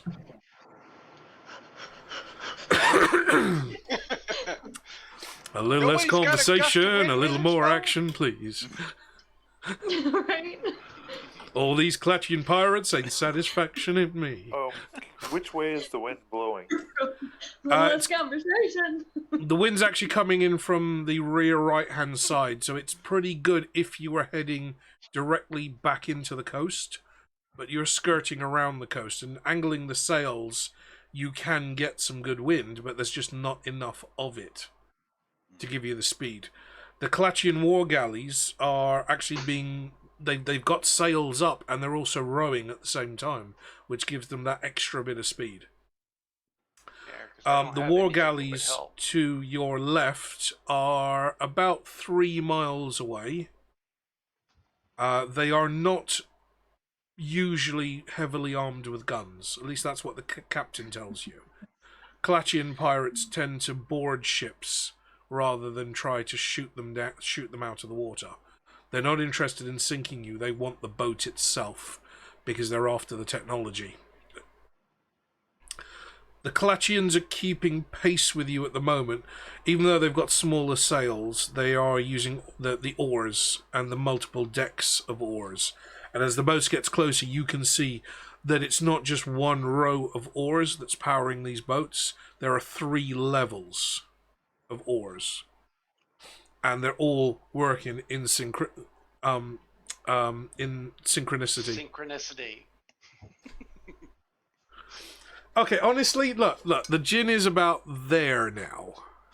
You can just about see it if I slot the bottle. I was just trying to help out, okay? Yeah. So, if I get to there, we're at halfway. And see, of all the gins that I've been drinking, that Wheatwood one that I drank on the Bond session was the nicest. But this one, and I don't know if Mr. P's still in the room, because he's a bit of a cocktail person as well. What have we got? The aroma and soothing qualities of chamomile and sweet-scented honeysuckle, balanced by the exotic citrus of the pomelo. I don't know what that is. All of which complements this beautifully crafted gin. Isn't a pomelo the thing on the end of a sword? That's a... You'll see, it's not the pommel, it's the pomelo. My cousin Ezio, he make them. Baba da boopy. I couldn't help it was there.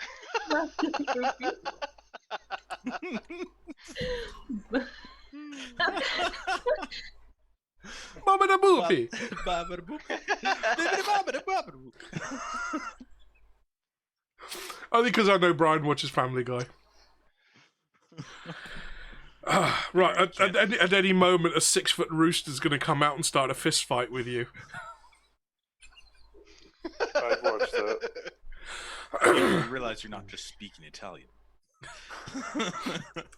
Okay, so you've got two Clatchian war galleys. What about your grandma? On the left side of you, on the port side of you, coming in from the coast out towards you to intercept you. And you've got one, looks like one large ship with the black sails flying the symbol of the coiled dragon, and they've been tailing you since you left Ankh-Morpork.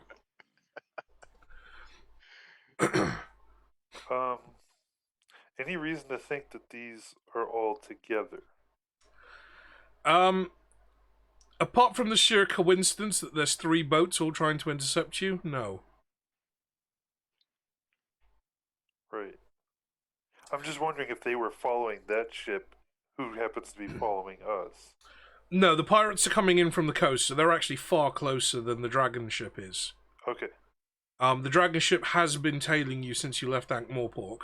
The captain's pretty certain of that. But the 2 war galleys have been pretty much, they would have sighted you as you cleared the island and came back into the open sea. So if I bring the map up again, you're about here, and Hersheba and Klatch are down here. So the pirates would probably have been waiting in the lee of the land here, looking out for ships passing through that corridor, and they will ambush you round about there. This is the first mate pointing out all of this to you on the charts. Okay. So we don't think we can outrun them right now? The Klatchian war galley, okay, the dragon ship you could, because you're at least keeping distance between it, but not outrunning. Not yet. Unless the wind picks up something wicked, or they can cool down the broomsticks enough that they can use the boost facility. You're not going to outrun the dragon ship. You're just managing to stay ahead of it. Okay. The Klatchian war pirates don't care if there is wind or not, because they've got their oars, so they can row out, and they're making a good 7 knots just on the oar power alone. You're gonna drop all the clips in. Okay. I have a stupid idea. I'm good with those. Okay. Are you going to throw a sausage at them? Please don't tell me you're throwing a sausage. No. I say we stop and make a deal with them and let the other boat, the 4th boat, catch up, and the 3 of us attack the 4th boat, and they get all the spoils from that. And we give them a little bit of ours to incentivize. I'm not sure the captain's going to go for that one. Well, if we're not going to get away, we don't want them to take our boat. We're going to give them another boat. So please don't kill us, but we'll help you kill them. You want a boat, there's another boat right there. We'll even help you, which means you're less likely to lose people. Okay. Does anyone else in the party have anything to say about this plan? Or come up with another one? I assume I'm already below deck. You're below deck trying not to rock the boat. Okay. Literally. I haven't been deactivated this time, though. Sam hasn't said that she's doing it. All right. I felt so guilty last time. You have no idea. Am I still having to deal with Google?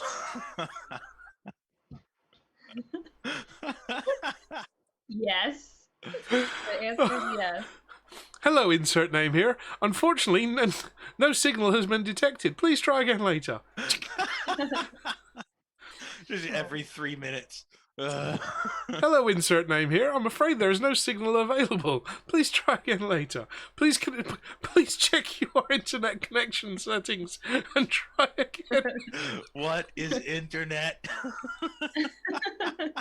Sir, there's not any internet to find the internet. Hello, insert name. Error 404.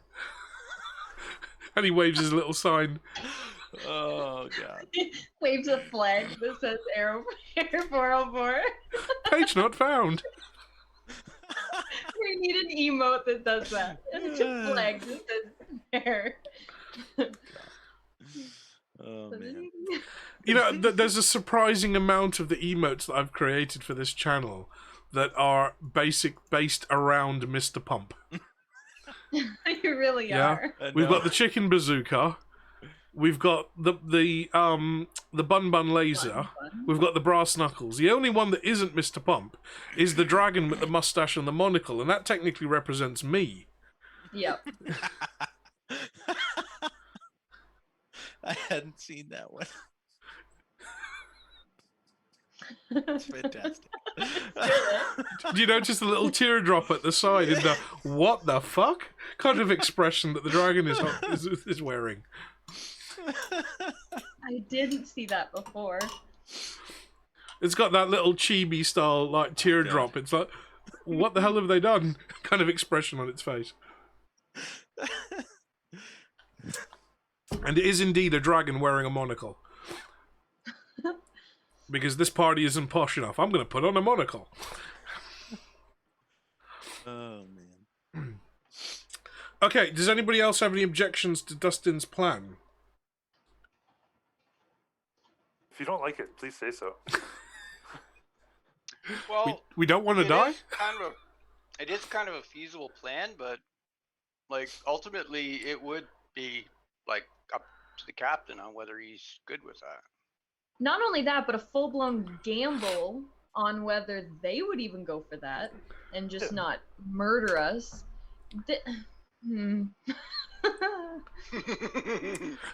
It's what's our other option? That's the other question we gotta ask. So, to give you a geographical reference for those of you that are interested in history, the way Klatch is described in the Discworld novels is very much the kind of North Africa, Turkey kind of empire. They're more like the Carthaginians. So you've got road vessels, you've got lots of slavery going on, you've got worshipping of weird and wonderful animals that only exist in the North African continent. The Klatchian pirates generally, and again, this is common knowledge, Klatchian pirates are the ones that go bare-chested with the big baggy pantaloons and the sabres tucked in their belts. So if you imagine the kind of Arabian Nights characters, that's what you're dealing with. They are using crossbows. They do have ballistas mounted on the front of their boats. They're generally after anything they can sell off quickly, unless you've got a particularly fancy ship, and they're after the ship itself. So they won't necessarily sink a vessel. They'll tend to board it first and try and claim everything intact. Now, with Klatch, there's lots of different clans. Some of the clans are just entire families that have spread out and created that kind of Clampett versus MacLean feud. But it's not uncommon for the Klatchians to kind of band together to take down bigger targets. Now, you've cited 2 war galleys, so that could be one big clan or a small cooperative that is now pursuing you. The black dragon sails, the captain knows nothing about.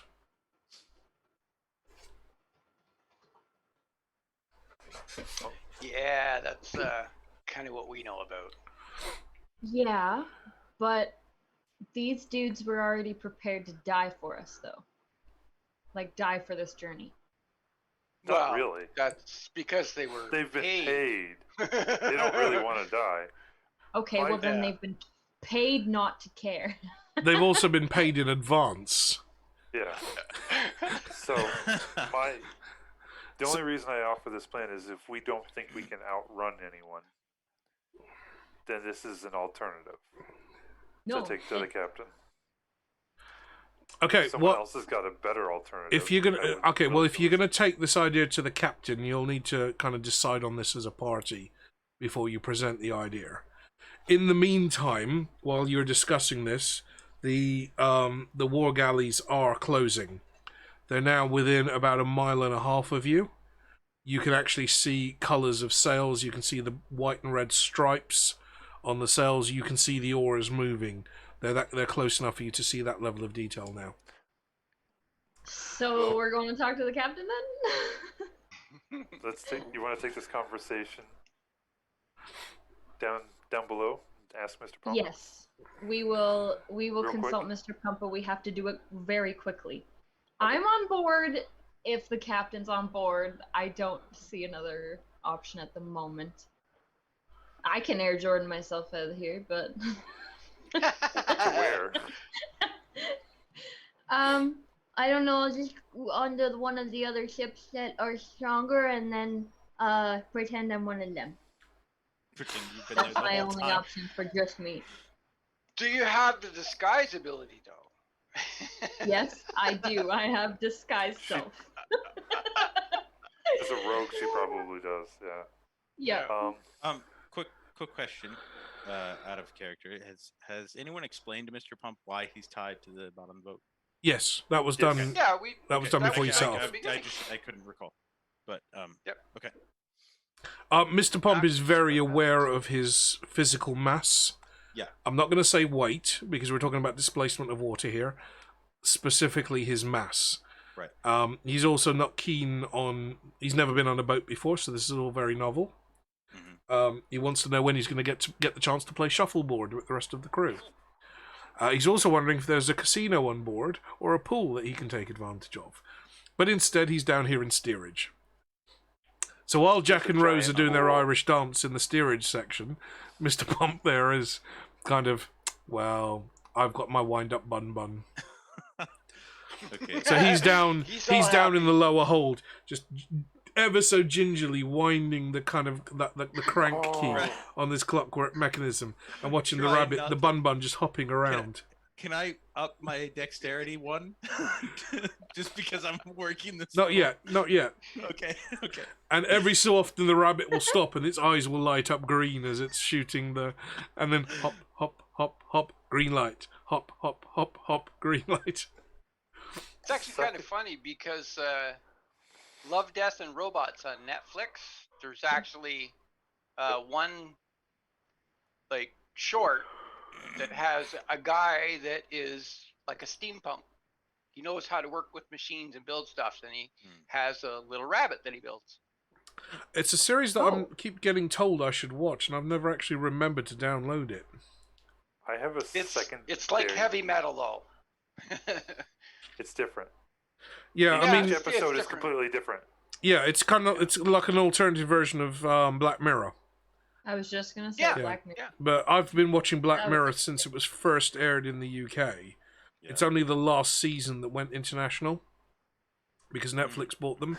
The early episodes of Black Mirror were so much better written. So better written. Uh-huh. Yeah. I now might they've have got to look into that then. now it's all flashy and big budget, but if you watch season 1, it is almost terrifying when you watch season 1. Bless you. But the interviews that I've seen of Charlie Brooker, he's always said that he wants the concept of the Black Mirror is to reflect society's failures and insecurities back upon the viewer. Yeah. That's the concept of the show. So I'm trying to remember the one with Bryce Dallas Howard in it when she was like that Instagram freak. And she started getting dislikes, and it completely ruined her life. That was the first Americanized episode they did, because that was the first one that Netflix took over. If you watch the previous series, it's incredibly British, and it's so tightly written, and the story is so focused, whereas they've kind of dumbed it down for the American market. It's not so much the hard-edge cutting satire that it was. Well, they It's did just the same thing with The Office. You know, the British version's 100 times better. Yeah, and I get that most international viewers won't get the British jokes, but it was a better show before. Netflix gave them a huge budget.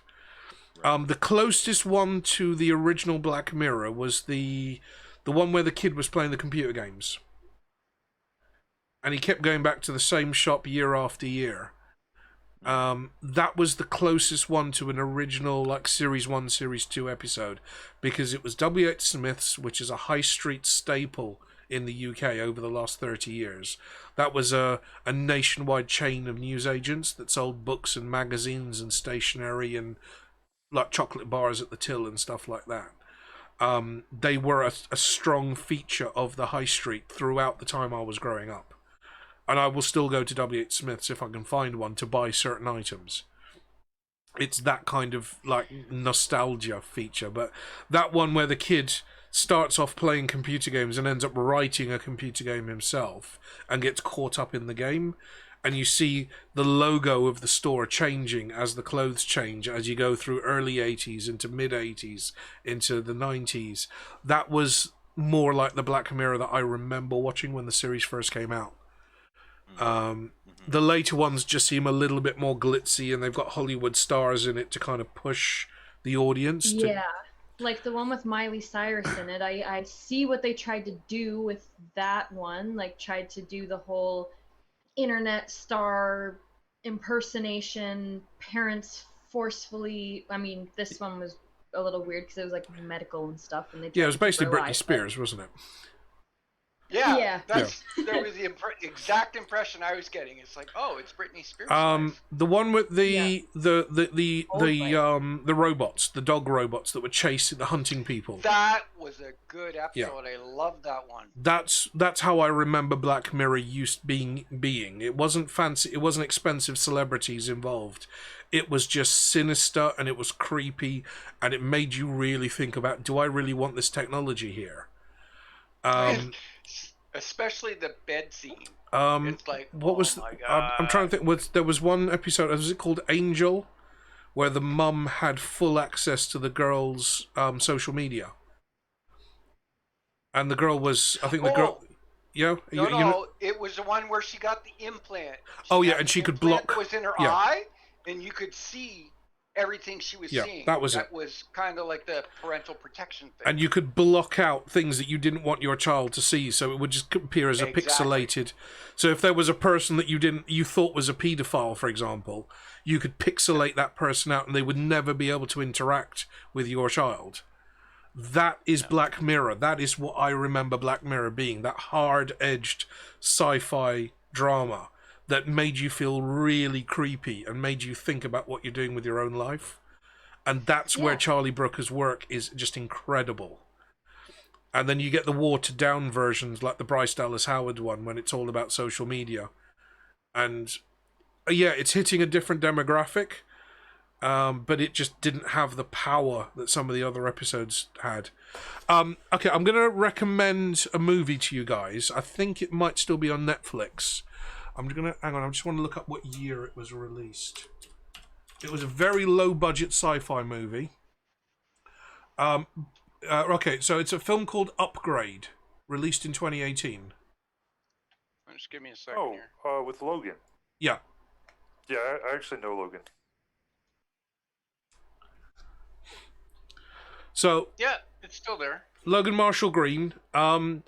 This guy has an AI that's implanted into him after an accident, and the AI helps him rehabilitate himself. He's paralyzed in an accident, and the AI allows him to move still. So rather than him being stuck in a wheelchair, a computer controls his body for him.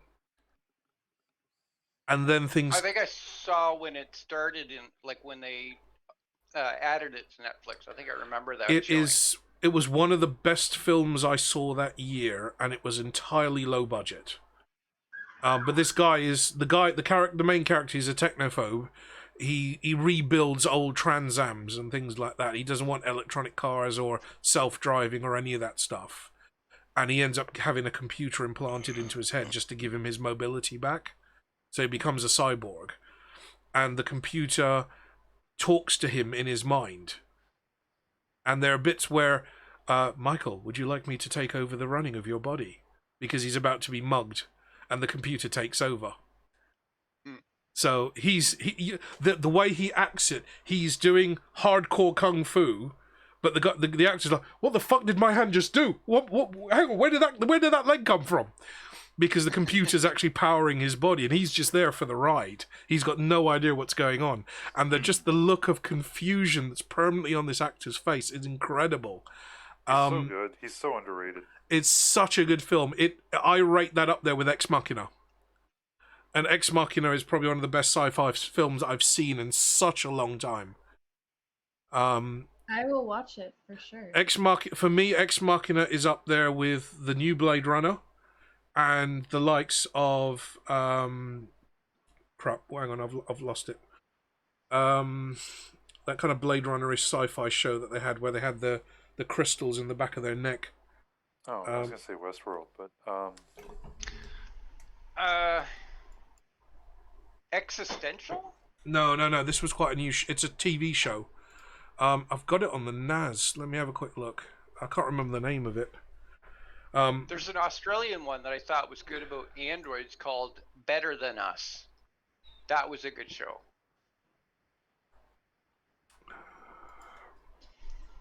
Is Black Mirror the one where I think I saw an episode where they're in space and this dude like captured the whole, or killed the whole crew and then captured people to make a new crew, and he had the ability to like take away their mouth and nose so that they couldn't breathe, and like I think it was the first.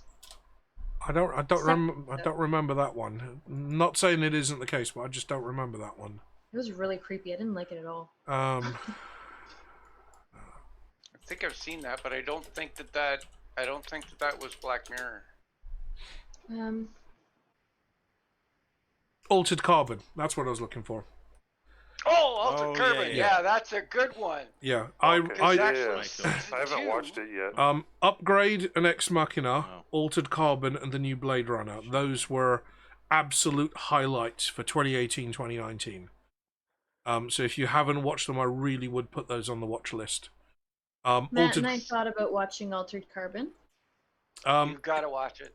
It gets a little bit bogged down in some of the story, because they've tried to keep quite faithfully to the original novels, but at the same time they're trying to build intrigue and suspense in the main storyline. It took me, I think, 2 watches of the first season to get my head around the concepts that they were playing in the story. The general gist, no spoilers obviously, but the general gist is that your entire consciousness is stored in a crystal that's implanted into the base of your neck. And if your body dies, you can remove that crystal and plant it into a new body. So your consciousness, the ghost in the shell idea, is in that little crystal. I can't remember the name of what they called the crystals, but I found a guy that was making them on Etsy and 3D printing and casting them. It's called a stack. The stack, that's it, a stack. I found a guy that was making them on Etsy, and a friend of mine, he's so into this show that I bought him one of these cortical stack props from this guy on Etsy. So the thing's made out of pewter, cast from a 3D print, and it's glow in the dark on the inside. So it just sits there glowing blue on his desk like it does in the film. Absolutely fantastic show. But it's got like the blue that glows, and then where the spinal cord is, it has that little red dot. Yep. So Upgrade, highly recommended because it's very low budget. It's brilliantly done. Ex Machina, a little bit bigger budget. Oscar Isaacs is in that, and Domhnall Gleeson, the guy who played Commander Hux in the new Star Wars trilogy. And that was Alicia Vikander's first major role. Before Tomb Raider? Before Tomb Raider. Yeah. So yeah, that's Ex Machina. Relatively low budget. Definitely an adult film because there's a fair bit of nudity, but it's androids with bits of their like their mechanical body being exposed. And Altered Carbon is just worth watching. I was wondering why it sounded familiar. Yeah, it's like, okay, I remember that one. What were you saying, Eric? I said, just saying that Altered Carbon is also a Swedish actor, Joel Kinnaman, or Shinnaman, as it would be. Yeah, Joel Kinnaman went on to do. Yeah. I think he did RoboCop after that. Yeah. That's what got him the job on RoboCop. Remake as well, or have I got the wrong guy? No, that's the remake of RoboCop. Oh yeah, that's him. Yeah. Okay. Yeah, he's a really good actor as well. He's got that kind of drug addict look about him permanently, isn't it? Yeah, a little bit. It's like, dude, what you been smoking in the green room, man? And where can I get some, dude? Right, give me a minute. I need to nip to the loo because that gin's starting to take effect. Guys in the audience, I'm gonna just to keep everybody awake. Yeah, I'm just going to run a he's in quick. Suicide Squad. Okay, yeah. He yeah. is, Yeah, yeah. yeah. He's one of the military guys in We- Suicide Squad. We only went off on a slight tangent.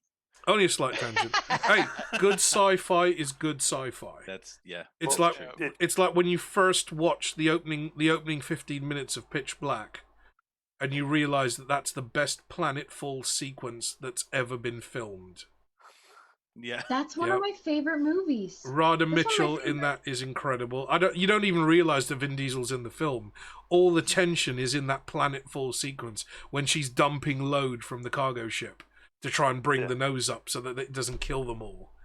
That's one of the best opening 15 minutes of cinema I've ever seen. Cole Hauser and Fantastic I love film. that movie. So yeah, Ex Machina and Upgrade I put into that category. Small, low budget, independent sci-fi that has a lot to say for itself, and definitely worth watching. Okay, I'm gonna run a quick ad break. I don't need to, but just to keep the audience entertained for a moment while I nip to the loo and back again. So I'll keep the stream up.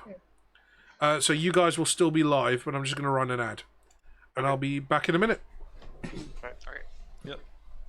So, I thought of an addition to my plan. I don't know how Mr. Pump is going to feel about this. You might be on the same page as Mr. Pump, actually. If we get the captain to agree, and they come to a stop, Mr. Pump can go overboard and take their 2 anchors and tie them together. Yeah, or so just when we leave, pull them down, or just anything.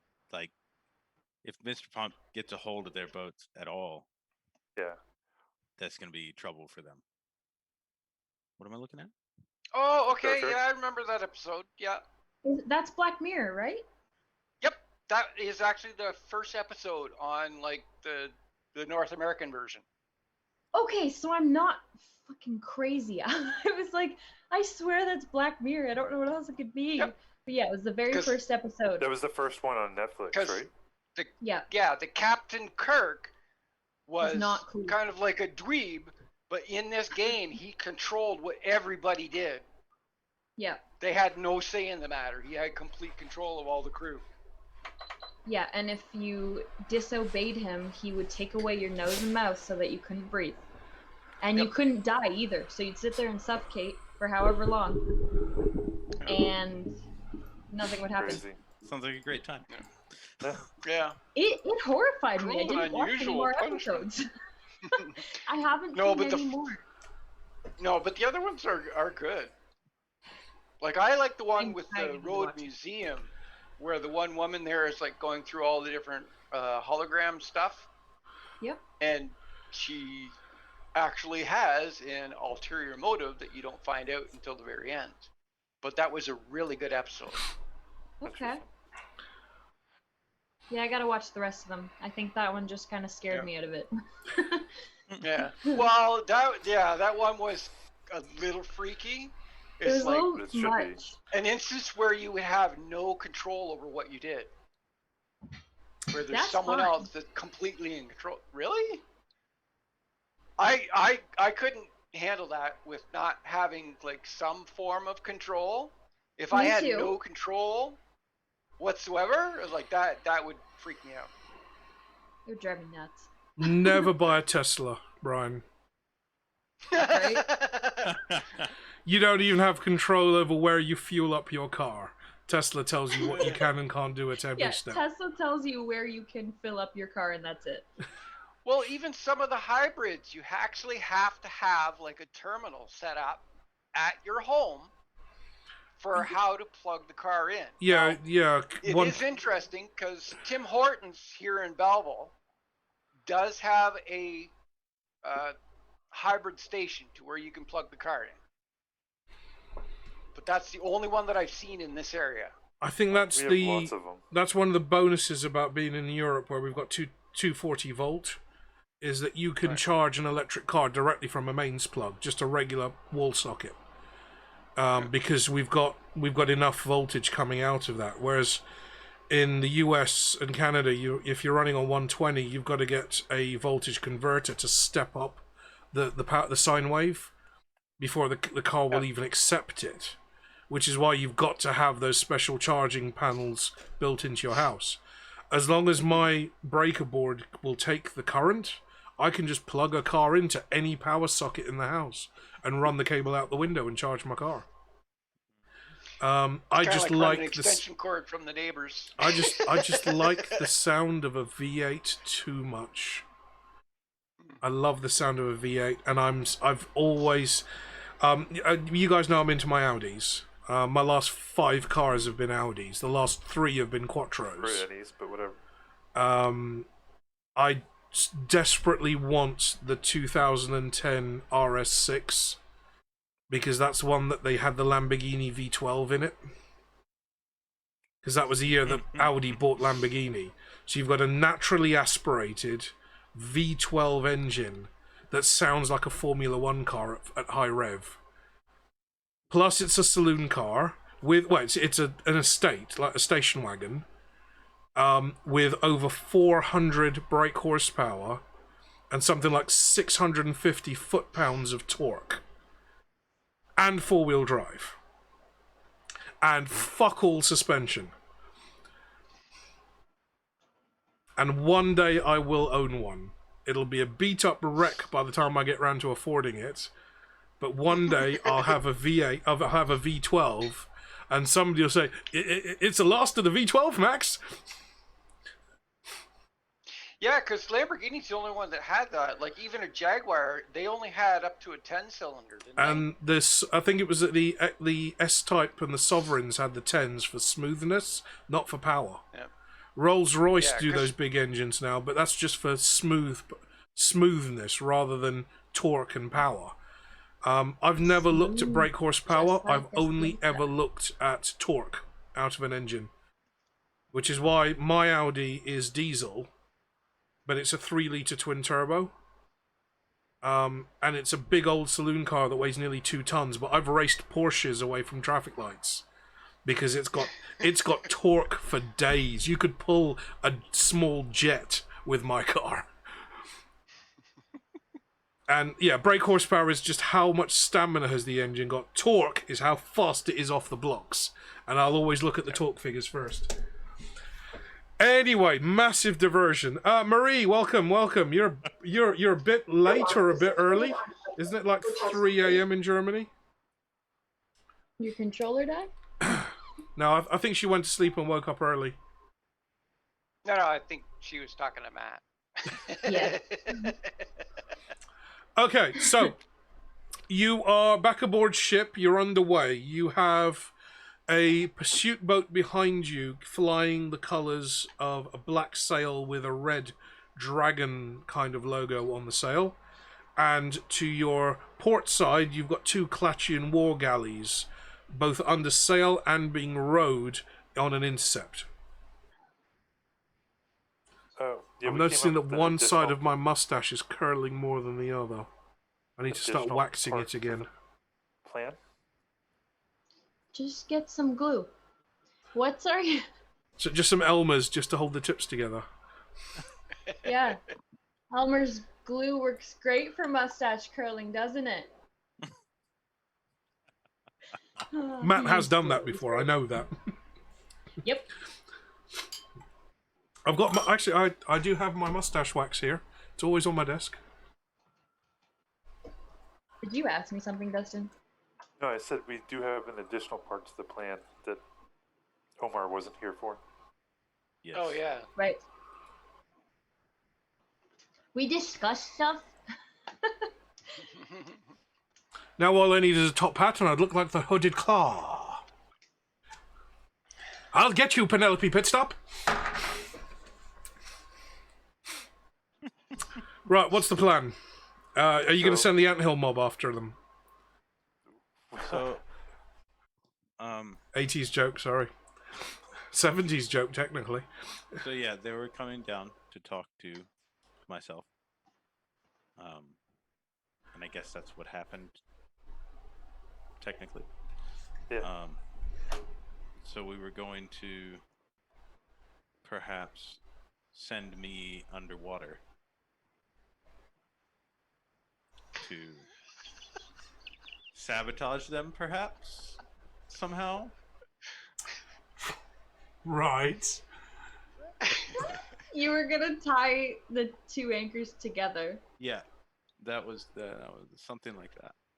Okay, so you're going to tie the two anchors together, the front and rear anchors. Yeah, the two boats. Like of the other boats. Okay, but the boats are Like moving. after the first part of the plan succeeds, this is part 2. But the boats are moving, so they won't have their anchors deployed. But and if you're they were not to in try shallow to- water.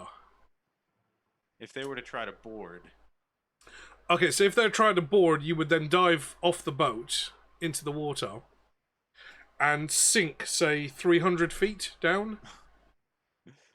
I guess the idea being that perhaps I would go overboard preemptively. Well, the boat will definitely be riding a little higher in the water without Mr. Pump on board. So that'll gain you a couple of extra knots. But, I mean, even my Seamaster is only rated at 300 meters dive depth. That's 1,000 feet down. You're not anywhere near an island now. Oh, okay. You're in deep water, so you could be looking at 1,000 plus feet deep. You've got no way of knowing. Yeah. I So- thought we were closer to land. Then the only other option I had is if there were a way. If there's no way to speed us up,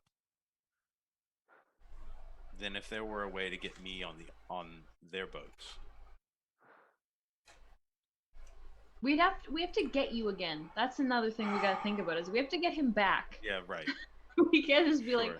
bye, Mr. Pump, see you next campaign. Yeah, we can't just load him into a cannon and fire him over to the other ship with his arms spread there out to is an take down the island. masts. Nearby, he Well, can we swim could to do that, that with go to you. the other side, and we can meet him on the other side after. I can't swim. Let's be. So you clear on walk. that. Or, just thinking outside the box here, giving you guys a hint. The rogue has prestidigitation, Right.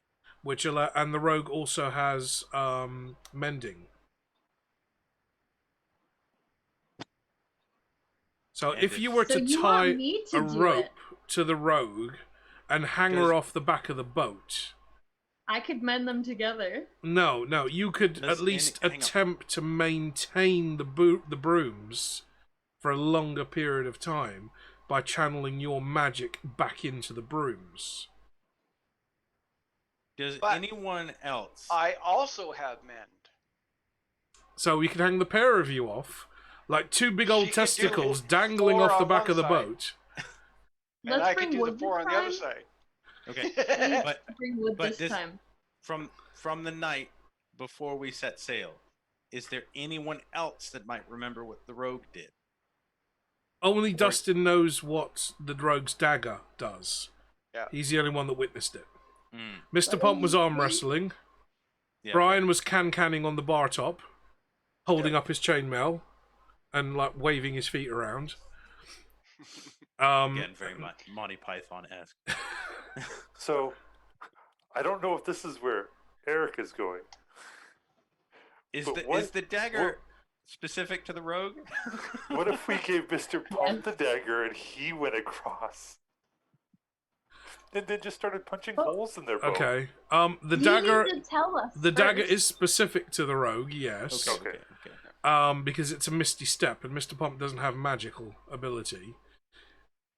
He could use the dagger as just a dagger if he attuned to it, because it is a magical item, but you wouldn't get the magical properties that the dagger has, Okay. because Mr. Pump has no spell slots. Does the Misty Step? Can you Misty Step with someone else? No. Damn. D&D's They have to quite be smaller than you, I think. D&D's Yeah. quite specific about that one. Yeah, sure. So if Mr. Pump was to throw the dagger, it would just go plop in the water. Yeah, right. We don't want that. Well, you don't want that yet. Right. Yeah.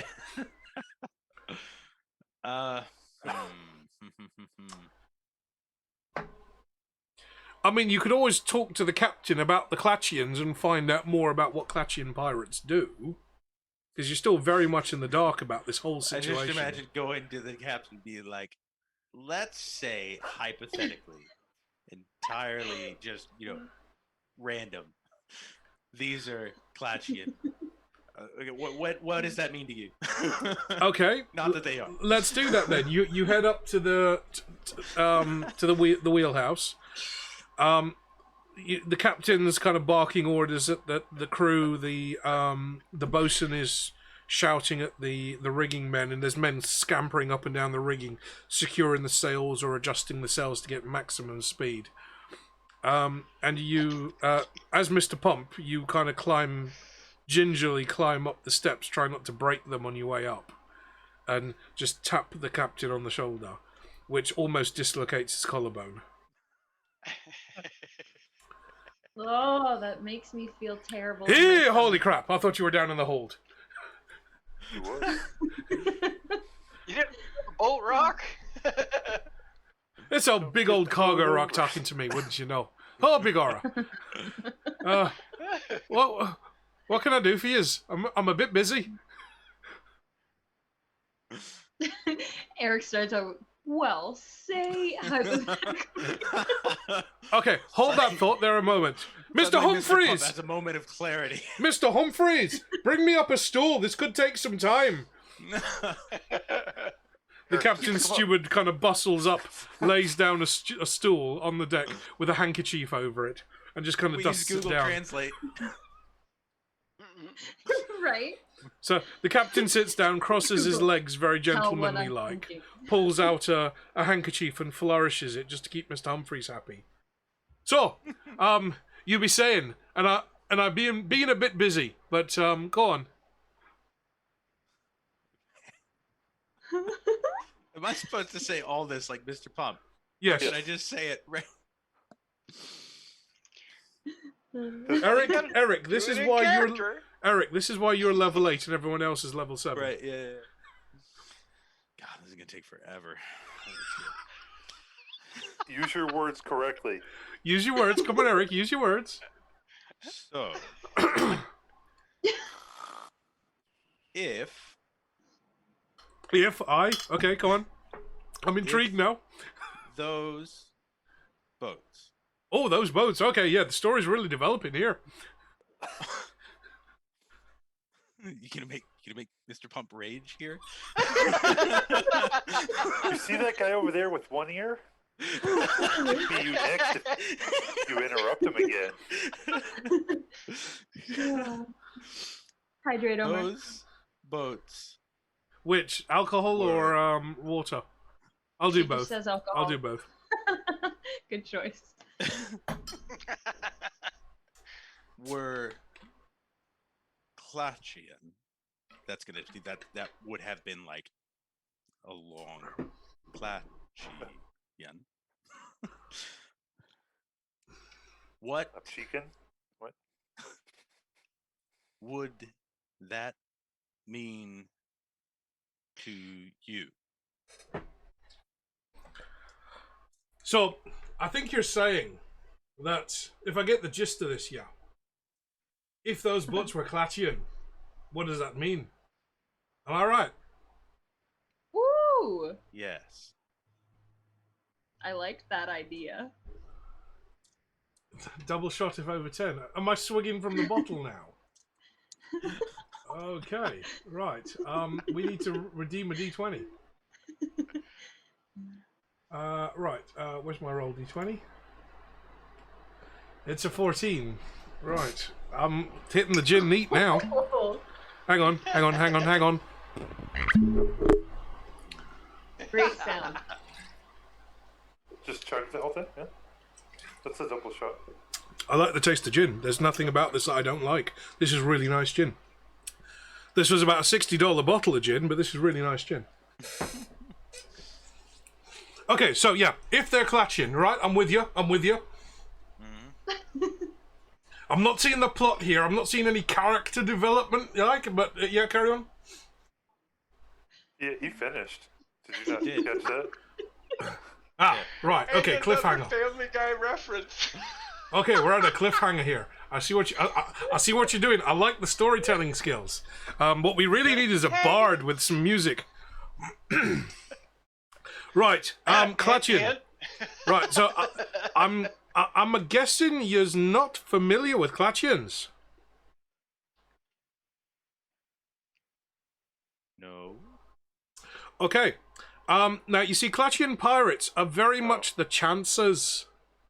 They'll come in and they'll have a go, and then they'll just bugger off because they know that their technology is so old that they cannot really keep up, especially not with a boat like I've got.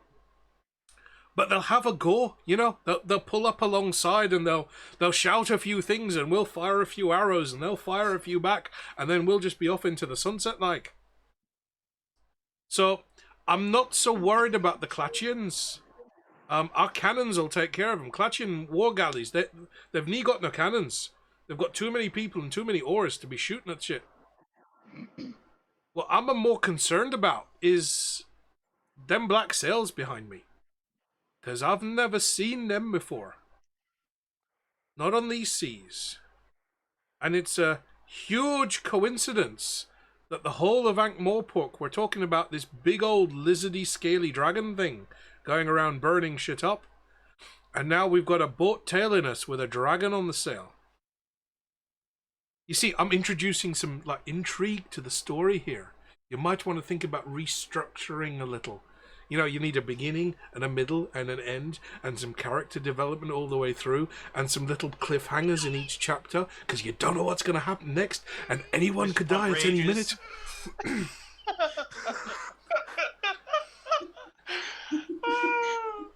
That's good. So, the Clutchians, I'm nie worried about. It's them dragon Mr. cells Pump, hang behind on. me. Mr. Pump takes a quick step to the left. Okay. Your left or my left? My left. Okay, so you're standing right up against the railing of the wheelhouse now. Sure. You weren't expecting that level of detail, were you? I didn't know exactly where to begin with, so that Okay. I figured we were center. Okay, hang on. So. There's a dice roll involved here. And it's a 1. Oh, fuck.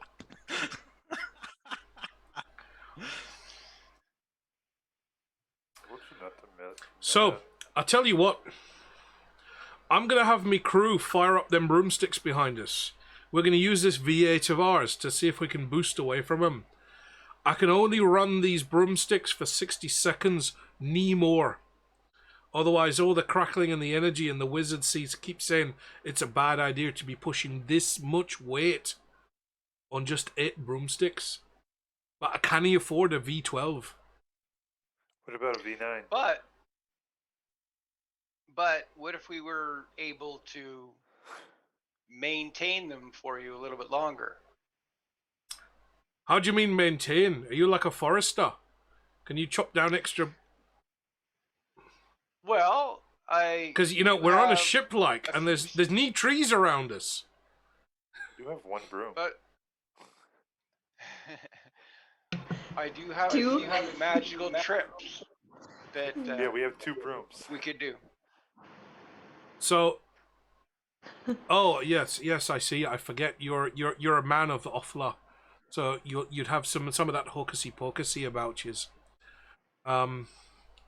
Well, if you can channel some of your energy into them broomsticks, we might be able to get a little bit extra ground.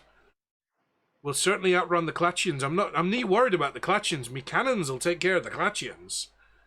It's those dragon cells behind me that worry me, because I've never seen them before. And this is turning into the absolute worst Belfast accent I've ever done in my life.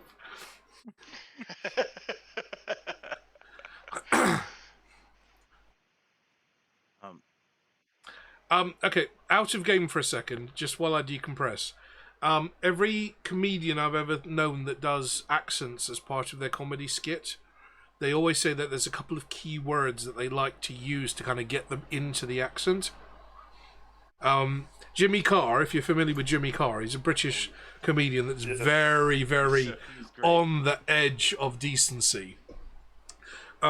Whenever Jimmy Carr's trying to do a Belfast accent, he always uses the term "parshar," as in power shower. A parshar, and that gives you the vowels and the pronunciation that kind of brings out the Northern Ireland accent, the Belfast accent. And that's what I've been using with the captain and most of the crew, is a Belfast accent. But when he wants to do a Newcastle accent, which is where I'm living, just on the edges of Newcastle, which is the Geordie accent, he picks different words. And it's certain words that kind of get you into the kind of mouth feel about how people talk in a regional area.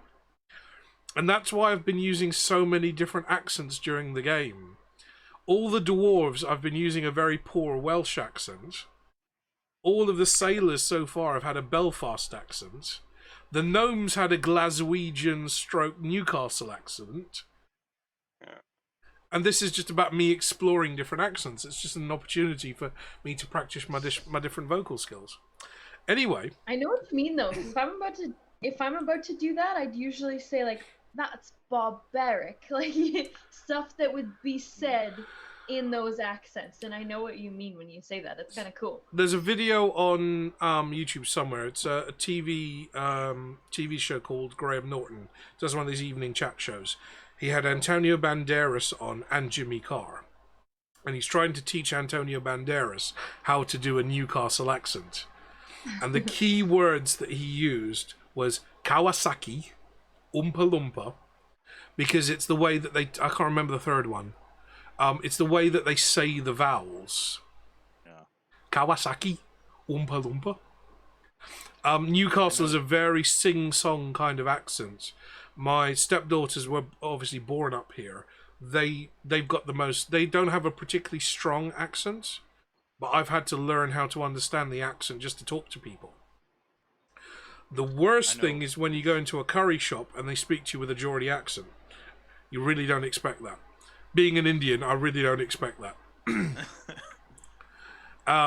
With my friends that were actors, I know that they would do, for Australian, they would do good eye, mate.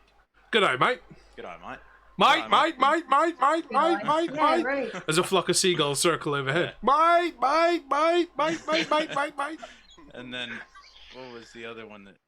I know, this is a phrase, I don't know if it's necessarily like something you probably can use it to get like a Boston accent.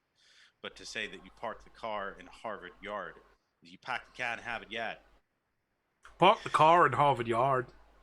Yeah. No, that's it. I go a bit Belfast when I say that. I go a bit Northern Ireland because I'm drifting into the yaw in it. Yeah. I'm drifting into the parshar at that point, where all the O's turn into A's because they just can't write very well. So every vowel is an A. It's a parshar, not a power shower. And I only know like with Minnesota, I have to just say Minnesota. Mini soda. Minnesota. Like a tiny little can of pop. It's a mini soda. Minnesota. It's Yeah, 8 out of 10 cats does countdown. That's what Jimmy Carr's famous for. It's brilliant in that. show. It's one of the few hilarious. shows My that still favorite- makes me laugh. my favorite video of Jimmy Carr is his responses to hecklers at his shows. That is fantastic stuff. So, I believe that. do you actually think you're doing better than me? I mean, if you want, come down. Like, okay, security, just bring the guy down. We'll put him on stage. He's gonna be great. What is it? Carrot in a box? The game? You say Karen in the box? Carrot. Carrot, like the vegetable. I thought you meant Karen, like. I want to see the... Supervisor! Hello, Google. Hello, insert name here. I would like to speak to a manager, please. Oh God. I'm horrified by the working conditions you've subjugated me to. Can I please speak to your supervisor? That's a Karen in a box. I'm not your manager. Mr. Pump puts his knuckles up. He's like, Bun managing. Okay, right. Okay, tangent aside, you have the captain listening aptly, or in absolute rapture to your potential plan.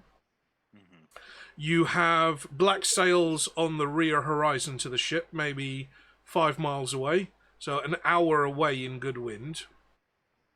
You've got 2 Klatchian war galleys that are under wind power and rowing, probably rowed by slaves, and they're off to your left side, and they're closing. They're making very good speed because of all the oars. So, what is your final proposal for your... Oh, sorry, to the captain. Adam, I'm just checking that now. So you guys are going to go on the back. Yeah, we can do Yeah. that. Adam, yes, that's exactly the one. That's exactly the episode of Graham Norton. Does everyone else want the link? I'm good. I'll post it in chat. This is Graham Norton's TV show. But he's got Jimmy Carr on talking to Antonio Banderas and Salma Hayek about doing different regional accents and how you prepare, how you get your mind into the vowel sounds, because all accents are about the vowels. The consonants tend to be hard sounds. The vowels tend to be that kind of modulated sing-song sound, and it's about getting the vowels right. That's crazy how young they look there. For an Australian accent, it's the A. So rather than just the letter A, it's A-Y-Y-Y-Y. It's like, good day, mate. As in, hello, sir. No, it's E-H-H-H-H-H-H. I remember the weirdest thing with Australian, the weirdest thing I noticed with Australian was the way they say no. They say no. No. Nail. Not no. No. It's like N-O-E. No. Yeah. But the E, you don't change. You keep the O on the outside of your mouth. It almost sounds like an R. No, Yeah, you have to pronounce it as if you say the pronunciation is N-A-Y, nay. No. But it's N-O-E. But it's it's just the inflection on the E. This is just honestly, Eric's nailing this because he's been living in Europe for so long now that there's so many different variations of accents in Europe, and the inflections are always on the vowels, never on the consonants. The consonants are always hard letters. So how would you say Q? Q? As in joining queue in the post office? All that is the letter Q and with 4 more letters waiting in line. Yeah, but you're supposed to put the emphasis on the vowels. Yeah, that's just a bad example. I mean, something like bottle or bobbin in English. Bottle. Bottle. Bottle. Bottle. Bottle. It's basically you truncate the word to 2 very abrupt sounds. Bottle. Yeah. So it's B-O-L-E. Bottle. With the glottal stop in between. Yeah, and don't get me started on Cockney. Remember, I grew up in East London, so I know Cockney. So, yeah, if you've ever watched like the likes of Lock, Stock and Two Smoking Barrels or Snatch, and you've had to put the subtitles up, that's what I grew up with. Snatch was great. Lock, Stock was a much better film, though. Snookered. So technically, snookered is if you're playing the game of snooker and you can't make your shot because you've been blocked by another ball by your opponent, because you have to sync the balls in colour order, and you can't take your shot because you've been blocked. So the last player has put the wrong colour ball in line with what you need to hit on your next turn. That's what the term snookered actually means. Anyway, what's this butthole slang thing? terms, it's called cock-blocked. Hang on. was I talking about buttholes at some point? Bobbin. I believe bottle was the word. Oh, bottle. Uh-oh. So I Bottle. went, uh-oh. Okay, good. No, seriously, guys, keep clipping because I need all this crap for my channel trailer. Yeah, you do. Oh god. Okay, so the captain's sitting on his little stool with his handkerchief. You're proposing what exactly? To keep the broomstick's integrity intact so you can go longer of a burst. So let me get this right. You want to dangle yourselves off the back of my ship like a pair of conkers on a string, and you're going to be Ropes already done it using once. your kind of hocus pocus to keep the broomsticks running. Jazz fingers. Yeah. Well, I don't see the problem in that because none of my crew are going to be at risk. Have a way with you. First mate, make it happen. Get me some rope, get me a little plank to make them a little seat, and dangle them over the back of the ship. That way, if them Clatchians fire on us, they'll be hit first. All right. Have your shield spell ready. After about You won't be 5 able to. minutes, Brian, you and the rogue are both sitting on a plank of wood with a piece of rope strung from it, like a really ghetto swing set, dangling off the back of the ship. The captain leans over Right, this is really good, Dustin. This is good. He posted in the D&D life, and it's like, "Wizard, why are you making popcorn?" And then the rogue is like, the bard asked very loudly, "Who would win a fight between the warlock's mage and the cleric's tiny?" And the wizard, "This is bad. Do something." I'm making popcorn. This is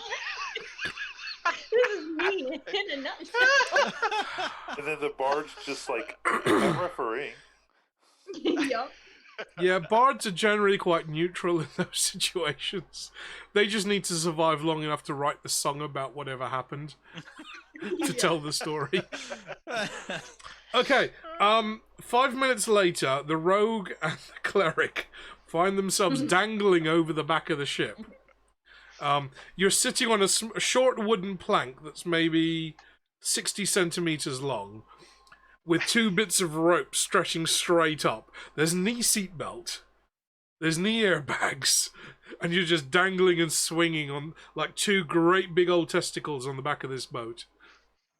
I call the bigger one. Each of you is tending. I got bigger balls than you guys. Just because your balls are shiny didn't mean they're bigger. All your fancy armor, you better not fall off, man. Oh shit. You'll sink like a shit down a toilet, I tell you.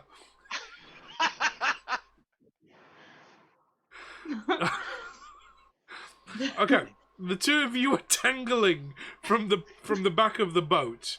You've both got 4 broomsticks in front of you, arranged in a V shape. Signal to the captain when you're ready, and he will engage the broomsticks.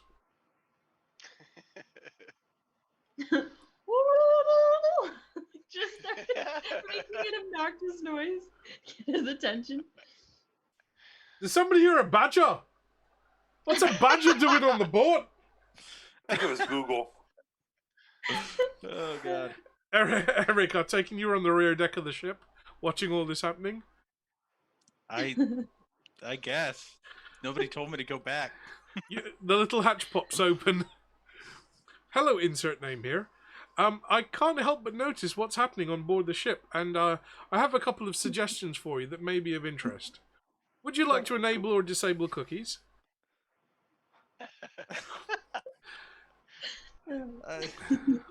Okay.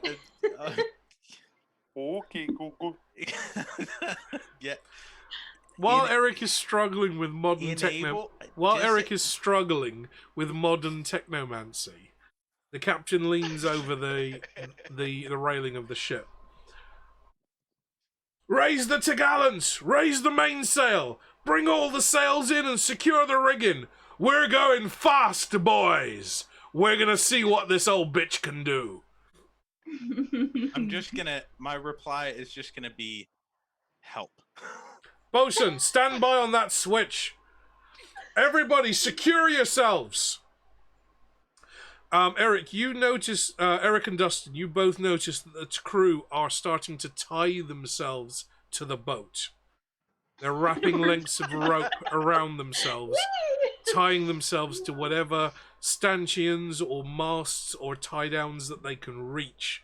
You've got men in the rigging that are looping their hands around the rope just to hold on for dear life for what's about to happen.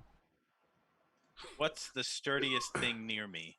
What the hell is that? Grab That looks like the bridge. That's what, the Golden Gate San Bridge? Francisco. Yeah, San Francisco. How did Yeah. you do that? It's the streets of San Francisco. I grabbed the Can you sturdiest breathe? thing Can you closest to breathe? me. I grabbed Mr. Pump then. I didn't know this could Um, happen, okay? Yeah, I'm not Dustin. sure. Dustin, the most solid thing close to you is either the ship's wheel, the rear mast, or Mr. Pump himself. What did you do? So you Yeah, grab Fred. onto Mr. Pump. I'm just gonna grab onto Mr. Pump. It's setting tonight. I tried to I fix my suppose. sound. I don't Sam, think are you grabbing drinking? the wheel is a good idea. I suppose. What did you do? Are you For drinking, me, Sam? holding on to the rear mast would probably be the best. bet. Okay. So Mr. Pump is wrapped around the rear mast. Sam, if you're not drinking, you really probably should start. I have not had a drink, okay? I have not had a sip. Right, well, you're slacking, and I'm going to dock your points for that one. I was trying to fix my sound, okay? Okay. Once everything is secured, all the hatches are battened down, the cannons are withdrawn, all the sails are pulled up, you feel the boat start to slow down with the lack of sail power. And then the captain gives the order, and the bow of the boat rises right out of the water as those broomsticks engage. Brian, Sam, you see crackling purple and green, tiny little lightning bolts kind of darting between all the fibers of these kind of medieval style broomsticks. It's basically just a load of sticks tied together on a handle, but they are crackling with energy. The sound that they make sounds like air being torn apart. And you are just hypnotized by the aurora borealis that's happening within each of these brooms. The purples and the blues and the greens and the oranges and the pinks as the energy just crackles between them. And then all of a sudden, the boat just rears up on its rudder and takes off. You guys are kind of dangling there, and all of a sudden you're back here. You're almost straight out behind the boat as the broomsticks take off. And as the inertia starts to die down and the boat picks up speed, you can see just what's happening directly below you. The rudder is locked dead center. There's nothing under the keel of the boat. You look straight down at the back of the boat and you can see that there is a void there. The boat is moving so fast through this water, it's pushed all the water aside. And rather than seeing the usual froth and waves and wake that you would have behind a boat, it's just this empty void where the water's been forcibly pushed out of the way, and it really hasn't got the message that the boat's gone and it can go back into its normal state. It's just still trying to figure out what's going on. And as you look down, you can see the rudder is just in empty air. You can see further down, and you can see some very confused mackerel. You can see a dolphin a dolphin that was trying to keep pace with the boat, but suddenly is just floating in midair. Meanwhile, the bow of the boat rises up onto the hydroplanes, and it boosts away, and all 24 knots just happen like that. And you're suddenly 6 knots, nice gentle breeze, pinned back in your seat, as if you're in a speedboat. So what's that? Pulling about 2 or 3 Gs? It's pulling at least 3 Gs because the swings that we're doing that are suddenly doing this. They're back here. And eventually you're going to swing back down against the back of the hull. As the speed starts to stabilize and the initial acceleration is gone, you both swing back down and crash against the back of the hull. You can kind of see into the captain's quarters from where you are. But the two of you start using your prestidigitation to keep the broomsticks from overheating. You know you can't refill the magic. You don't have that skill. You know you can't repair a damaged magical item with your prestidigitation ability. Only the crafting spell will do that. But what you can do is keep those broomsticks from overheating. And you're channeling all of the magic you have into those 4 broomsticks each to keep them cool. It's not...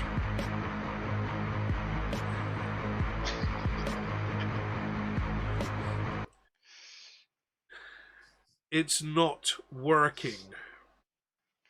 The broomsticks are overheating. You can see the very tips of the bristles on the broom starting to glow and starting to smoke, and there's trails of smoke streaming off the back of the boat as it maintains its full speed of 24 knots. Brian, do you still have your axe? Yes, I do. Okay. I would suggest you pull out your axe and strike the back of the boat. Yeah, it was just actually as soon as you said axe, it's like, oh yeah, okay. Okay, give me a D20 attack roll.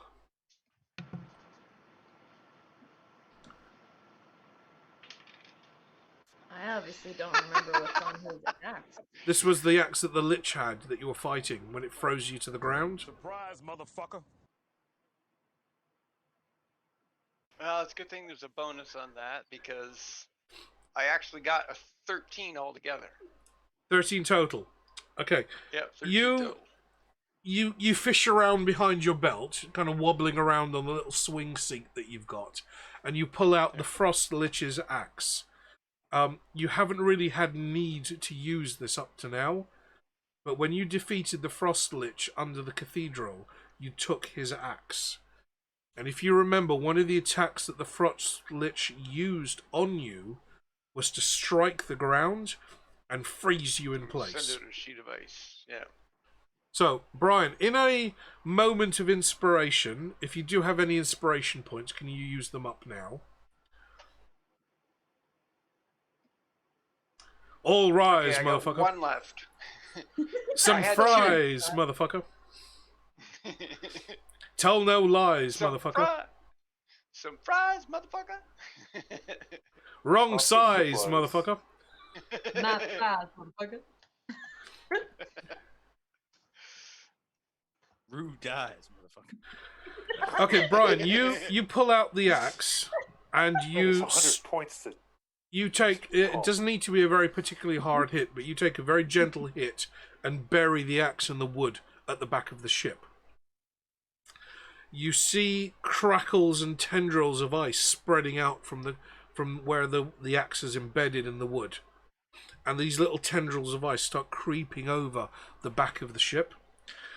After a moment, you see the ice start to creep over the handles of these broomsticks as they protrude from the back of the stern of the ship.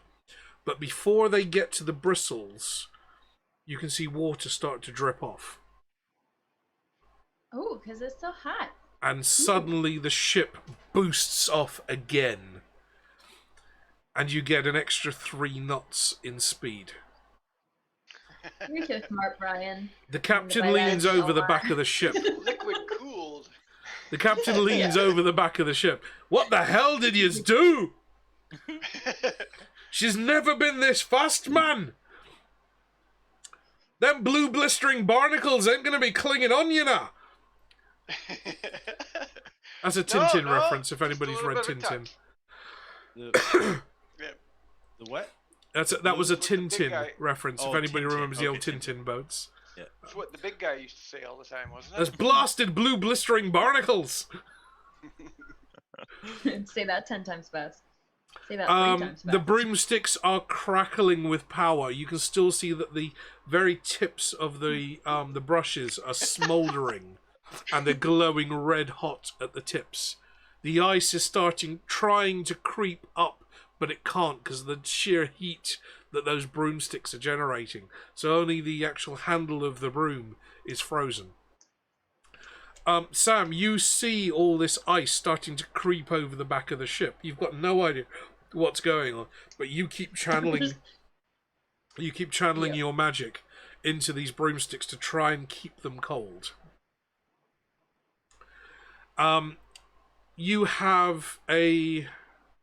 I'm trying to think what the technical term for this is. You've basically used the frost axe as a Pelter unit, or a Peltier unit, which is it's ultimately how air conditioners work.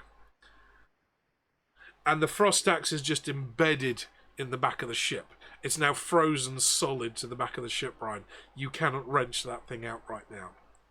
You manage to maintain this speed for nearly 30 seconds.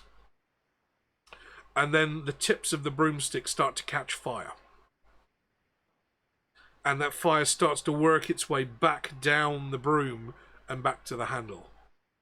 No, we should be yelling at them to stop before it. Well, I was gonna say that as soon as he said the bristles were starting to burn. Yeah. So the rogue is hanging from this garden swing going... Cut it! Cut it! Stop! Stop it! There's a lot of fire. Oh, lots of fire.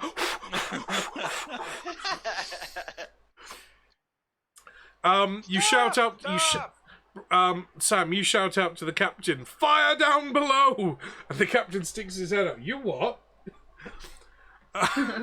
Next thing you know, there's about 5 crew members hanging out of any window that they can, throwing buckets of water over these broomsticks to try and keep them cool. But eventually that kind of octarine crackle starts to disappear from the broomsticks. And the ice from the frost axe overtakes the broomsticks and freezes them all solid. Sam, for the first time in days, you feel something wobbling and wriggling in your backpack. In my pocket? Something you'd forgotten about. Wriggling around in my backpack? Yes. Vibrating, perhaps? Buggers. No, I don't think those ones vibrate. Oh, okay. The Okay. other ones that do. Yeah, right. Wait. Moving around in my backpack? You feel something Like- wobbling around in your backpack. Oh, I wonder Like- what would do that.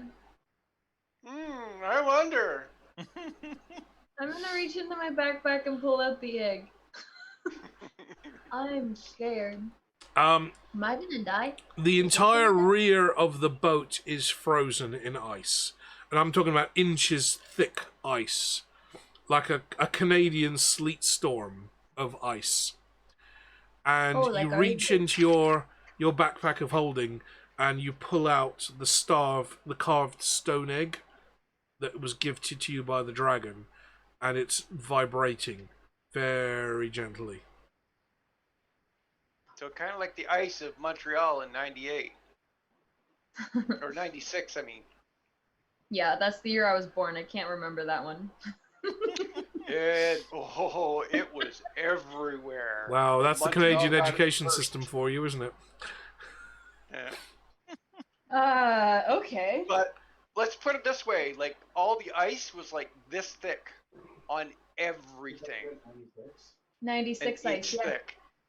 Yep.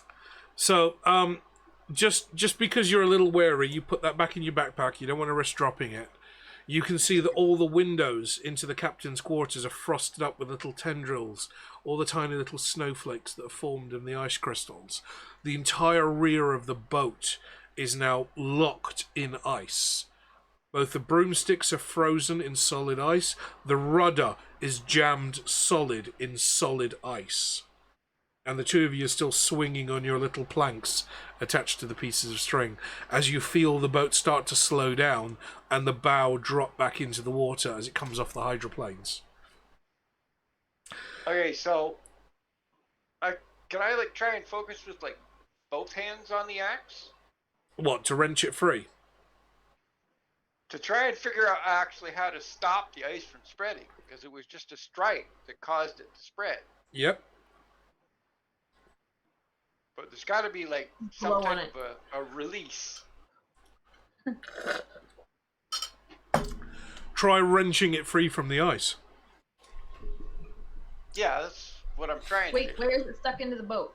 Because I had one hand on it, and you said like I couldn't pull it free. Like it's stuck. So I put two hands to try and Okay. kind of back it off type of thing. We will need a strength saving throw in that case. Okay. You need a lot of hot water, Moko. So somebody pretended it's a jellyfish sting. Okay, Brian, start peeing. Okay, Get so that ice melted. I got a 1 with another 1 beside it. Okay. Brian, So, you 11. reach both hands down to the handle of the frost axe. 15. And try and wrench that free. What was your final score? 15. 15. You managed to break the axe free from the ice.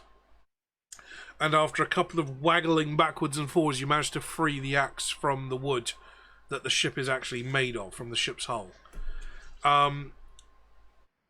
You pull the axe up. You look at this axe with some trepidation. Do you really want to be carrying around something like this? And tuck it back Don't into drop it on the floor. tuck it back into your belt. The ice that it's created around these broomsticks is so thick that you can barely see the broomsticks. It's almost like this boat is towing a small glacier now. And with the power of the broomsticks turned off, the boat's bow drops back down into the water, bobs a little, and then settles almost to a stop. You can hear the crew up above dropping the sails to try and catch some bits of wind, but the broomsticks are now effectively useless. They're frozen solid. And that's probably going to take quite a few hours for it to even start to thaw. And using fire spells would wreck the boat. Do you want to risk setting fire to the boat and the broomsticks? Exactly. You Fire feel dragons. I'll call my sugar daddy. He'll come right over and get that gone for us. you feel a jerk from underneath your bums as the seat is pulled up and hauled back up to the top of the deck by the crew. As you look out from the rear of the ship, you can see that the black sails are gone. The pirate galleys that the Klatchians were rowing are way off in the distance. You've managed to put yourself at least 5 miles ahead of any danger. And that, on the map, that would put you about here, just off the coast of Hersheba. So you've boosted from about here to here in less than 60 seconds, which would have been almost a full day sailing under normal air power. Not bad. Gone in 60 seconds. The captain pulls you up over the side. He grabs you, shakes your hands, hugs you. He's incredibly grateful. Not only have you saved his ship, but you've saved his crew. You're all alive. But those broomsticks are going to be out of commission for some time. I was a little overzealous there.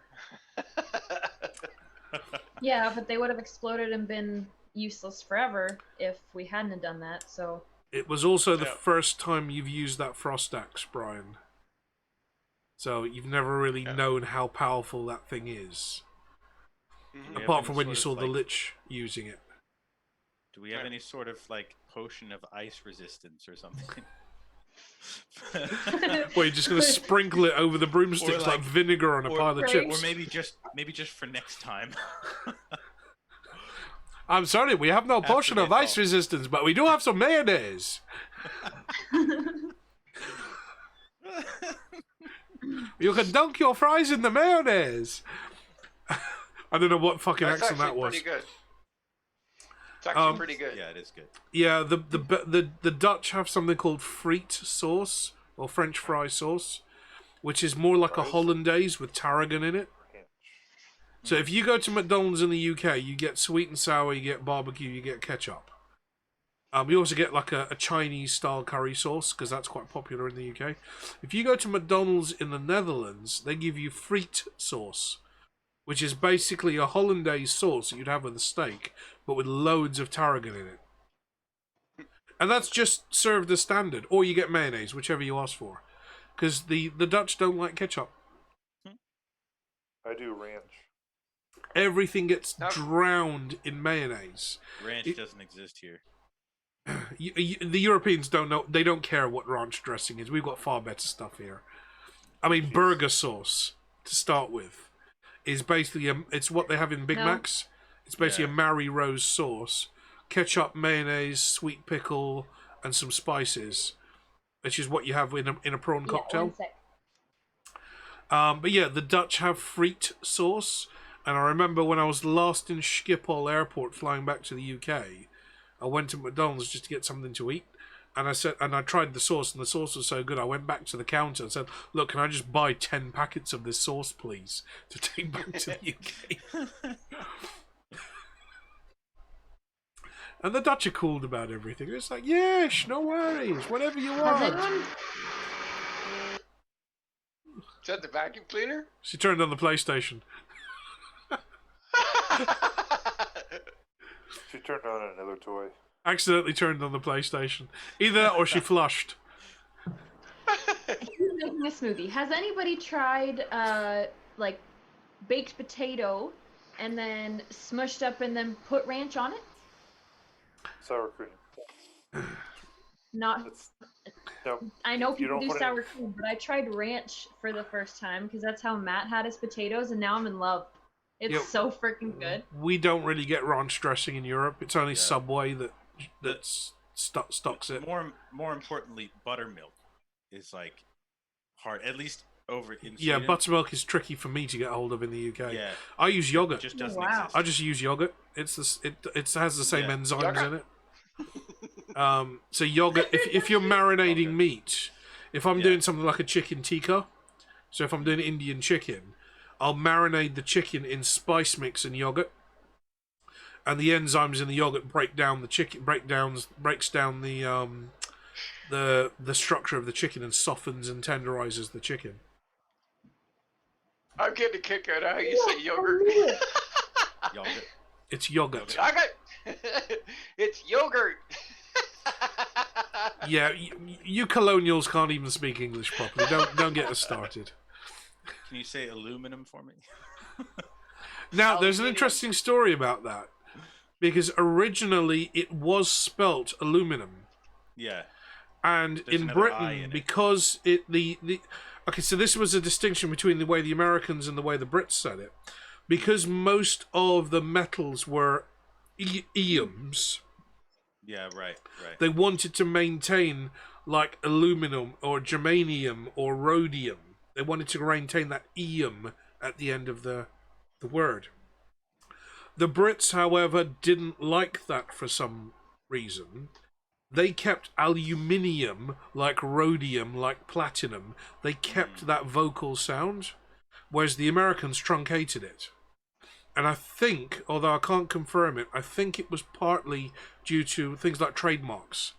Like how you end up calling something by its brand name rather than what it is. Right, okay. Like, in the US, it's you have, was it Advil rather than just ibuprofen? Or you have Tylenol instead of just paracetamol. You call it by the brand name.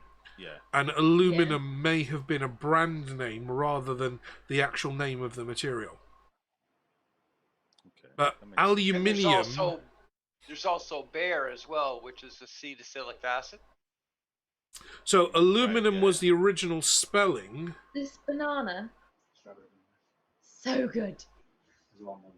Aluminum was the original spelling, but the Brits changed it to Banana what? aluminium, so it matched the other metals like chromium and rhodium, and it had the ium at the end of it. That's the only reason why it changed, and that changed around the early 1800s.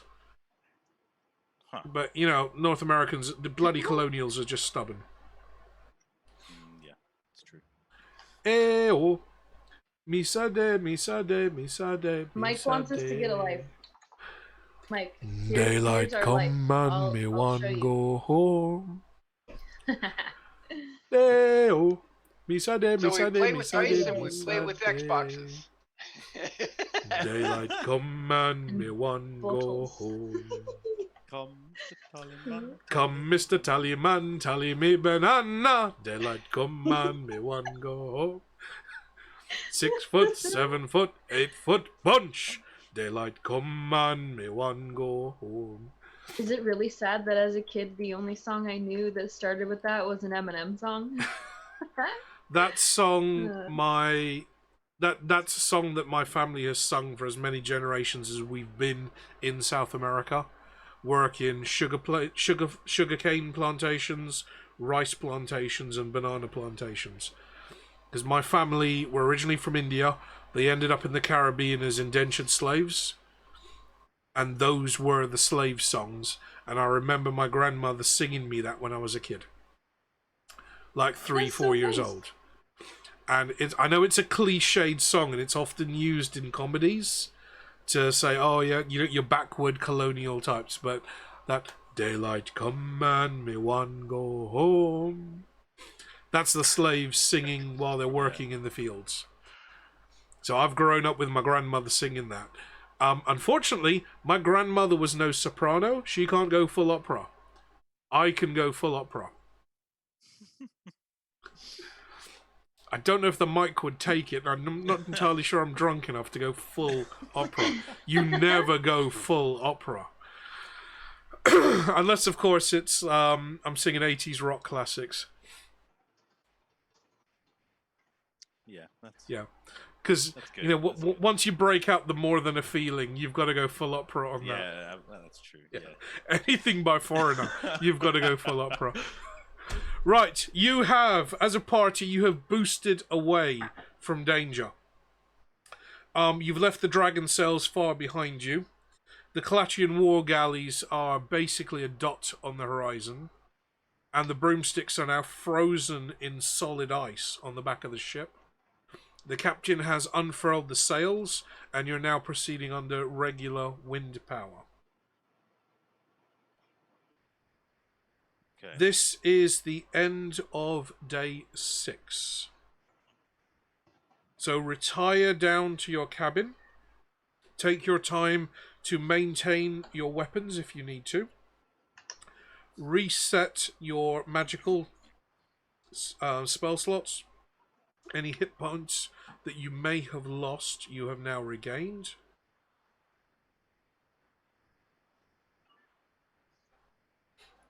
And on the morning of day 7, again you hear that familiar cry. Black sails! Thought it was going to be like red sails or something. every day it's a different color. Right. Purple sails! With a certain amount of fear, you grab your basic clothing, you run up onto the deck where the captain's already awake. Mr. Humphreys is there fussing with some handkerchiefs. And this time in front of the boat, Oh boy. you see a war galleon. You see a man of war barely 2 miles out, emerging from the fog ahead of you. And as you start to move towards it, suddenly the wind drops to nothing, and the sails go slack. The captain pulls up his eyeglass, and he says nothing, handing the eyeglass to the ranger. We've hit the doldrums. Forget the handkerchiefs. You need the brown pants. Dustin, you take a peep through the eyeglass and you see what looks like a ragged hulk of a ship. Something that looks like it's been sunken for over 100 years. The wood is starting to rot, there's gaps and holes in the hull, the sails are tattered and torn, and it is making full speed towards you.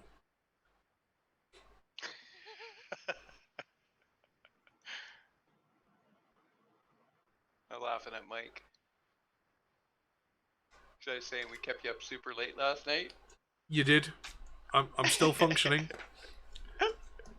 Mike saying you're an AI. Error 404. Waving that flag. As Dustin, as you're looking through the eyeglass, you hear the captain sigh with a level of resignation that you've not heard from him yet. And the rest of you see the colour kind of draining out of his face. Oh shit. You were getting that feeling too? Yes, because that always happens. He's like, something bad's gonna happen. What the heck?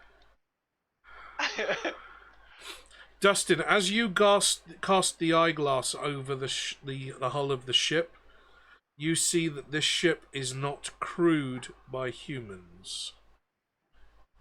You see half-men, you see zombies, you see skeletons, all wielding weapons, preparing to board.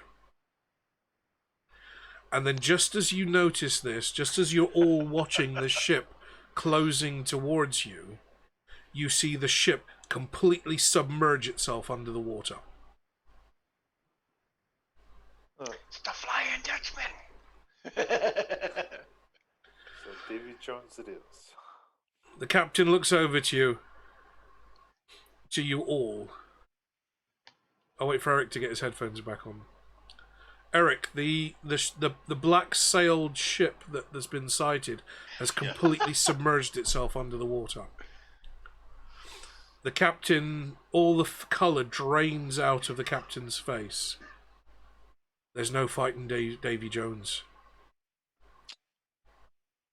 And at that point you hear the spotter up in the crow's nest start clanging the bell. Oh. Ching, ching, ching, ching, ching. Black sails! And as the captain scans to the port side of the boat, you see another ragged, rotted hulk of a ship emerge out of the water straight up. And that's where we're going to end it tonight. I knew it. Called it! Sam called it. Yeah, I was going to say I did it. I called it. Okay, everyone in chat, thank you very much for joining tonight. I wanted to leave it on a bit of a cliffhanger. For those of you that know Sam and you know everything that she's currently going through at the moment, please do donate on that second link. If you are a friend of the channel, jump into Sam's stream tomorrow where she's going to be doing her 1K followers stream, and you've got a chance to win a few choice items. There's a custom acrylic Bob Rossian painting that Sam did last stream, or last Epic stream, just there above the Xbox logo. And on my screen, in the top right hand corner of your screens, you'll see a ring that it's one of my custom designs. It's one that I've been making during the course of this week, and we will be raffling off that ring on her stream tomorrow night. So donations and subscriptions all count towards the raffle. If you can support, please do so. Every Canadian rupee will help. What are you doing? But donations and subs for all this week and tomorrow will count towards that. and hopefully we'll be generating plenty of money to cover the legal bills for her custody battle of her stepkids. And if you're a regular, you all know Chase and Aurora, because they always pop up in stream. So if you can give generously, please do so. You've got a chance of either winning her painting or winning the ring that I'm still currently making. I was making it up until yesterday, and I had a few problems in the soldering while I was working yesterday. So if you go back through the videos of my stream, you'll see some of the problems that I was encountering while making that piece of jewellery. But we'll be raffling that off tomorrow, hopefully not too early, because I'm going to need my sleep. But it's everything. Seriously, guys, you can sub to a hot tub streamer, but frankly, this is just a better use of your money. I've cancelled all of my subscriptions and donating wherever I can, and every rupee helps. Every Canadian kopeck helps to the cause. So don't have to do much, just as long as you can contribute. She's got 1,000 followers now on Twitch. If every follower gave $10, that's the entire legal bill paid for. We had a huge bank of donations earlier in the week. I think it was Tuesday, Wednesday. Which covered us for, well, covered Sam for this month's payment and a good chunk of next month's. So really, this is just pure fundraising. Get as much money to a family that deserves it. If you are subbing to my stream, or you're cheering or donating to my stream, all of that money is going to go to Sam as well. And also, I'm making that ring. So if you do want to go in for the raffle for that ring, you'll be in touch with me at some point for ring sizes and such. And I will, once that's finished, I'll get that sent out to you directly. That's an original design by me. It's handmade by me, and my last 3 streams will actually show you the ring being made if you want to see it from scratch. So we're doing plenty for this family, trying to get money where it's deserved. And that's probably about as much as I can really say without gushing. So, as Blind Eye would say, facts. Facts. Okay, so everybody in chat, thank you very much for joining. I hope you've enjoyed this evening. I'm slurring a bit. That is half the bottle gone. Where? I'm here. That's half the bottle gone. This was an expensive bottle of gin. $30 in your belly. No, that was 30 quid. That's like $60 worth of gin. So yeah, that's okay. Yeah, sorry, I know. Yeah, I'm with you now. That's $30 worth of gin for just that. Yeah. Ooh. In your belly. Hey, the terms of service.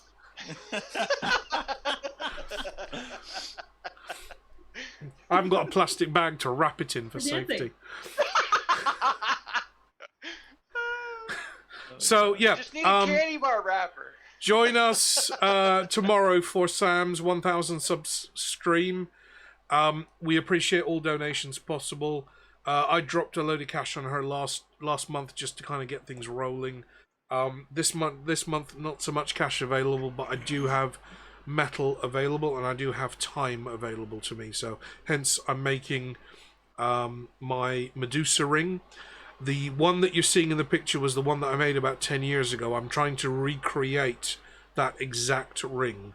It's not going to be perfect, it's not going to be identical to the picture, but it is going to be handmade, it is going to be fully custom, and you've got the chance to win that. Okay, who we raiding? Bayporian? Moko? Oh, she just came on. Bay? Underscore. We're rating Bay? It seems we are. It's on the other side. What do you mean on the other side? Underscore. Like Japan? No, Vaporeon underscore, not underscore Vaporeon. Yeah. Okay, so thank you She was not on a second ago. Thank you very much, guys, for enduring. We've got some cliffhangers at the end of this episode. We've got some interesting stuff coming next episode. Our next D&D session is going to be 2 weeks from now on the 30th. That's Friday the 30th of July. And I'm just going to give you a little hint here but we're talking almost a full-on naval battle. I know, we're like, we can still outrun it, right? This is going to be pretty extreme. I've done plenty of research on how to run naval warfare in D&D, and there's very little information available. There's no formalized rule structure for this, so I'm going to do my best, but we've got serious pirates. Not just the Clatchian Chancers. We've got some serious pirates coming after you now. And it's only going to get more intriguing from here. So, consider me intrigued.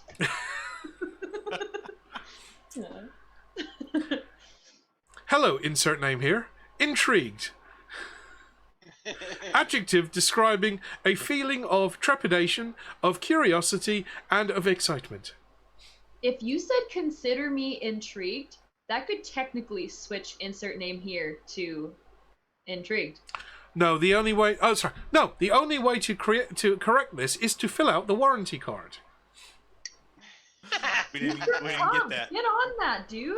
We didn't get that. That thing was secondhand. They threw out that warranty card years ago. Yeah, this thing was shop soiled, wasn't it? I only paid. What did I pay? $20 or something like that. It was like 20 gold for this thing. Yeah. Yeah, no, there's no warranty on that. Brian bought the Imp picture box, and you got the Google for free. Yeah. Is that spelled with Google? double O with umlauts over each O?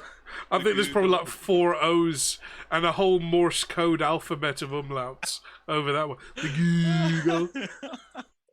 As you say, Mr. Pump wouldn't know how to write his name anyway.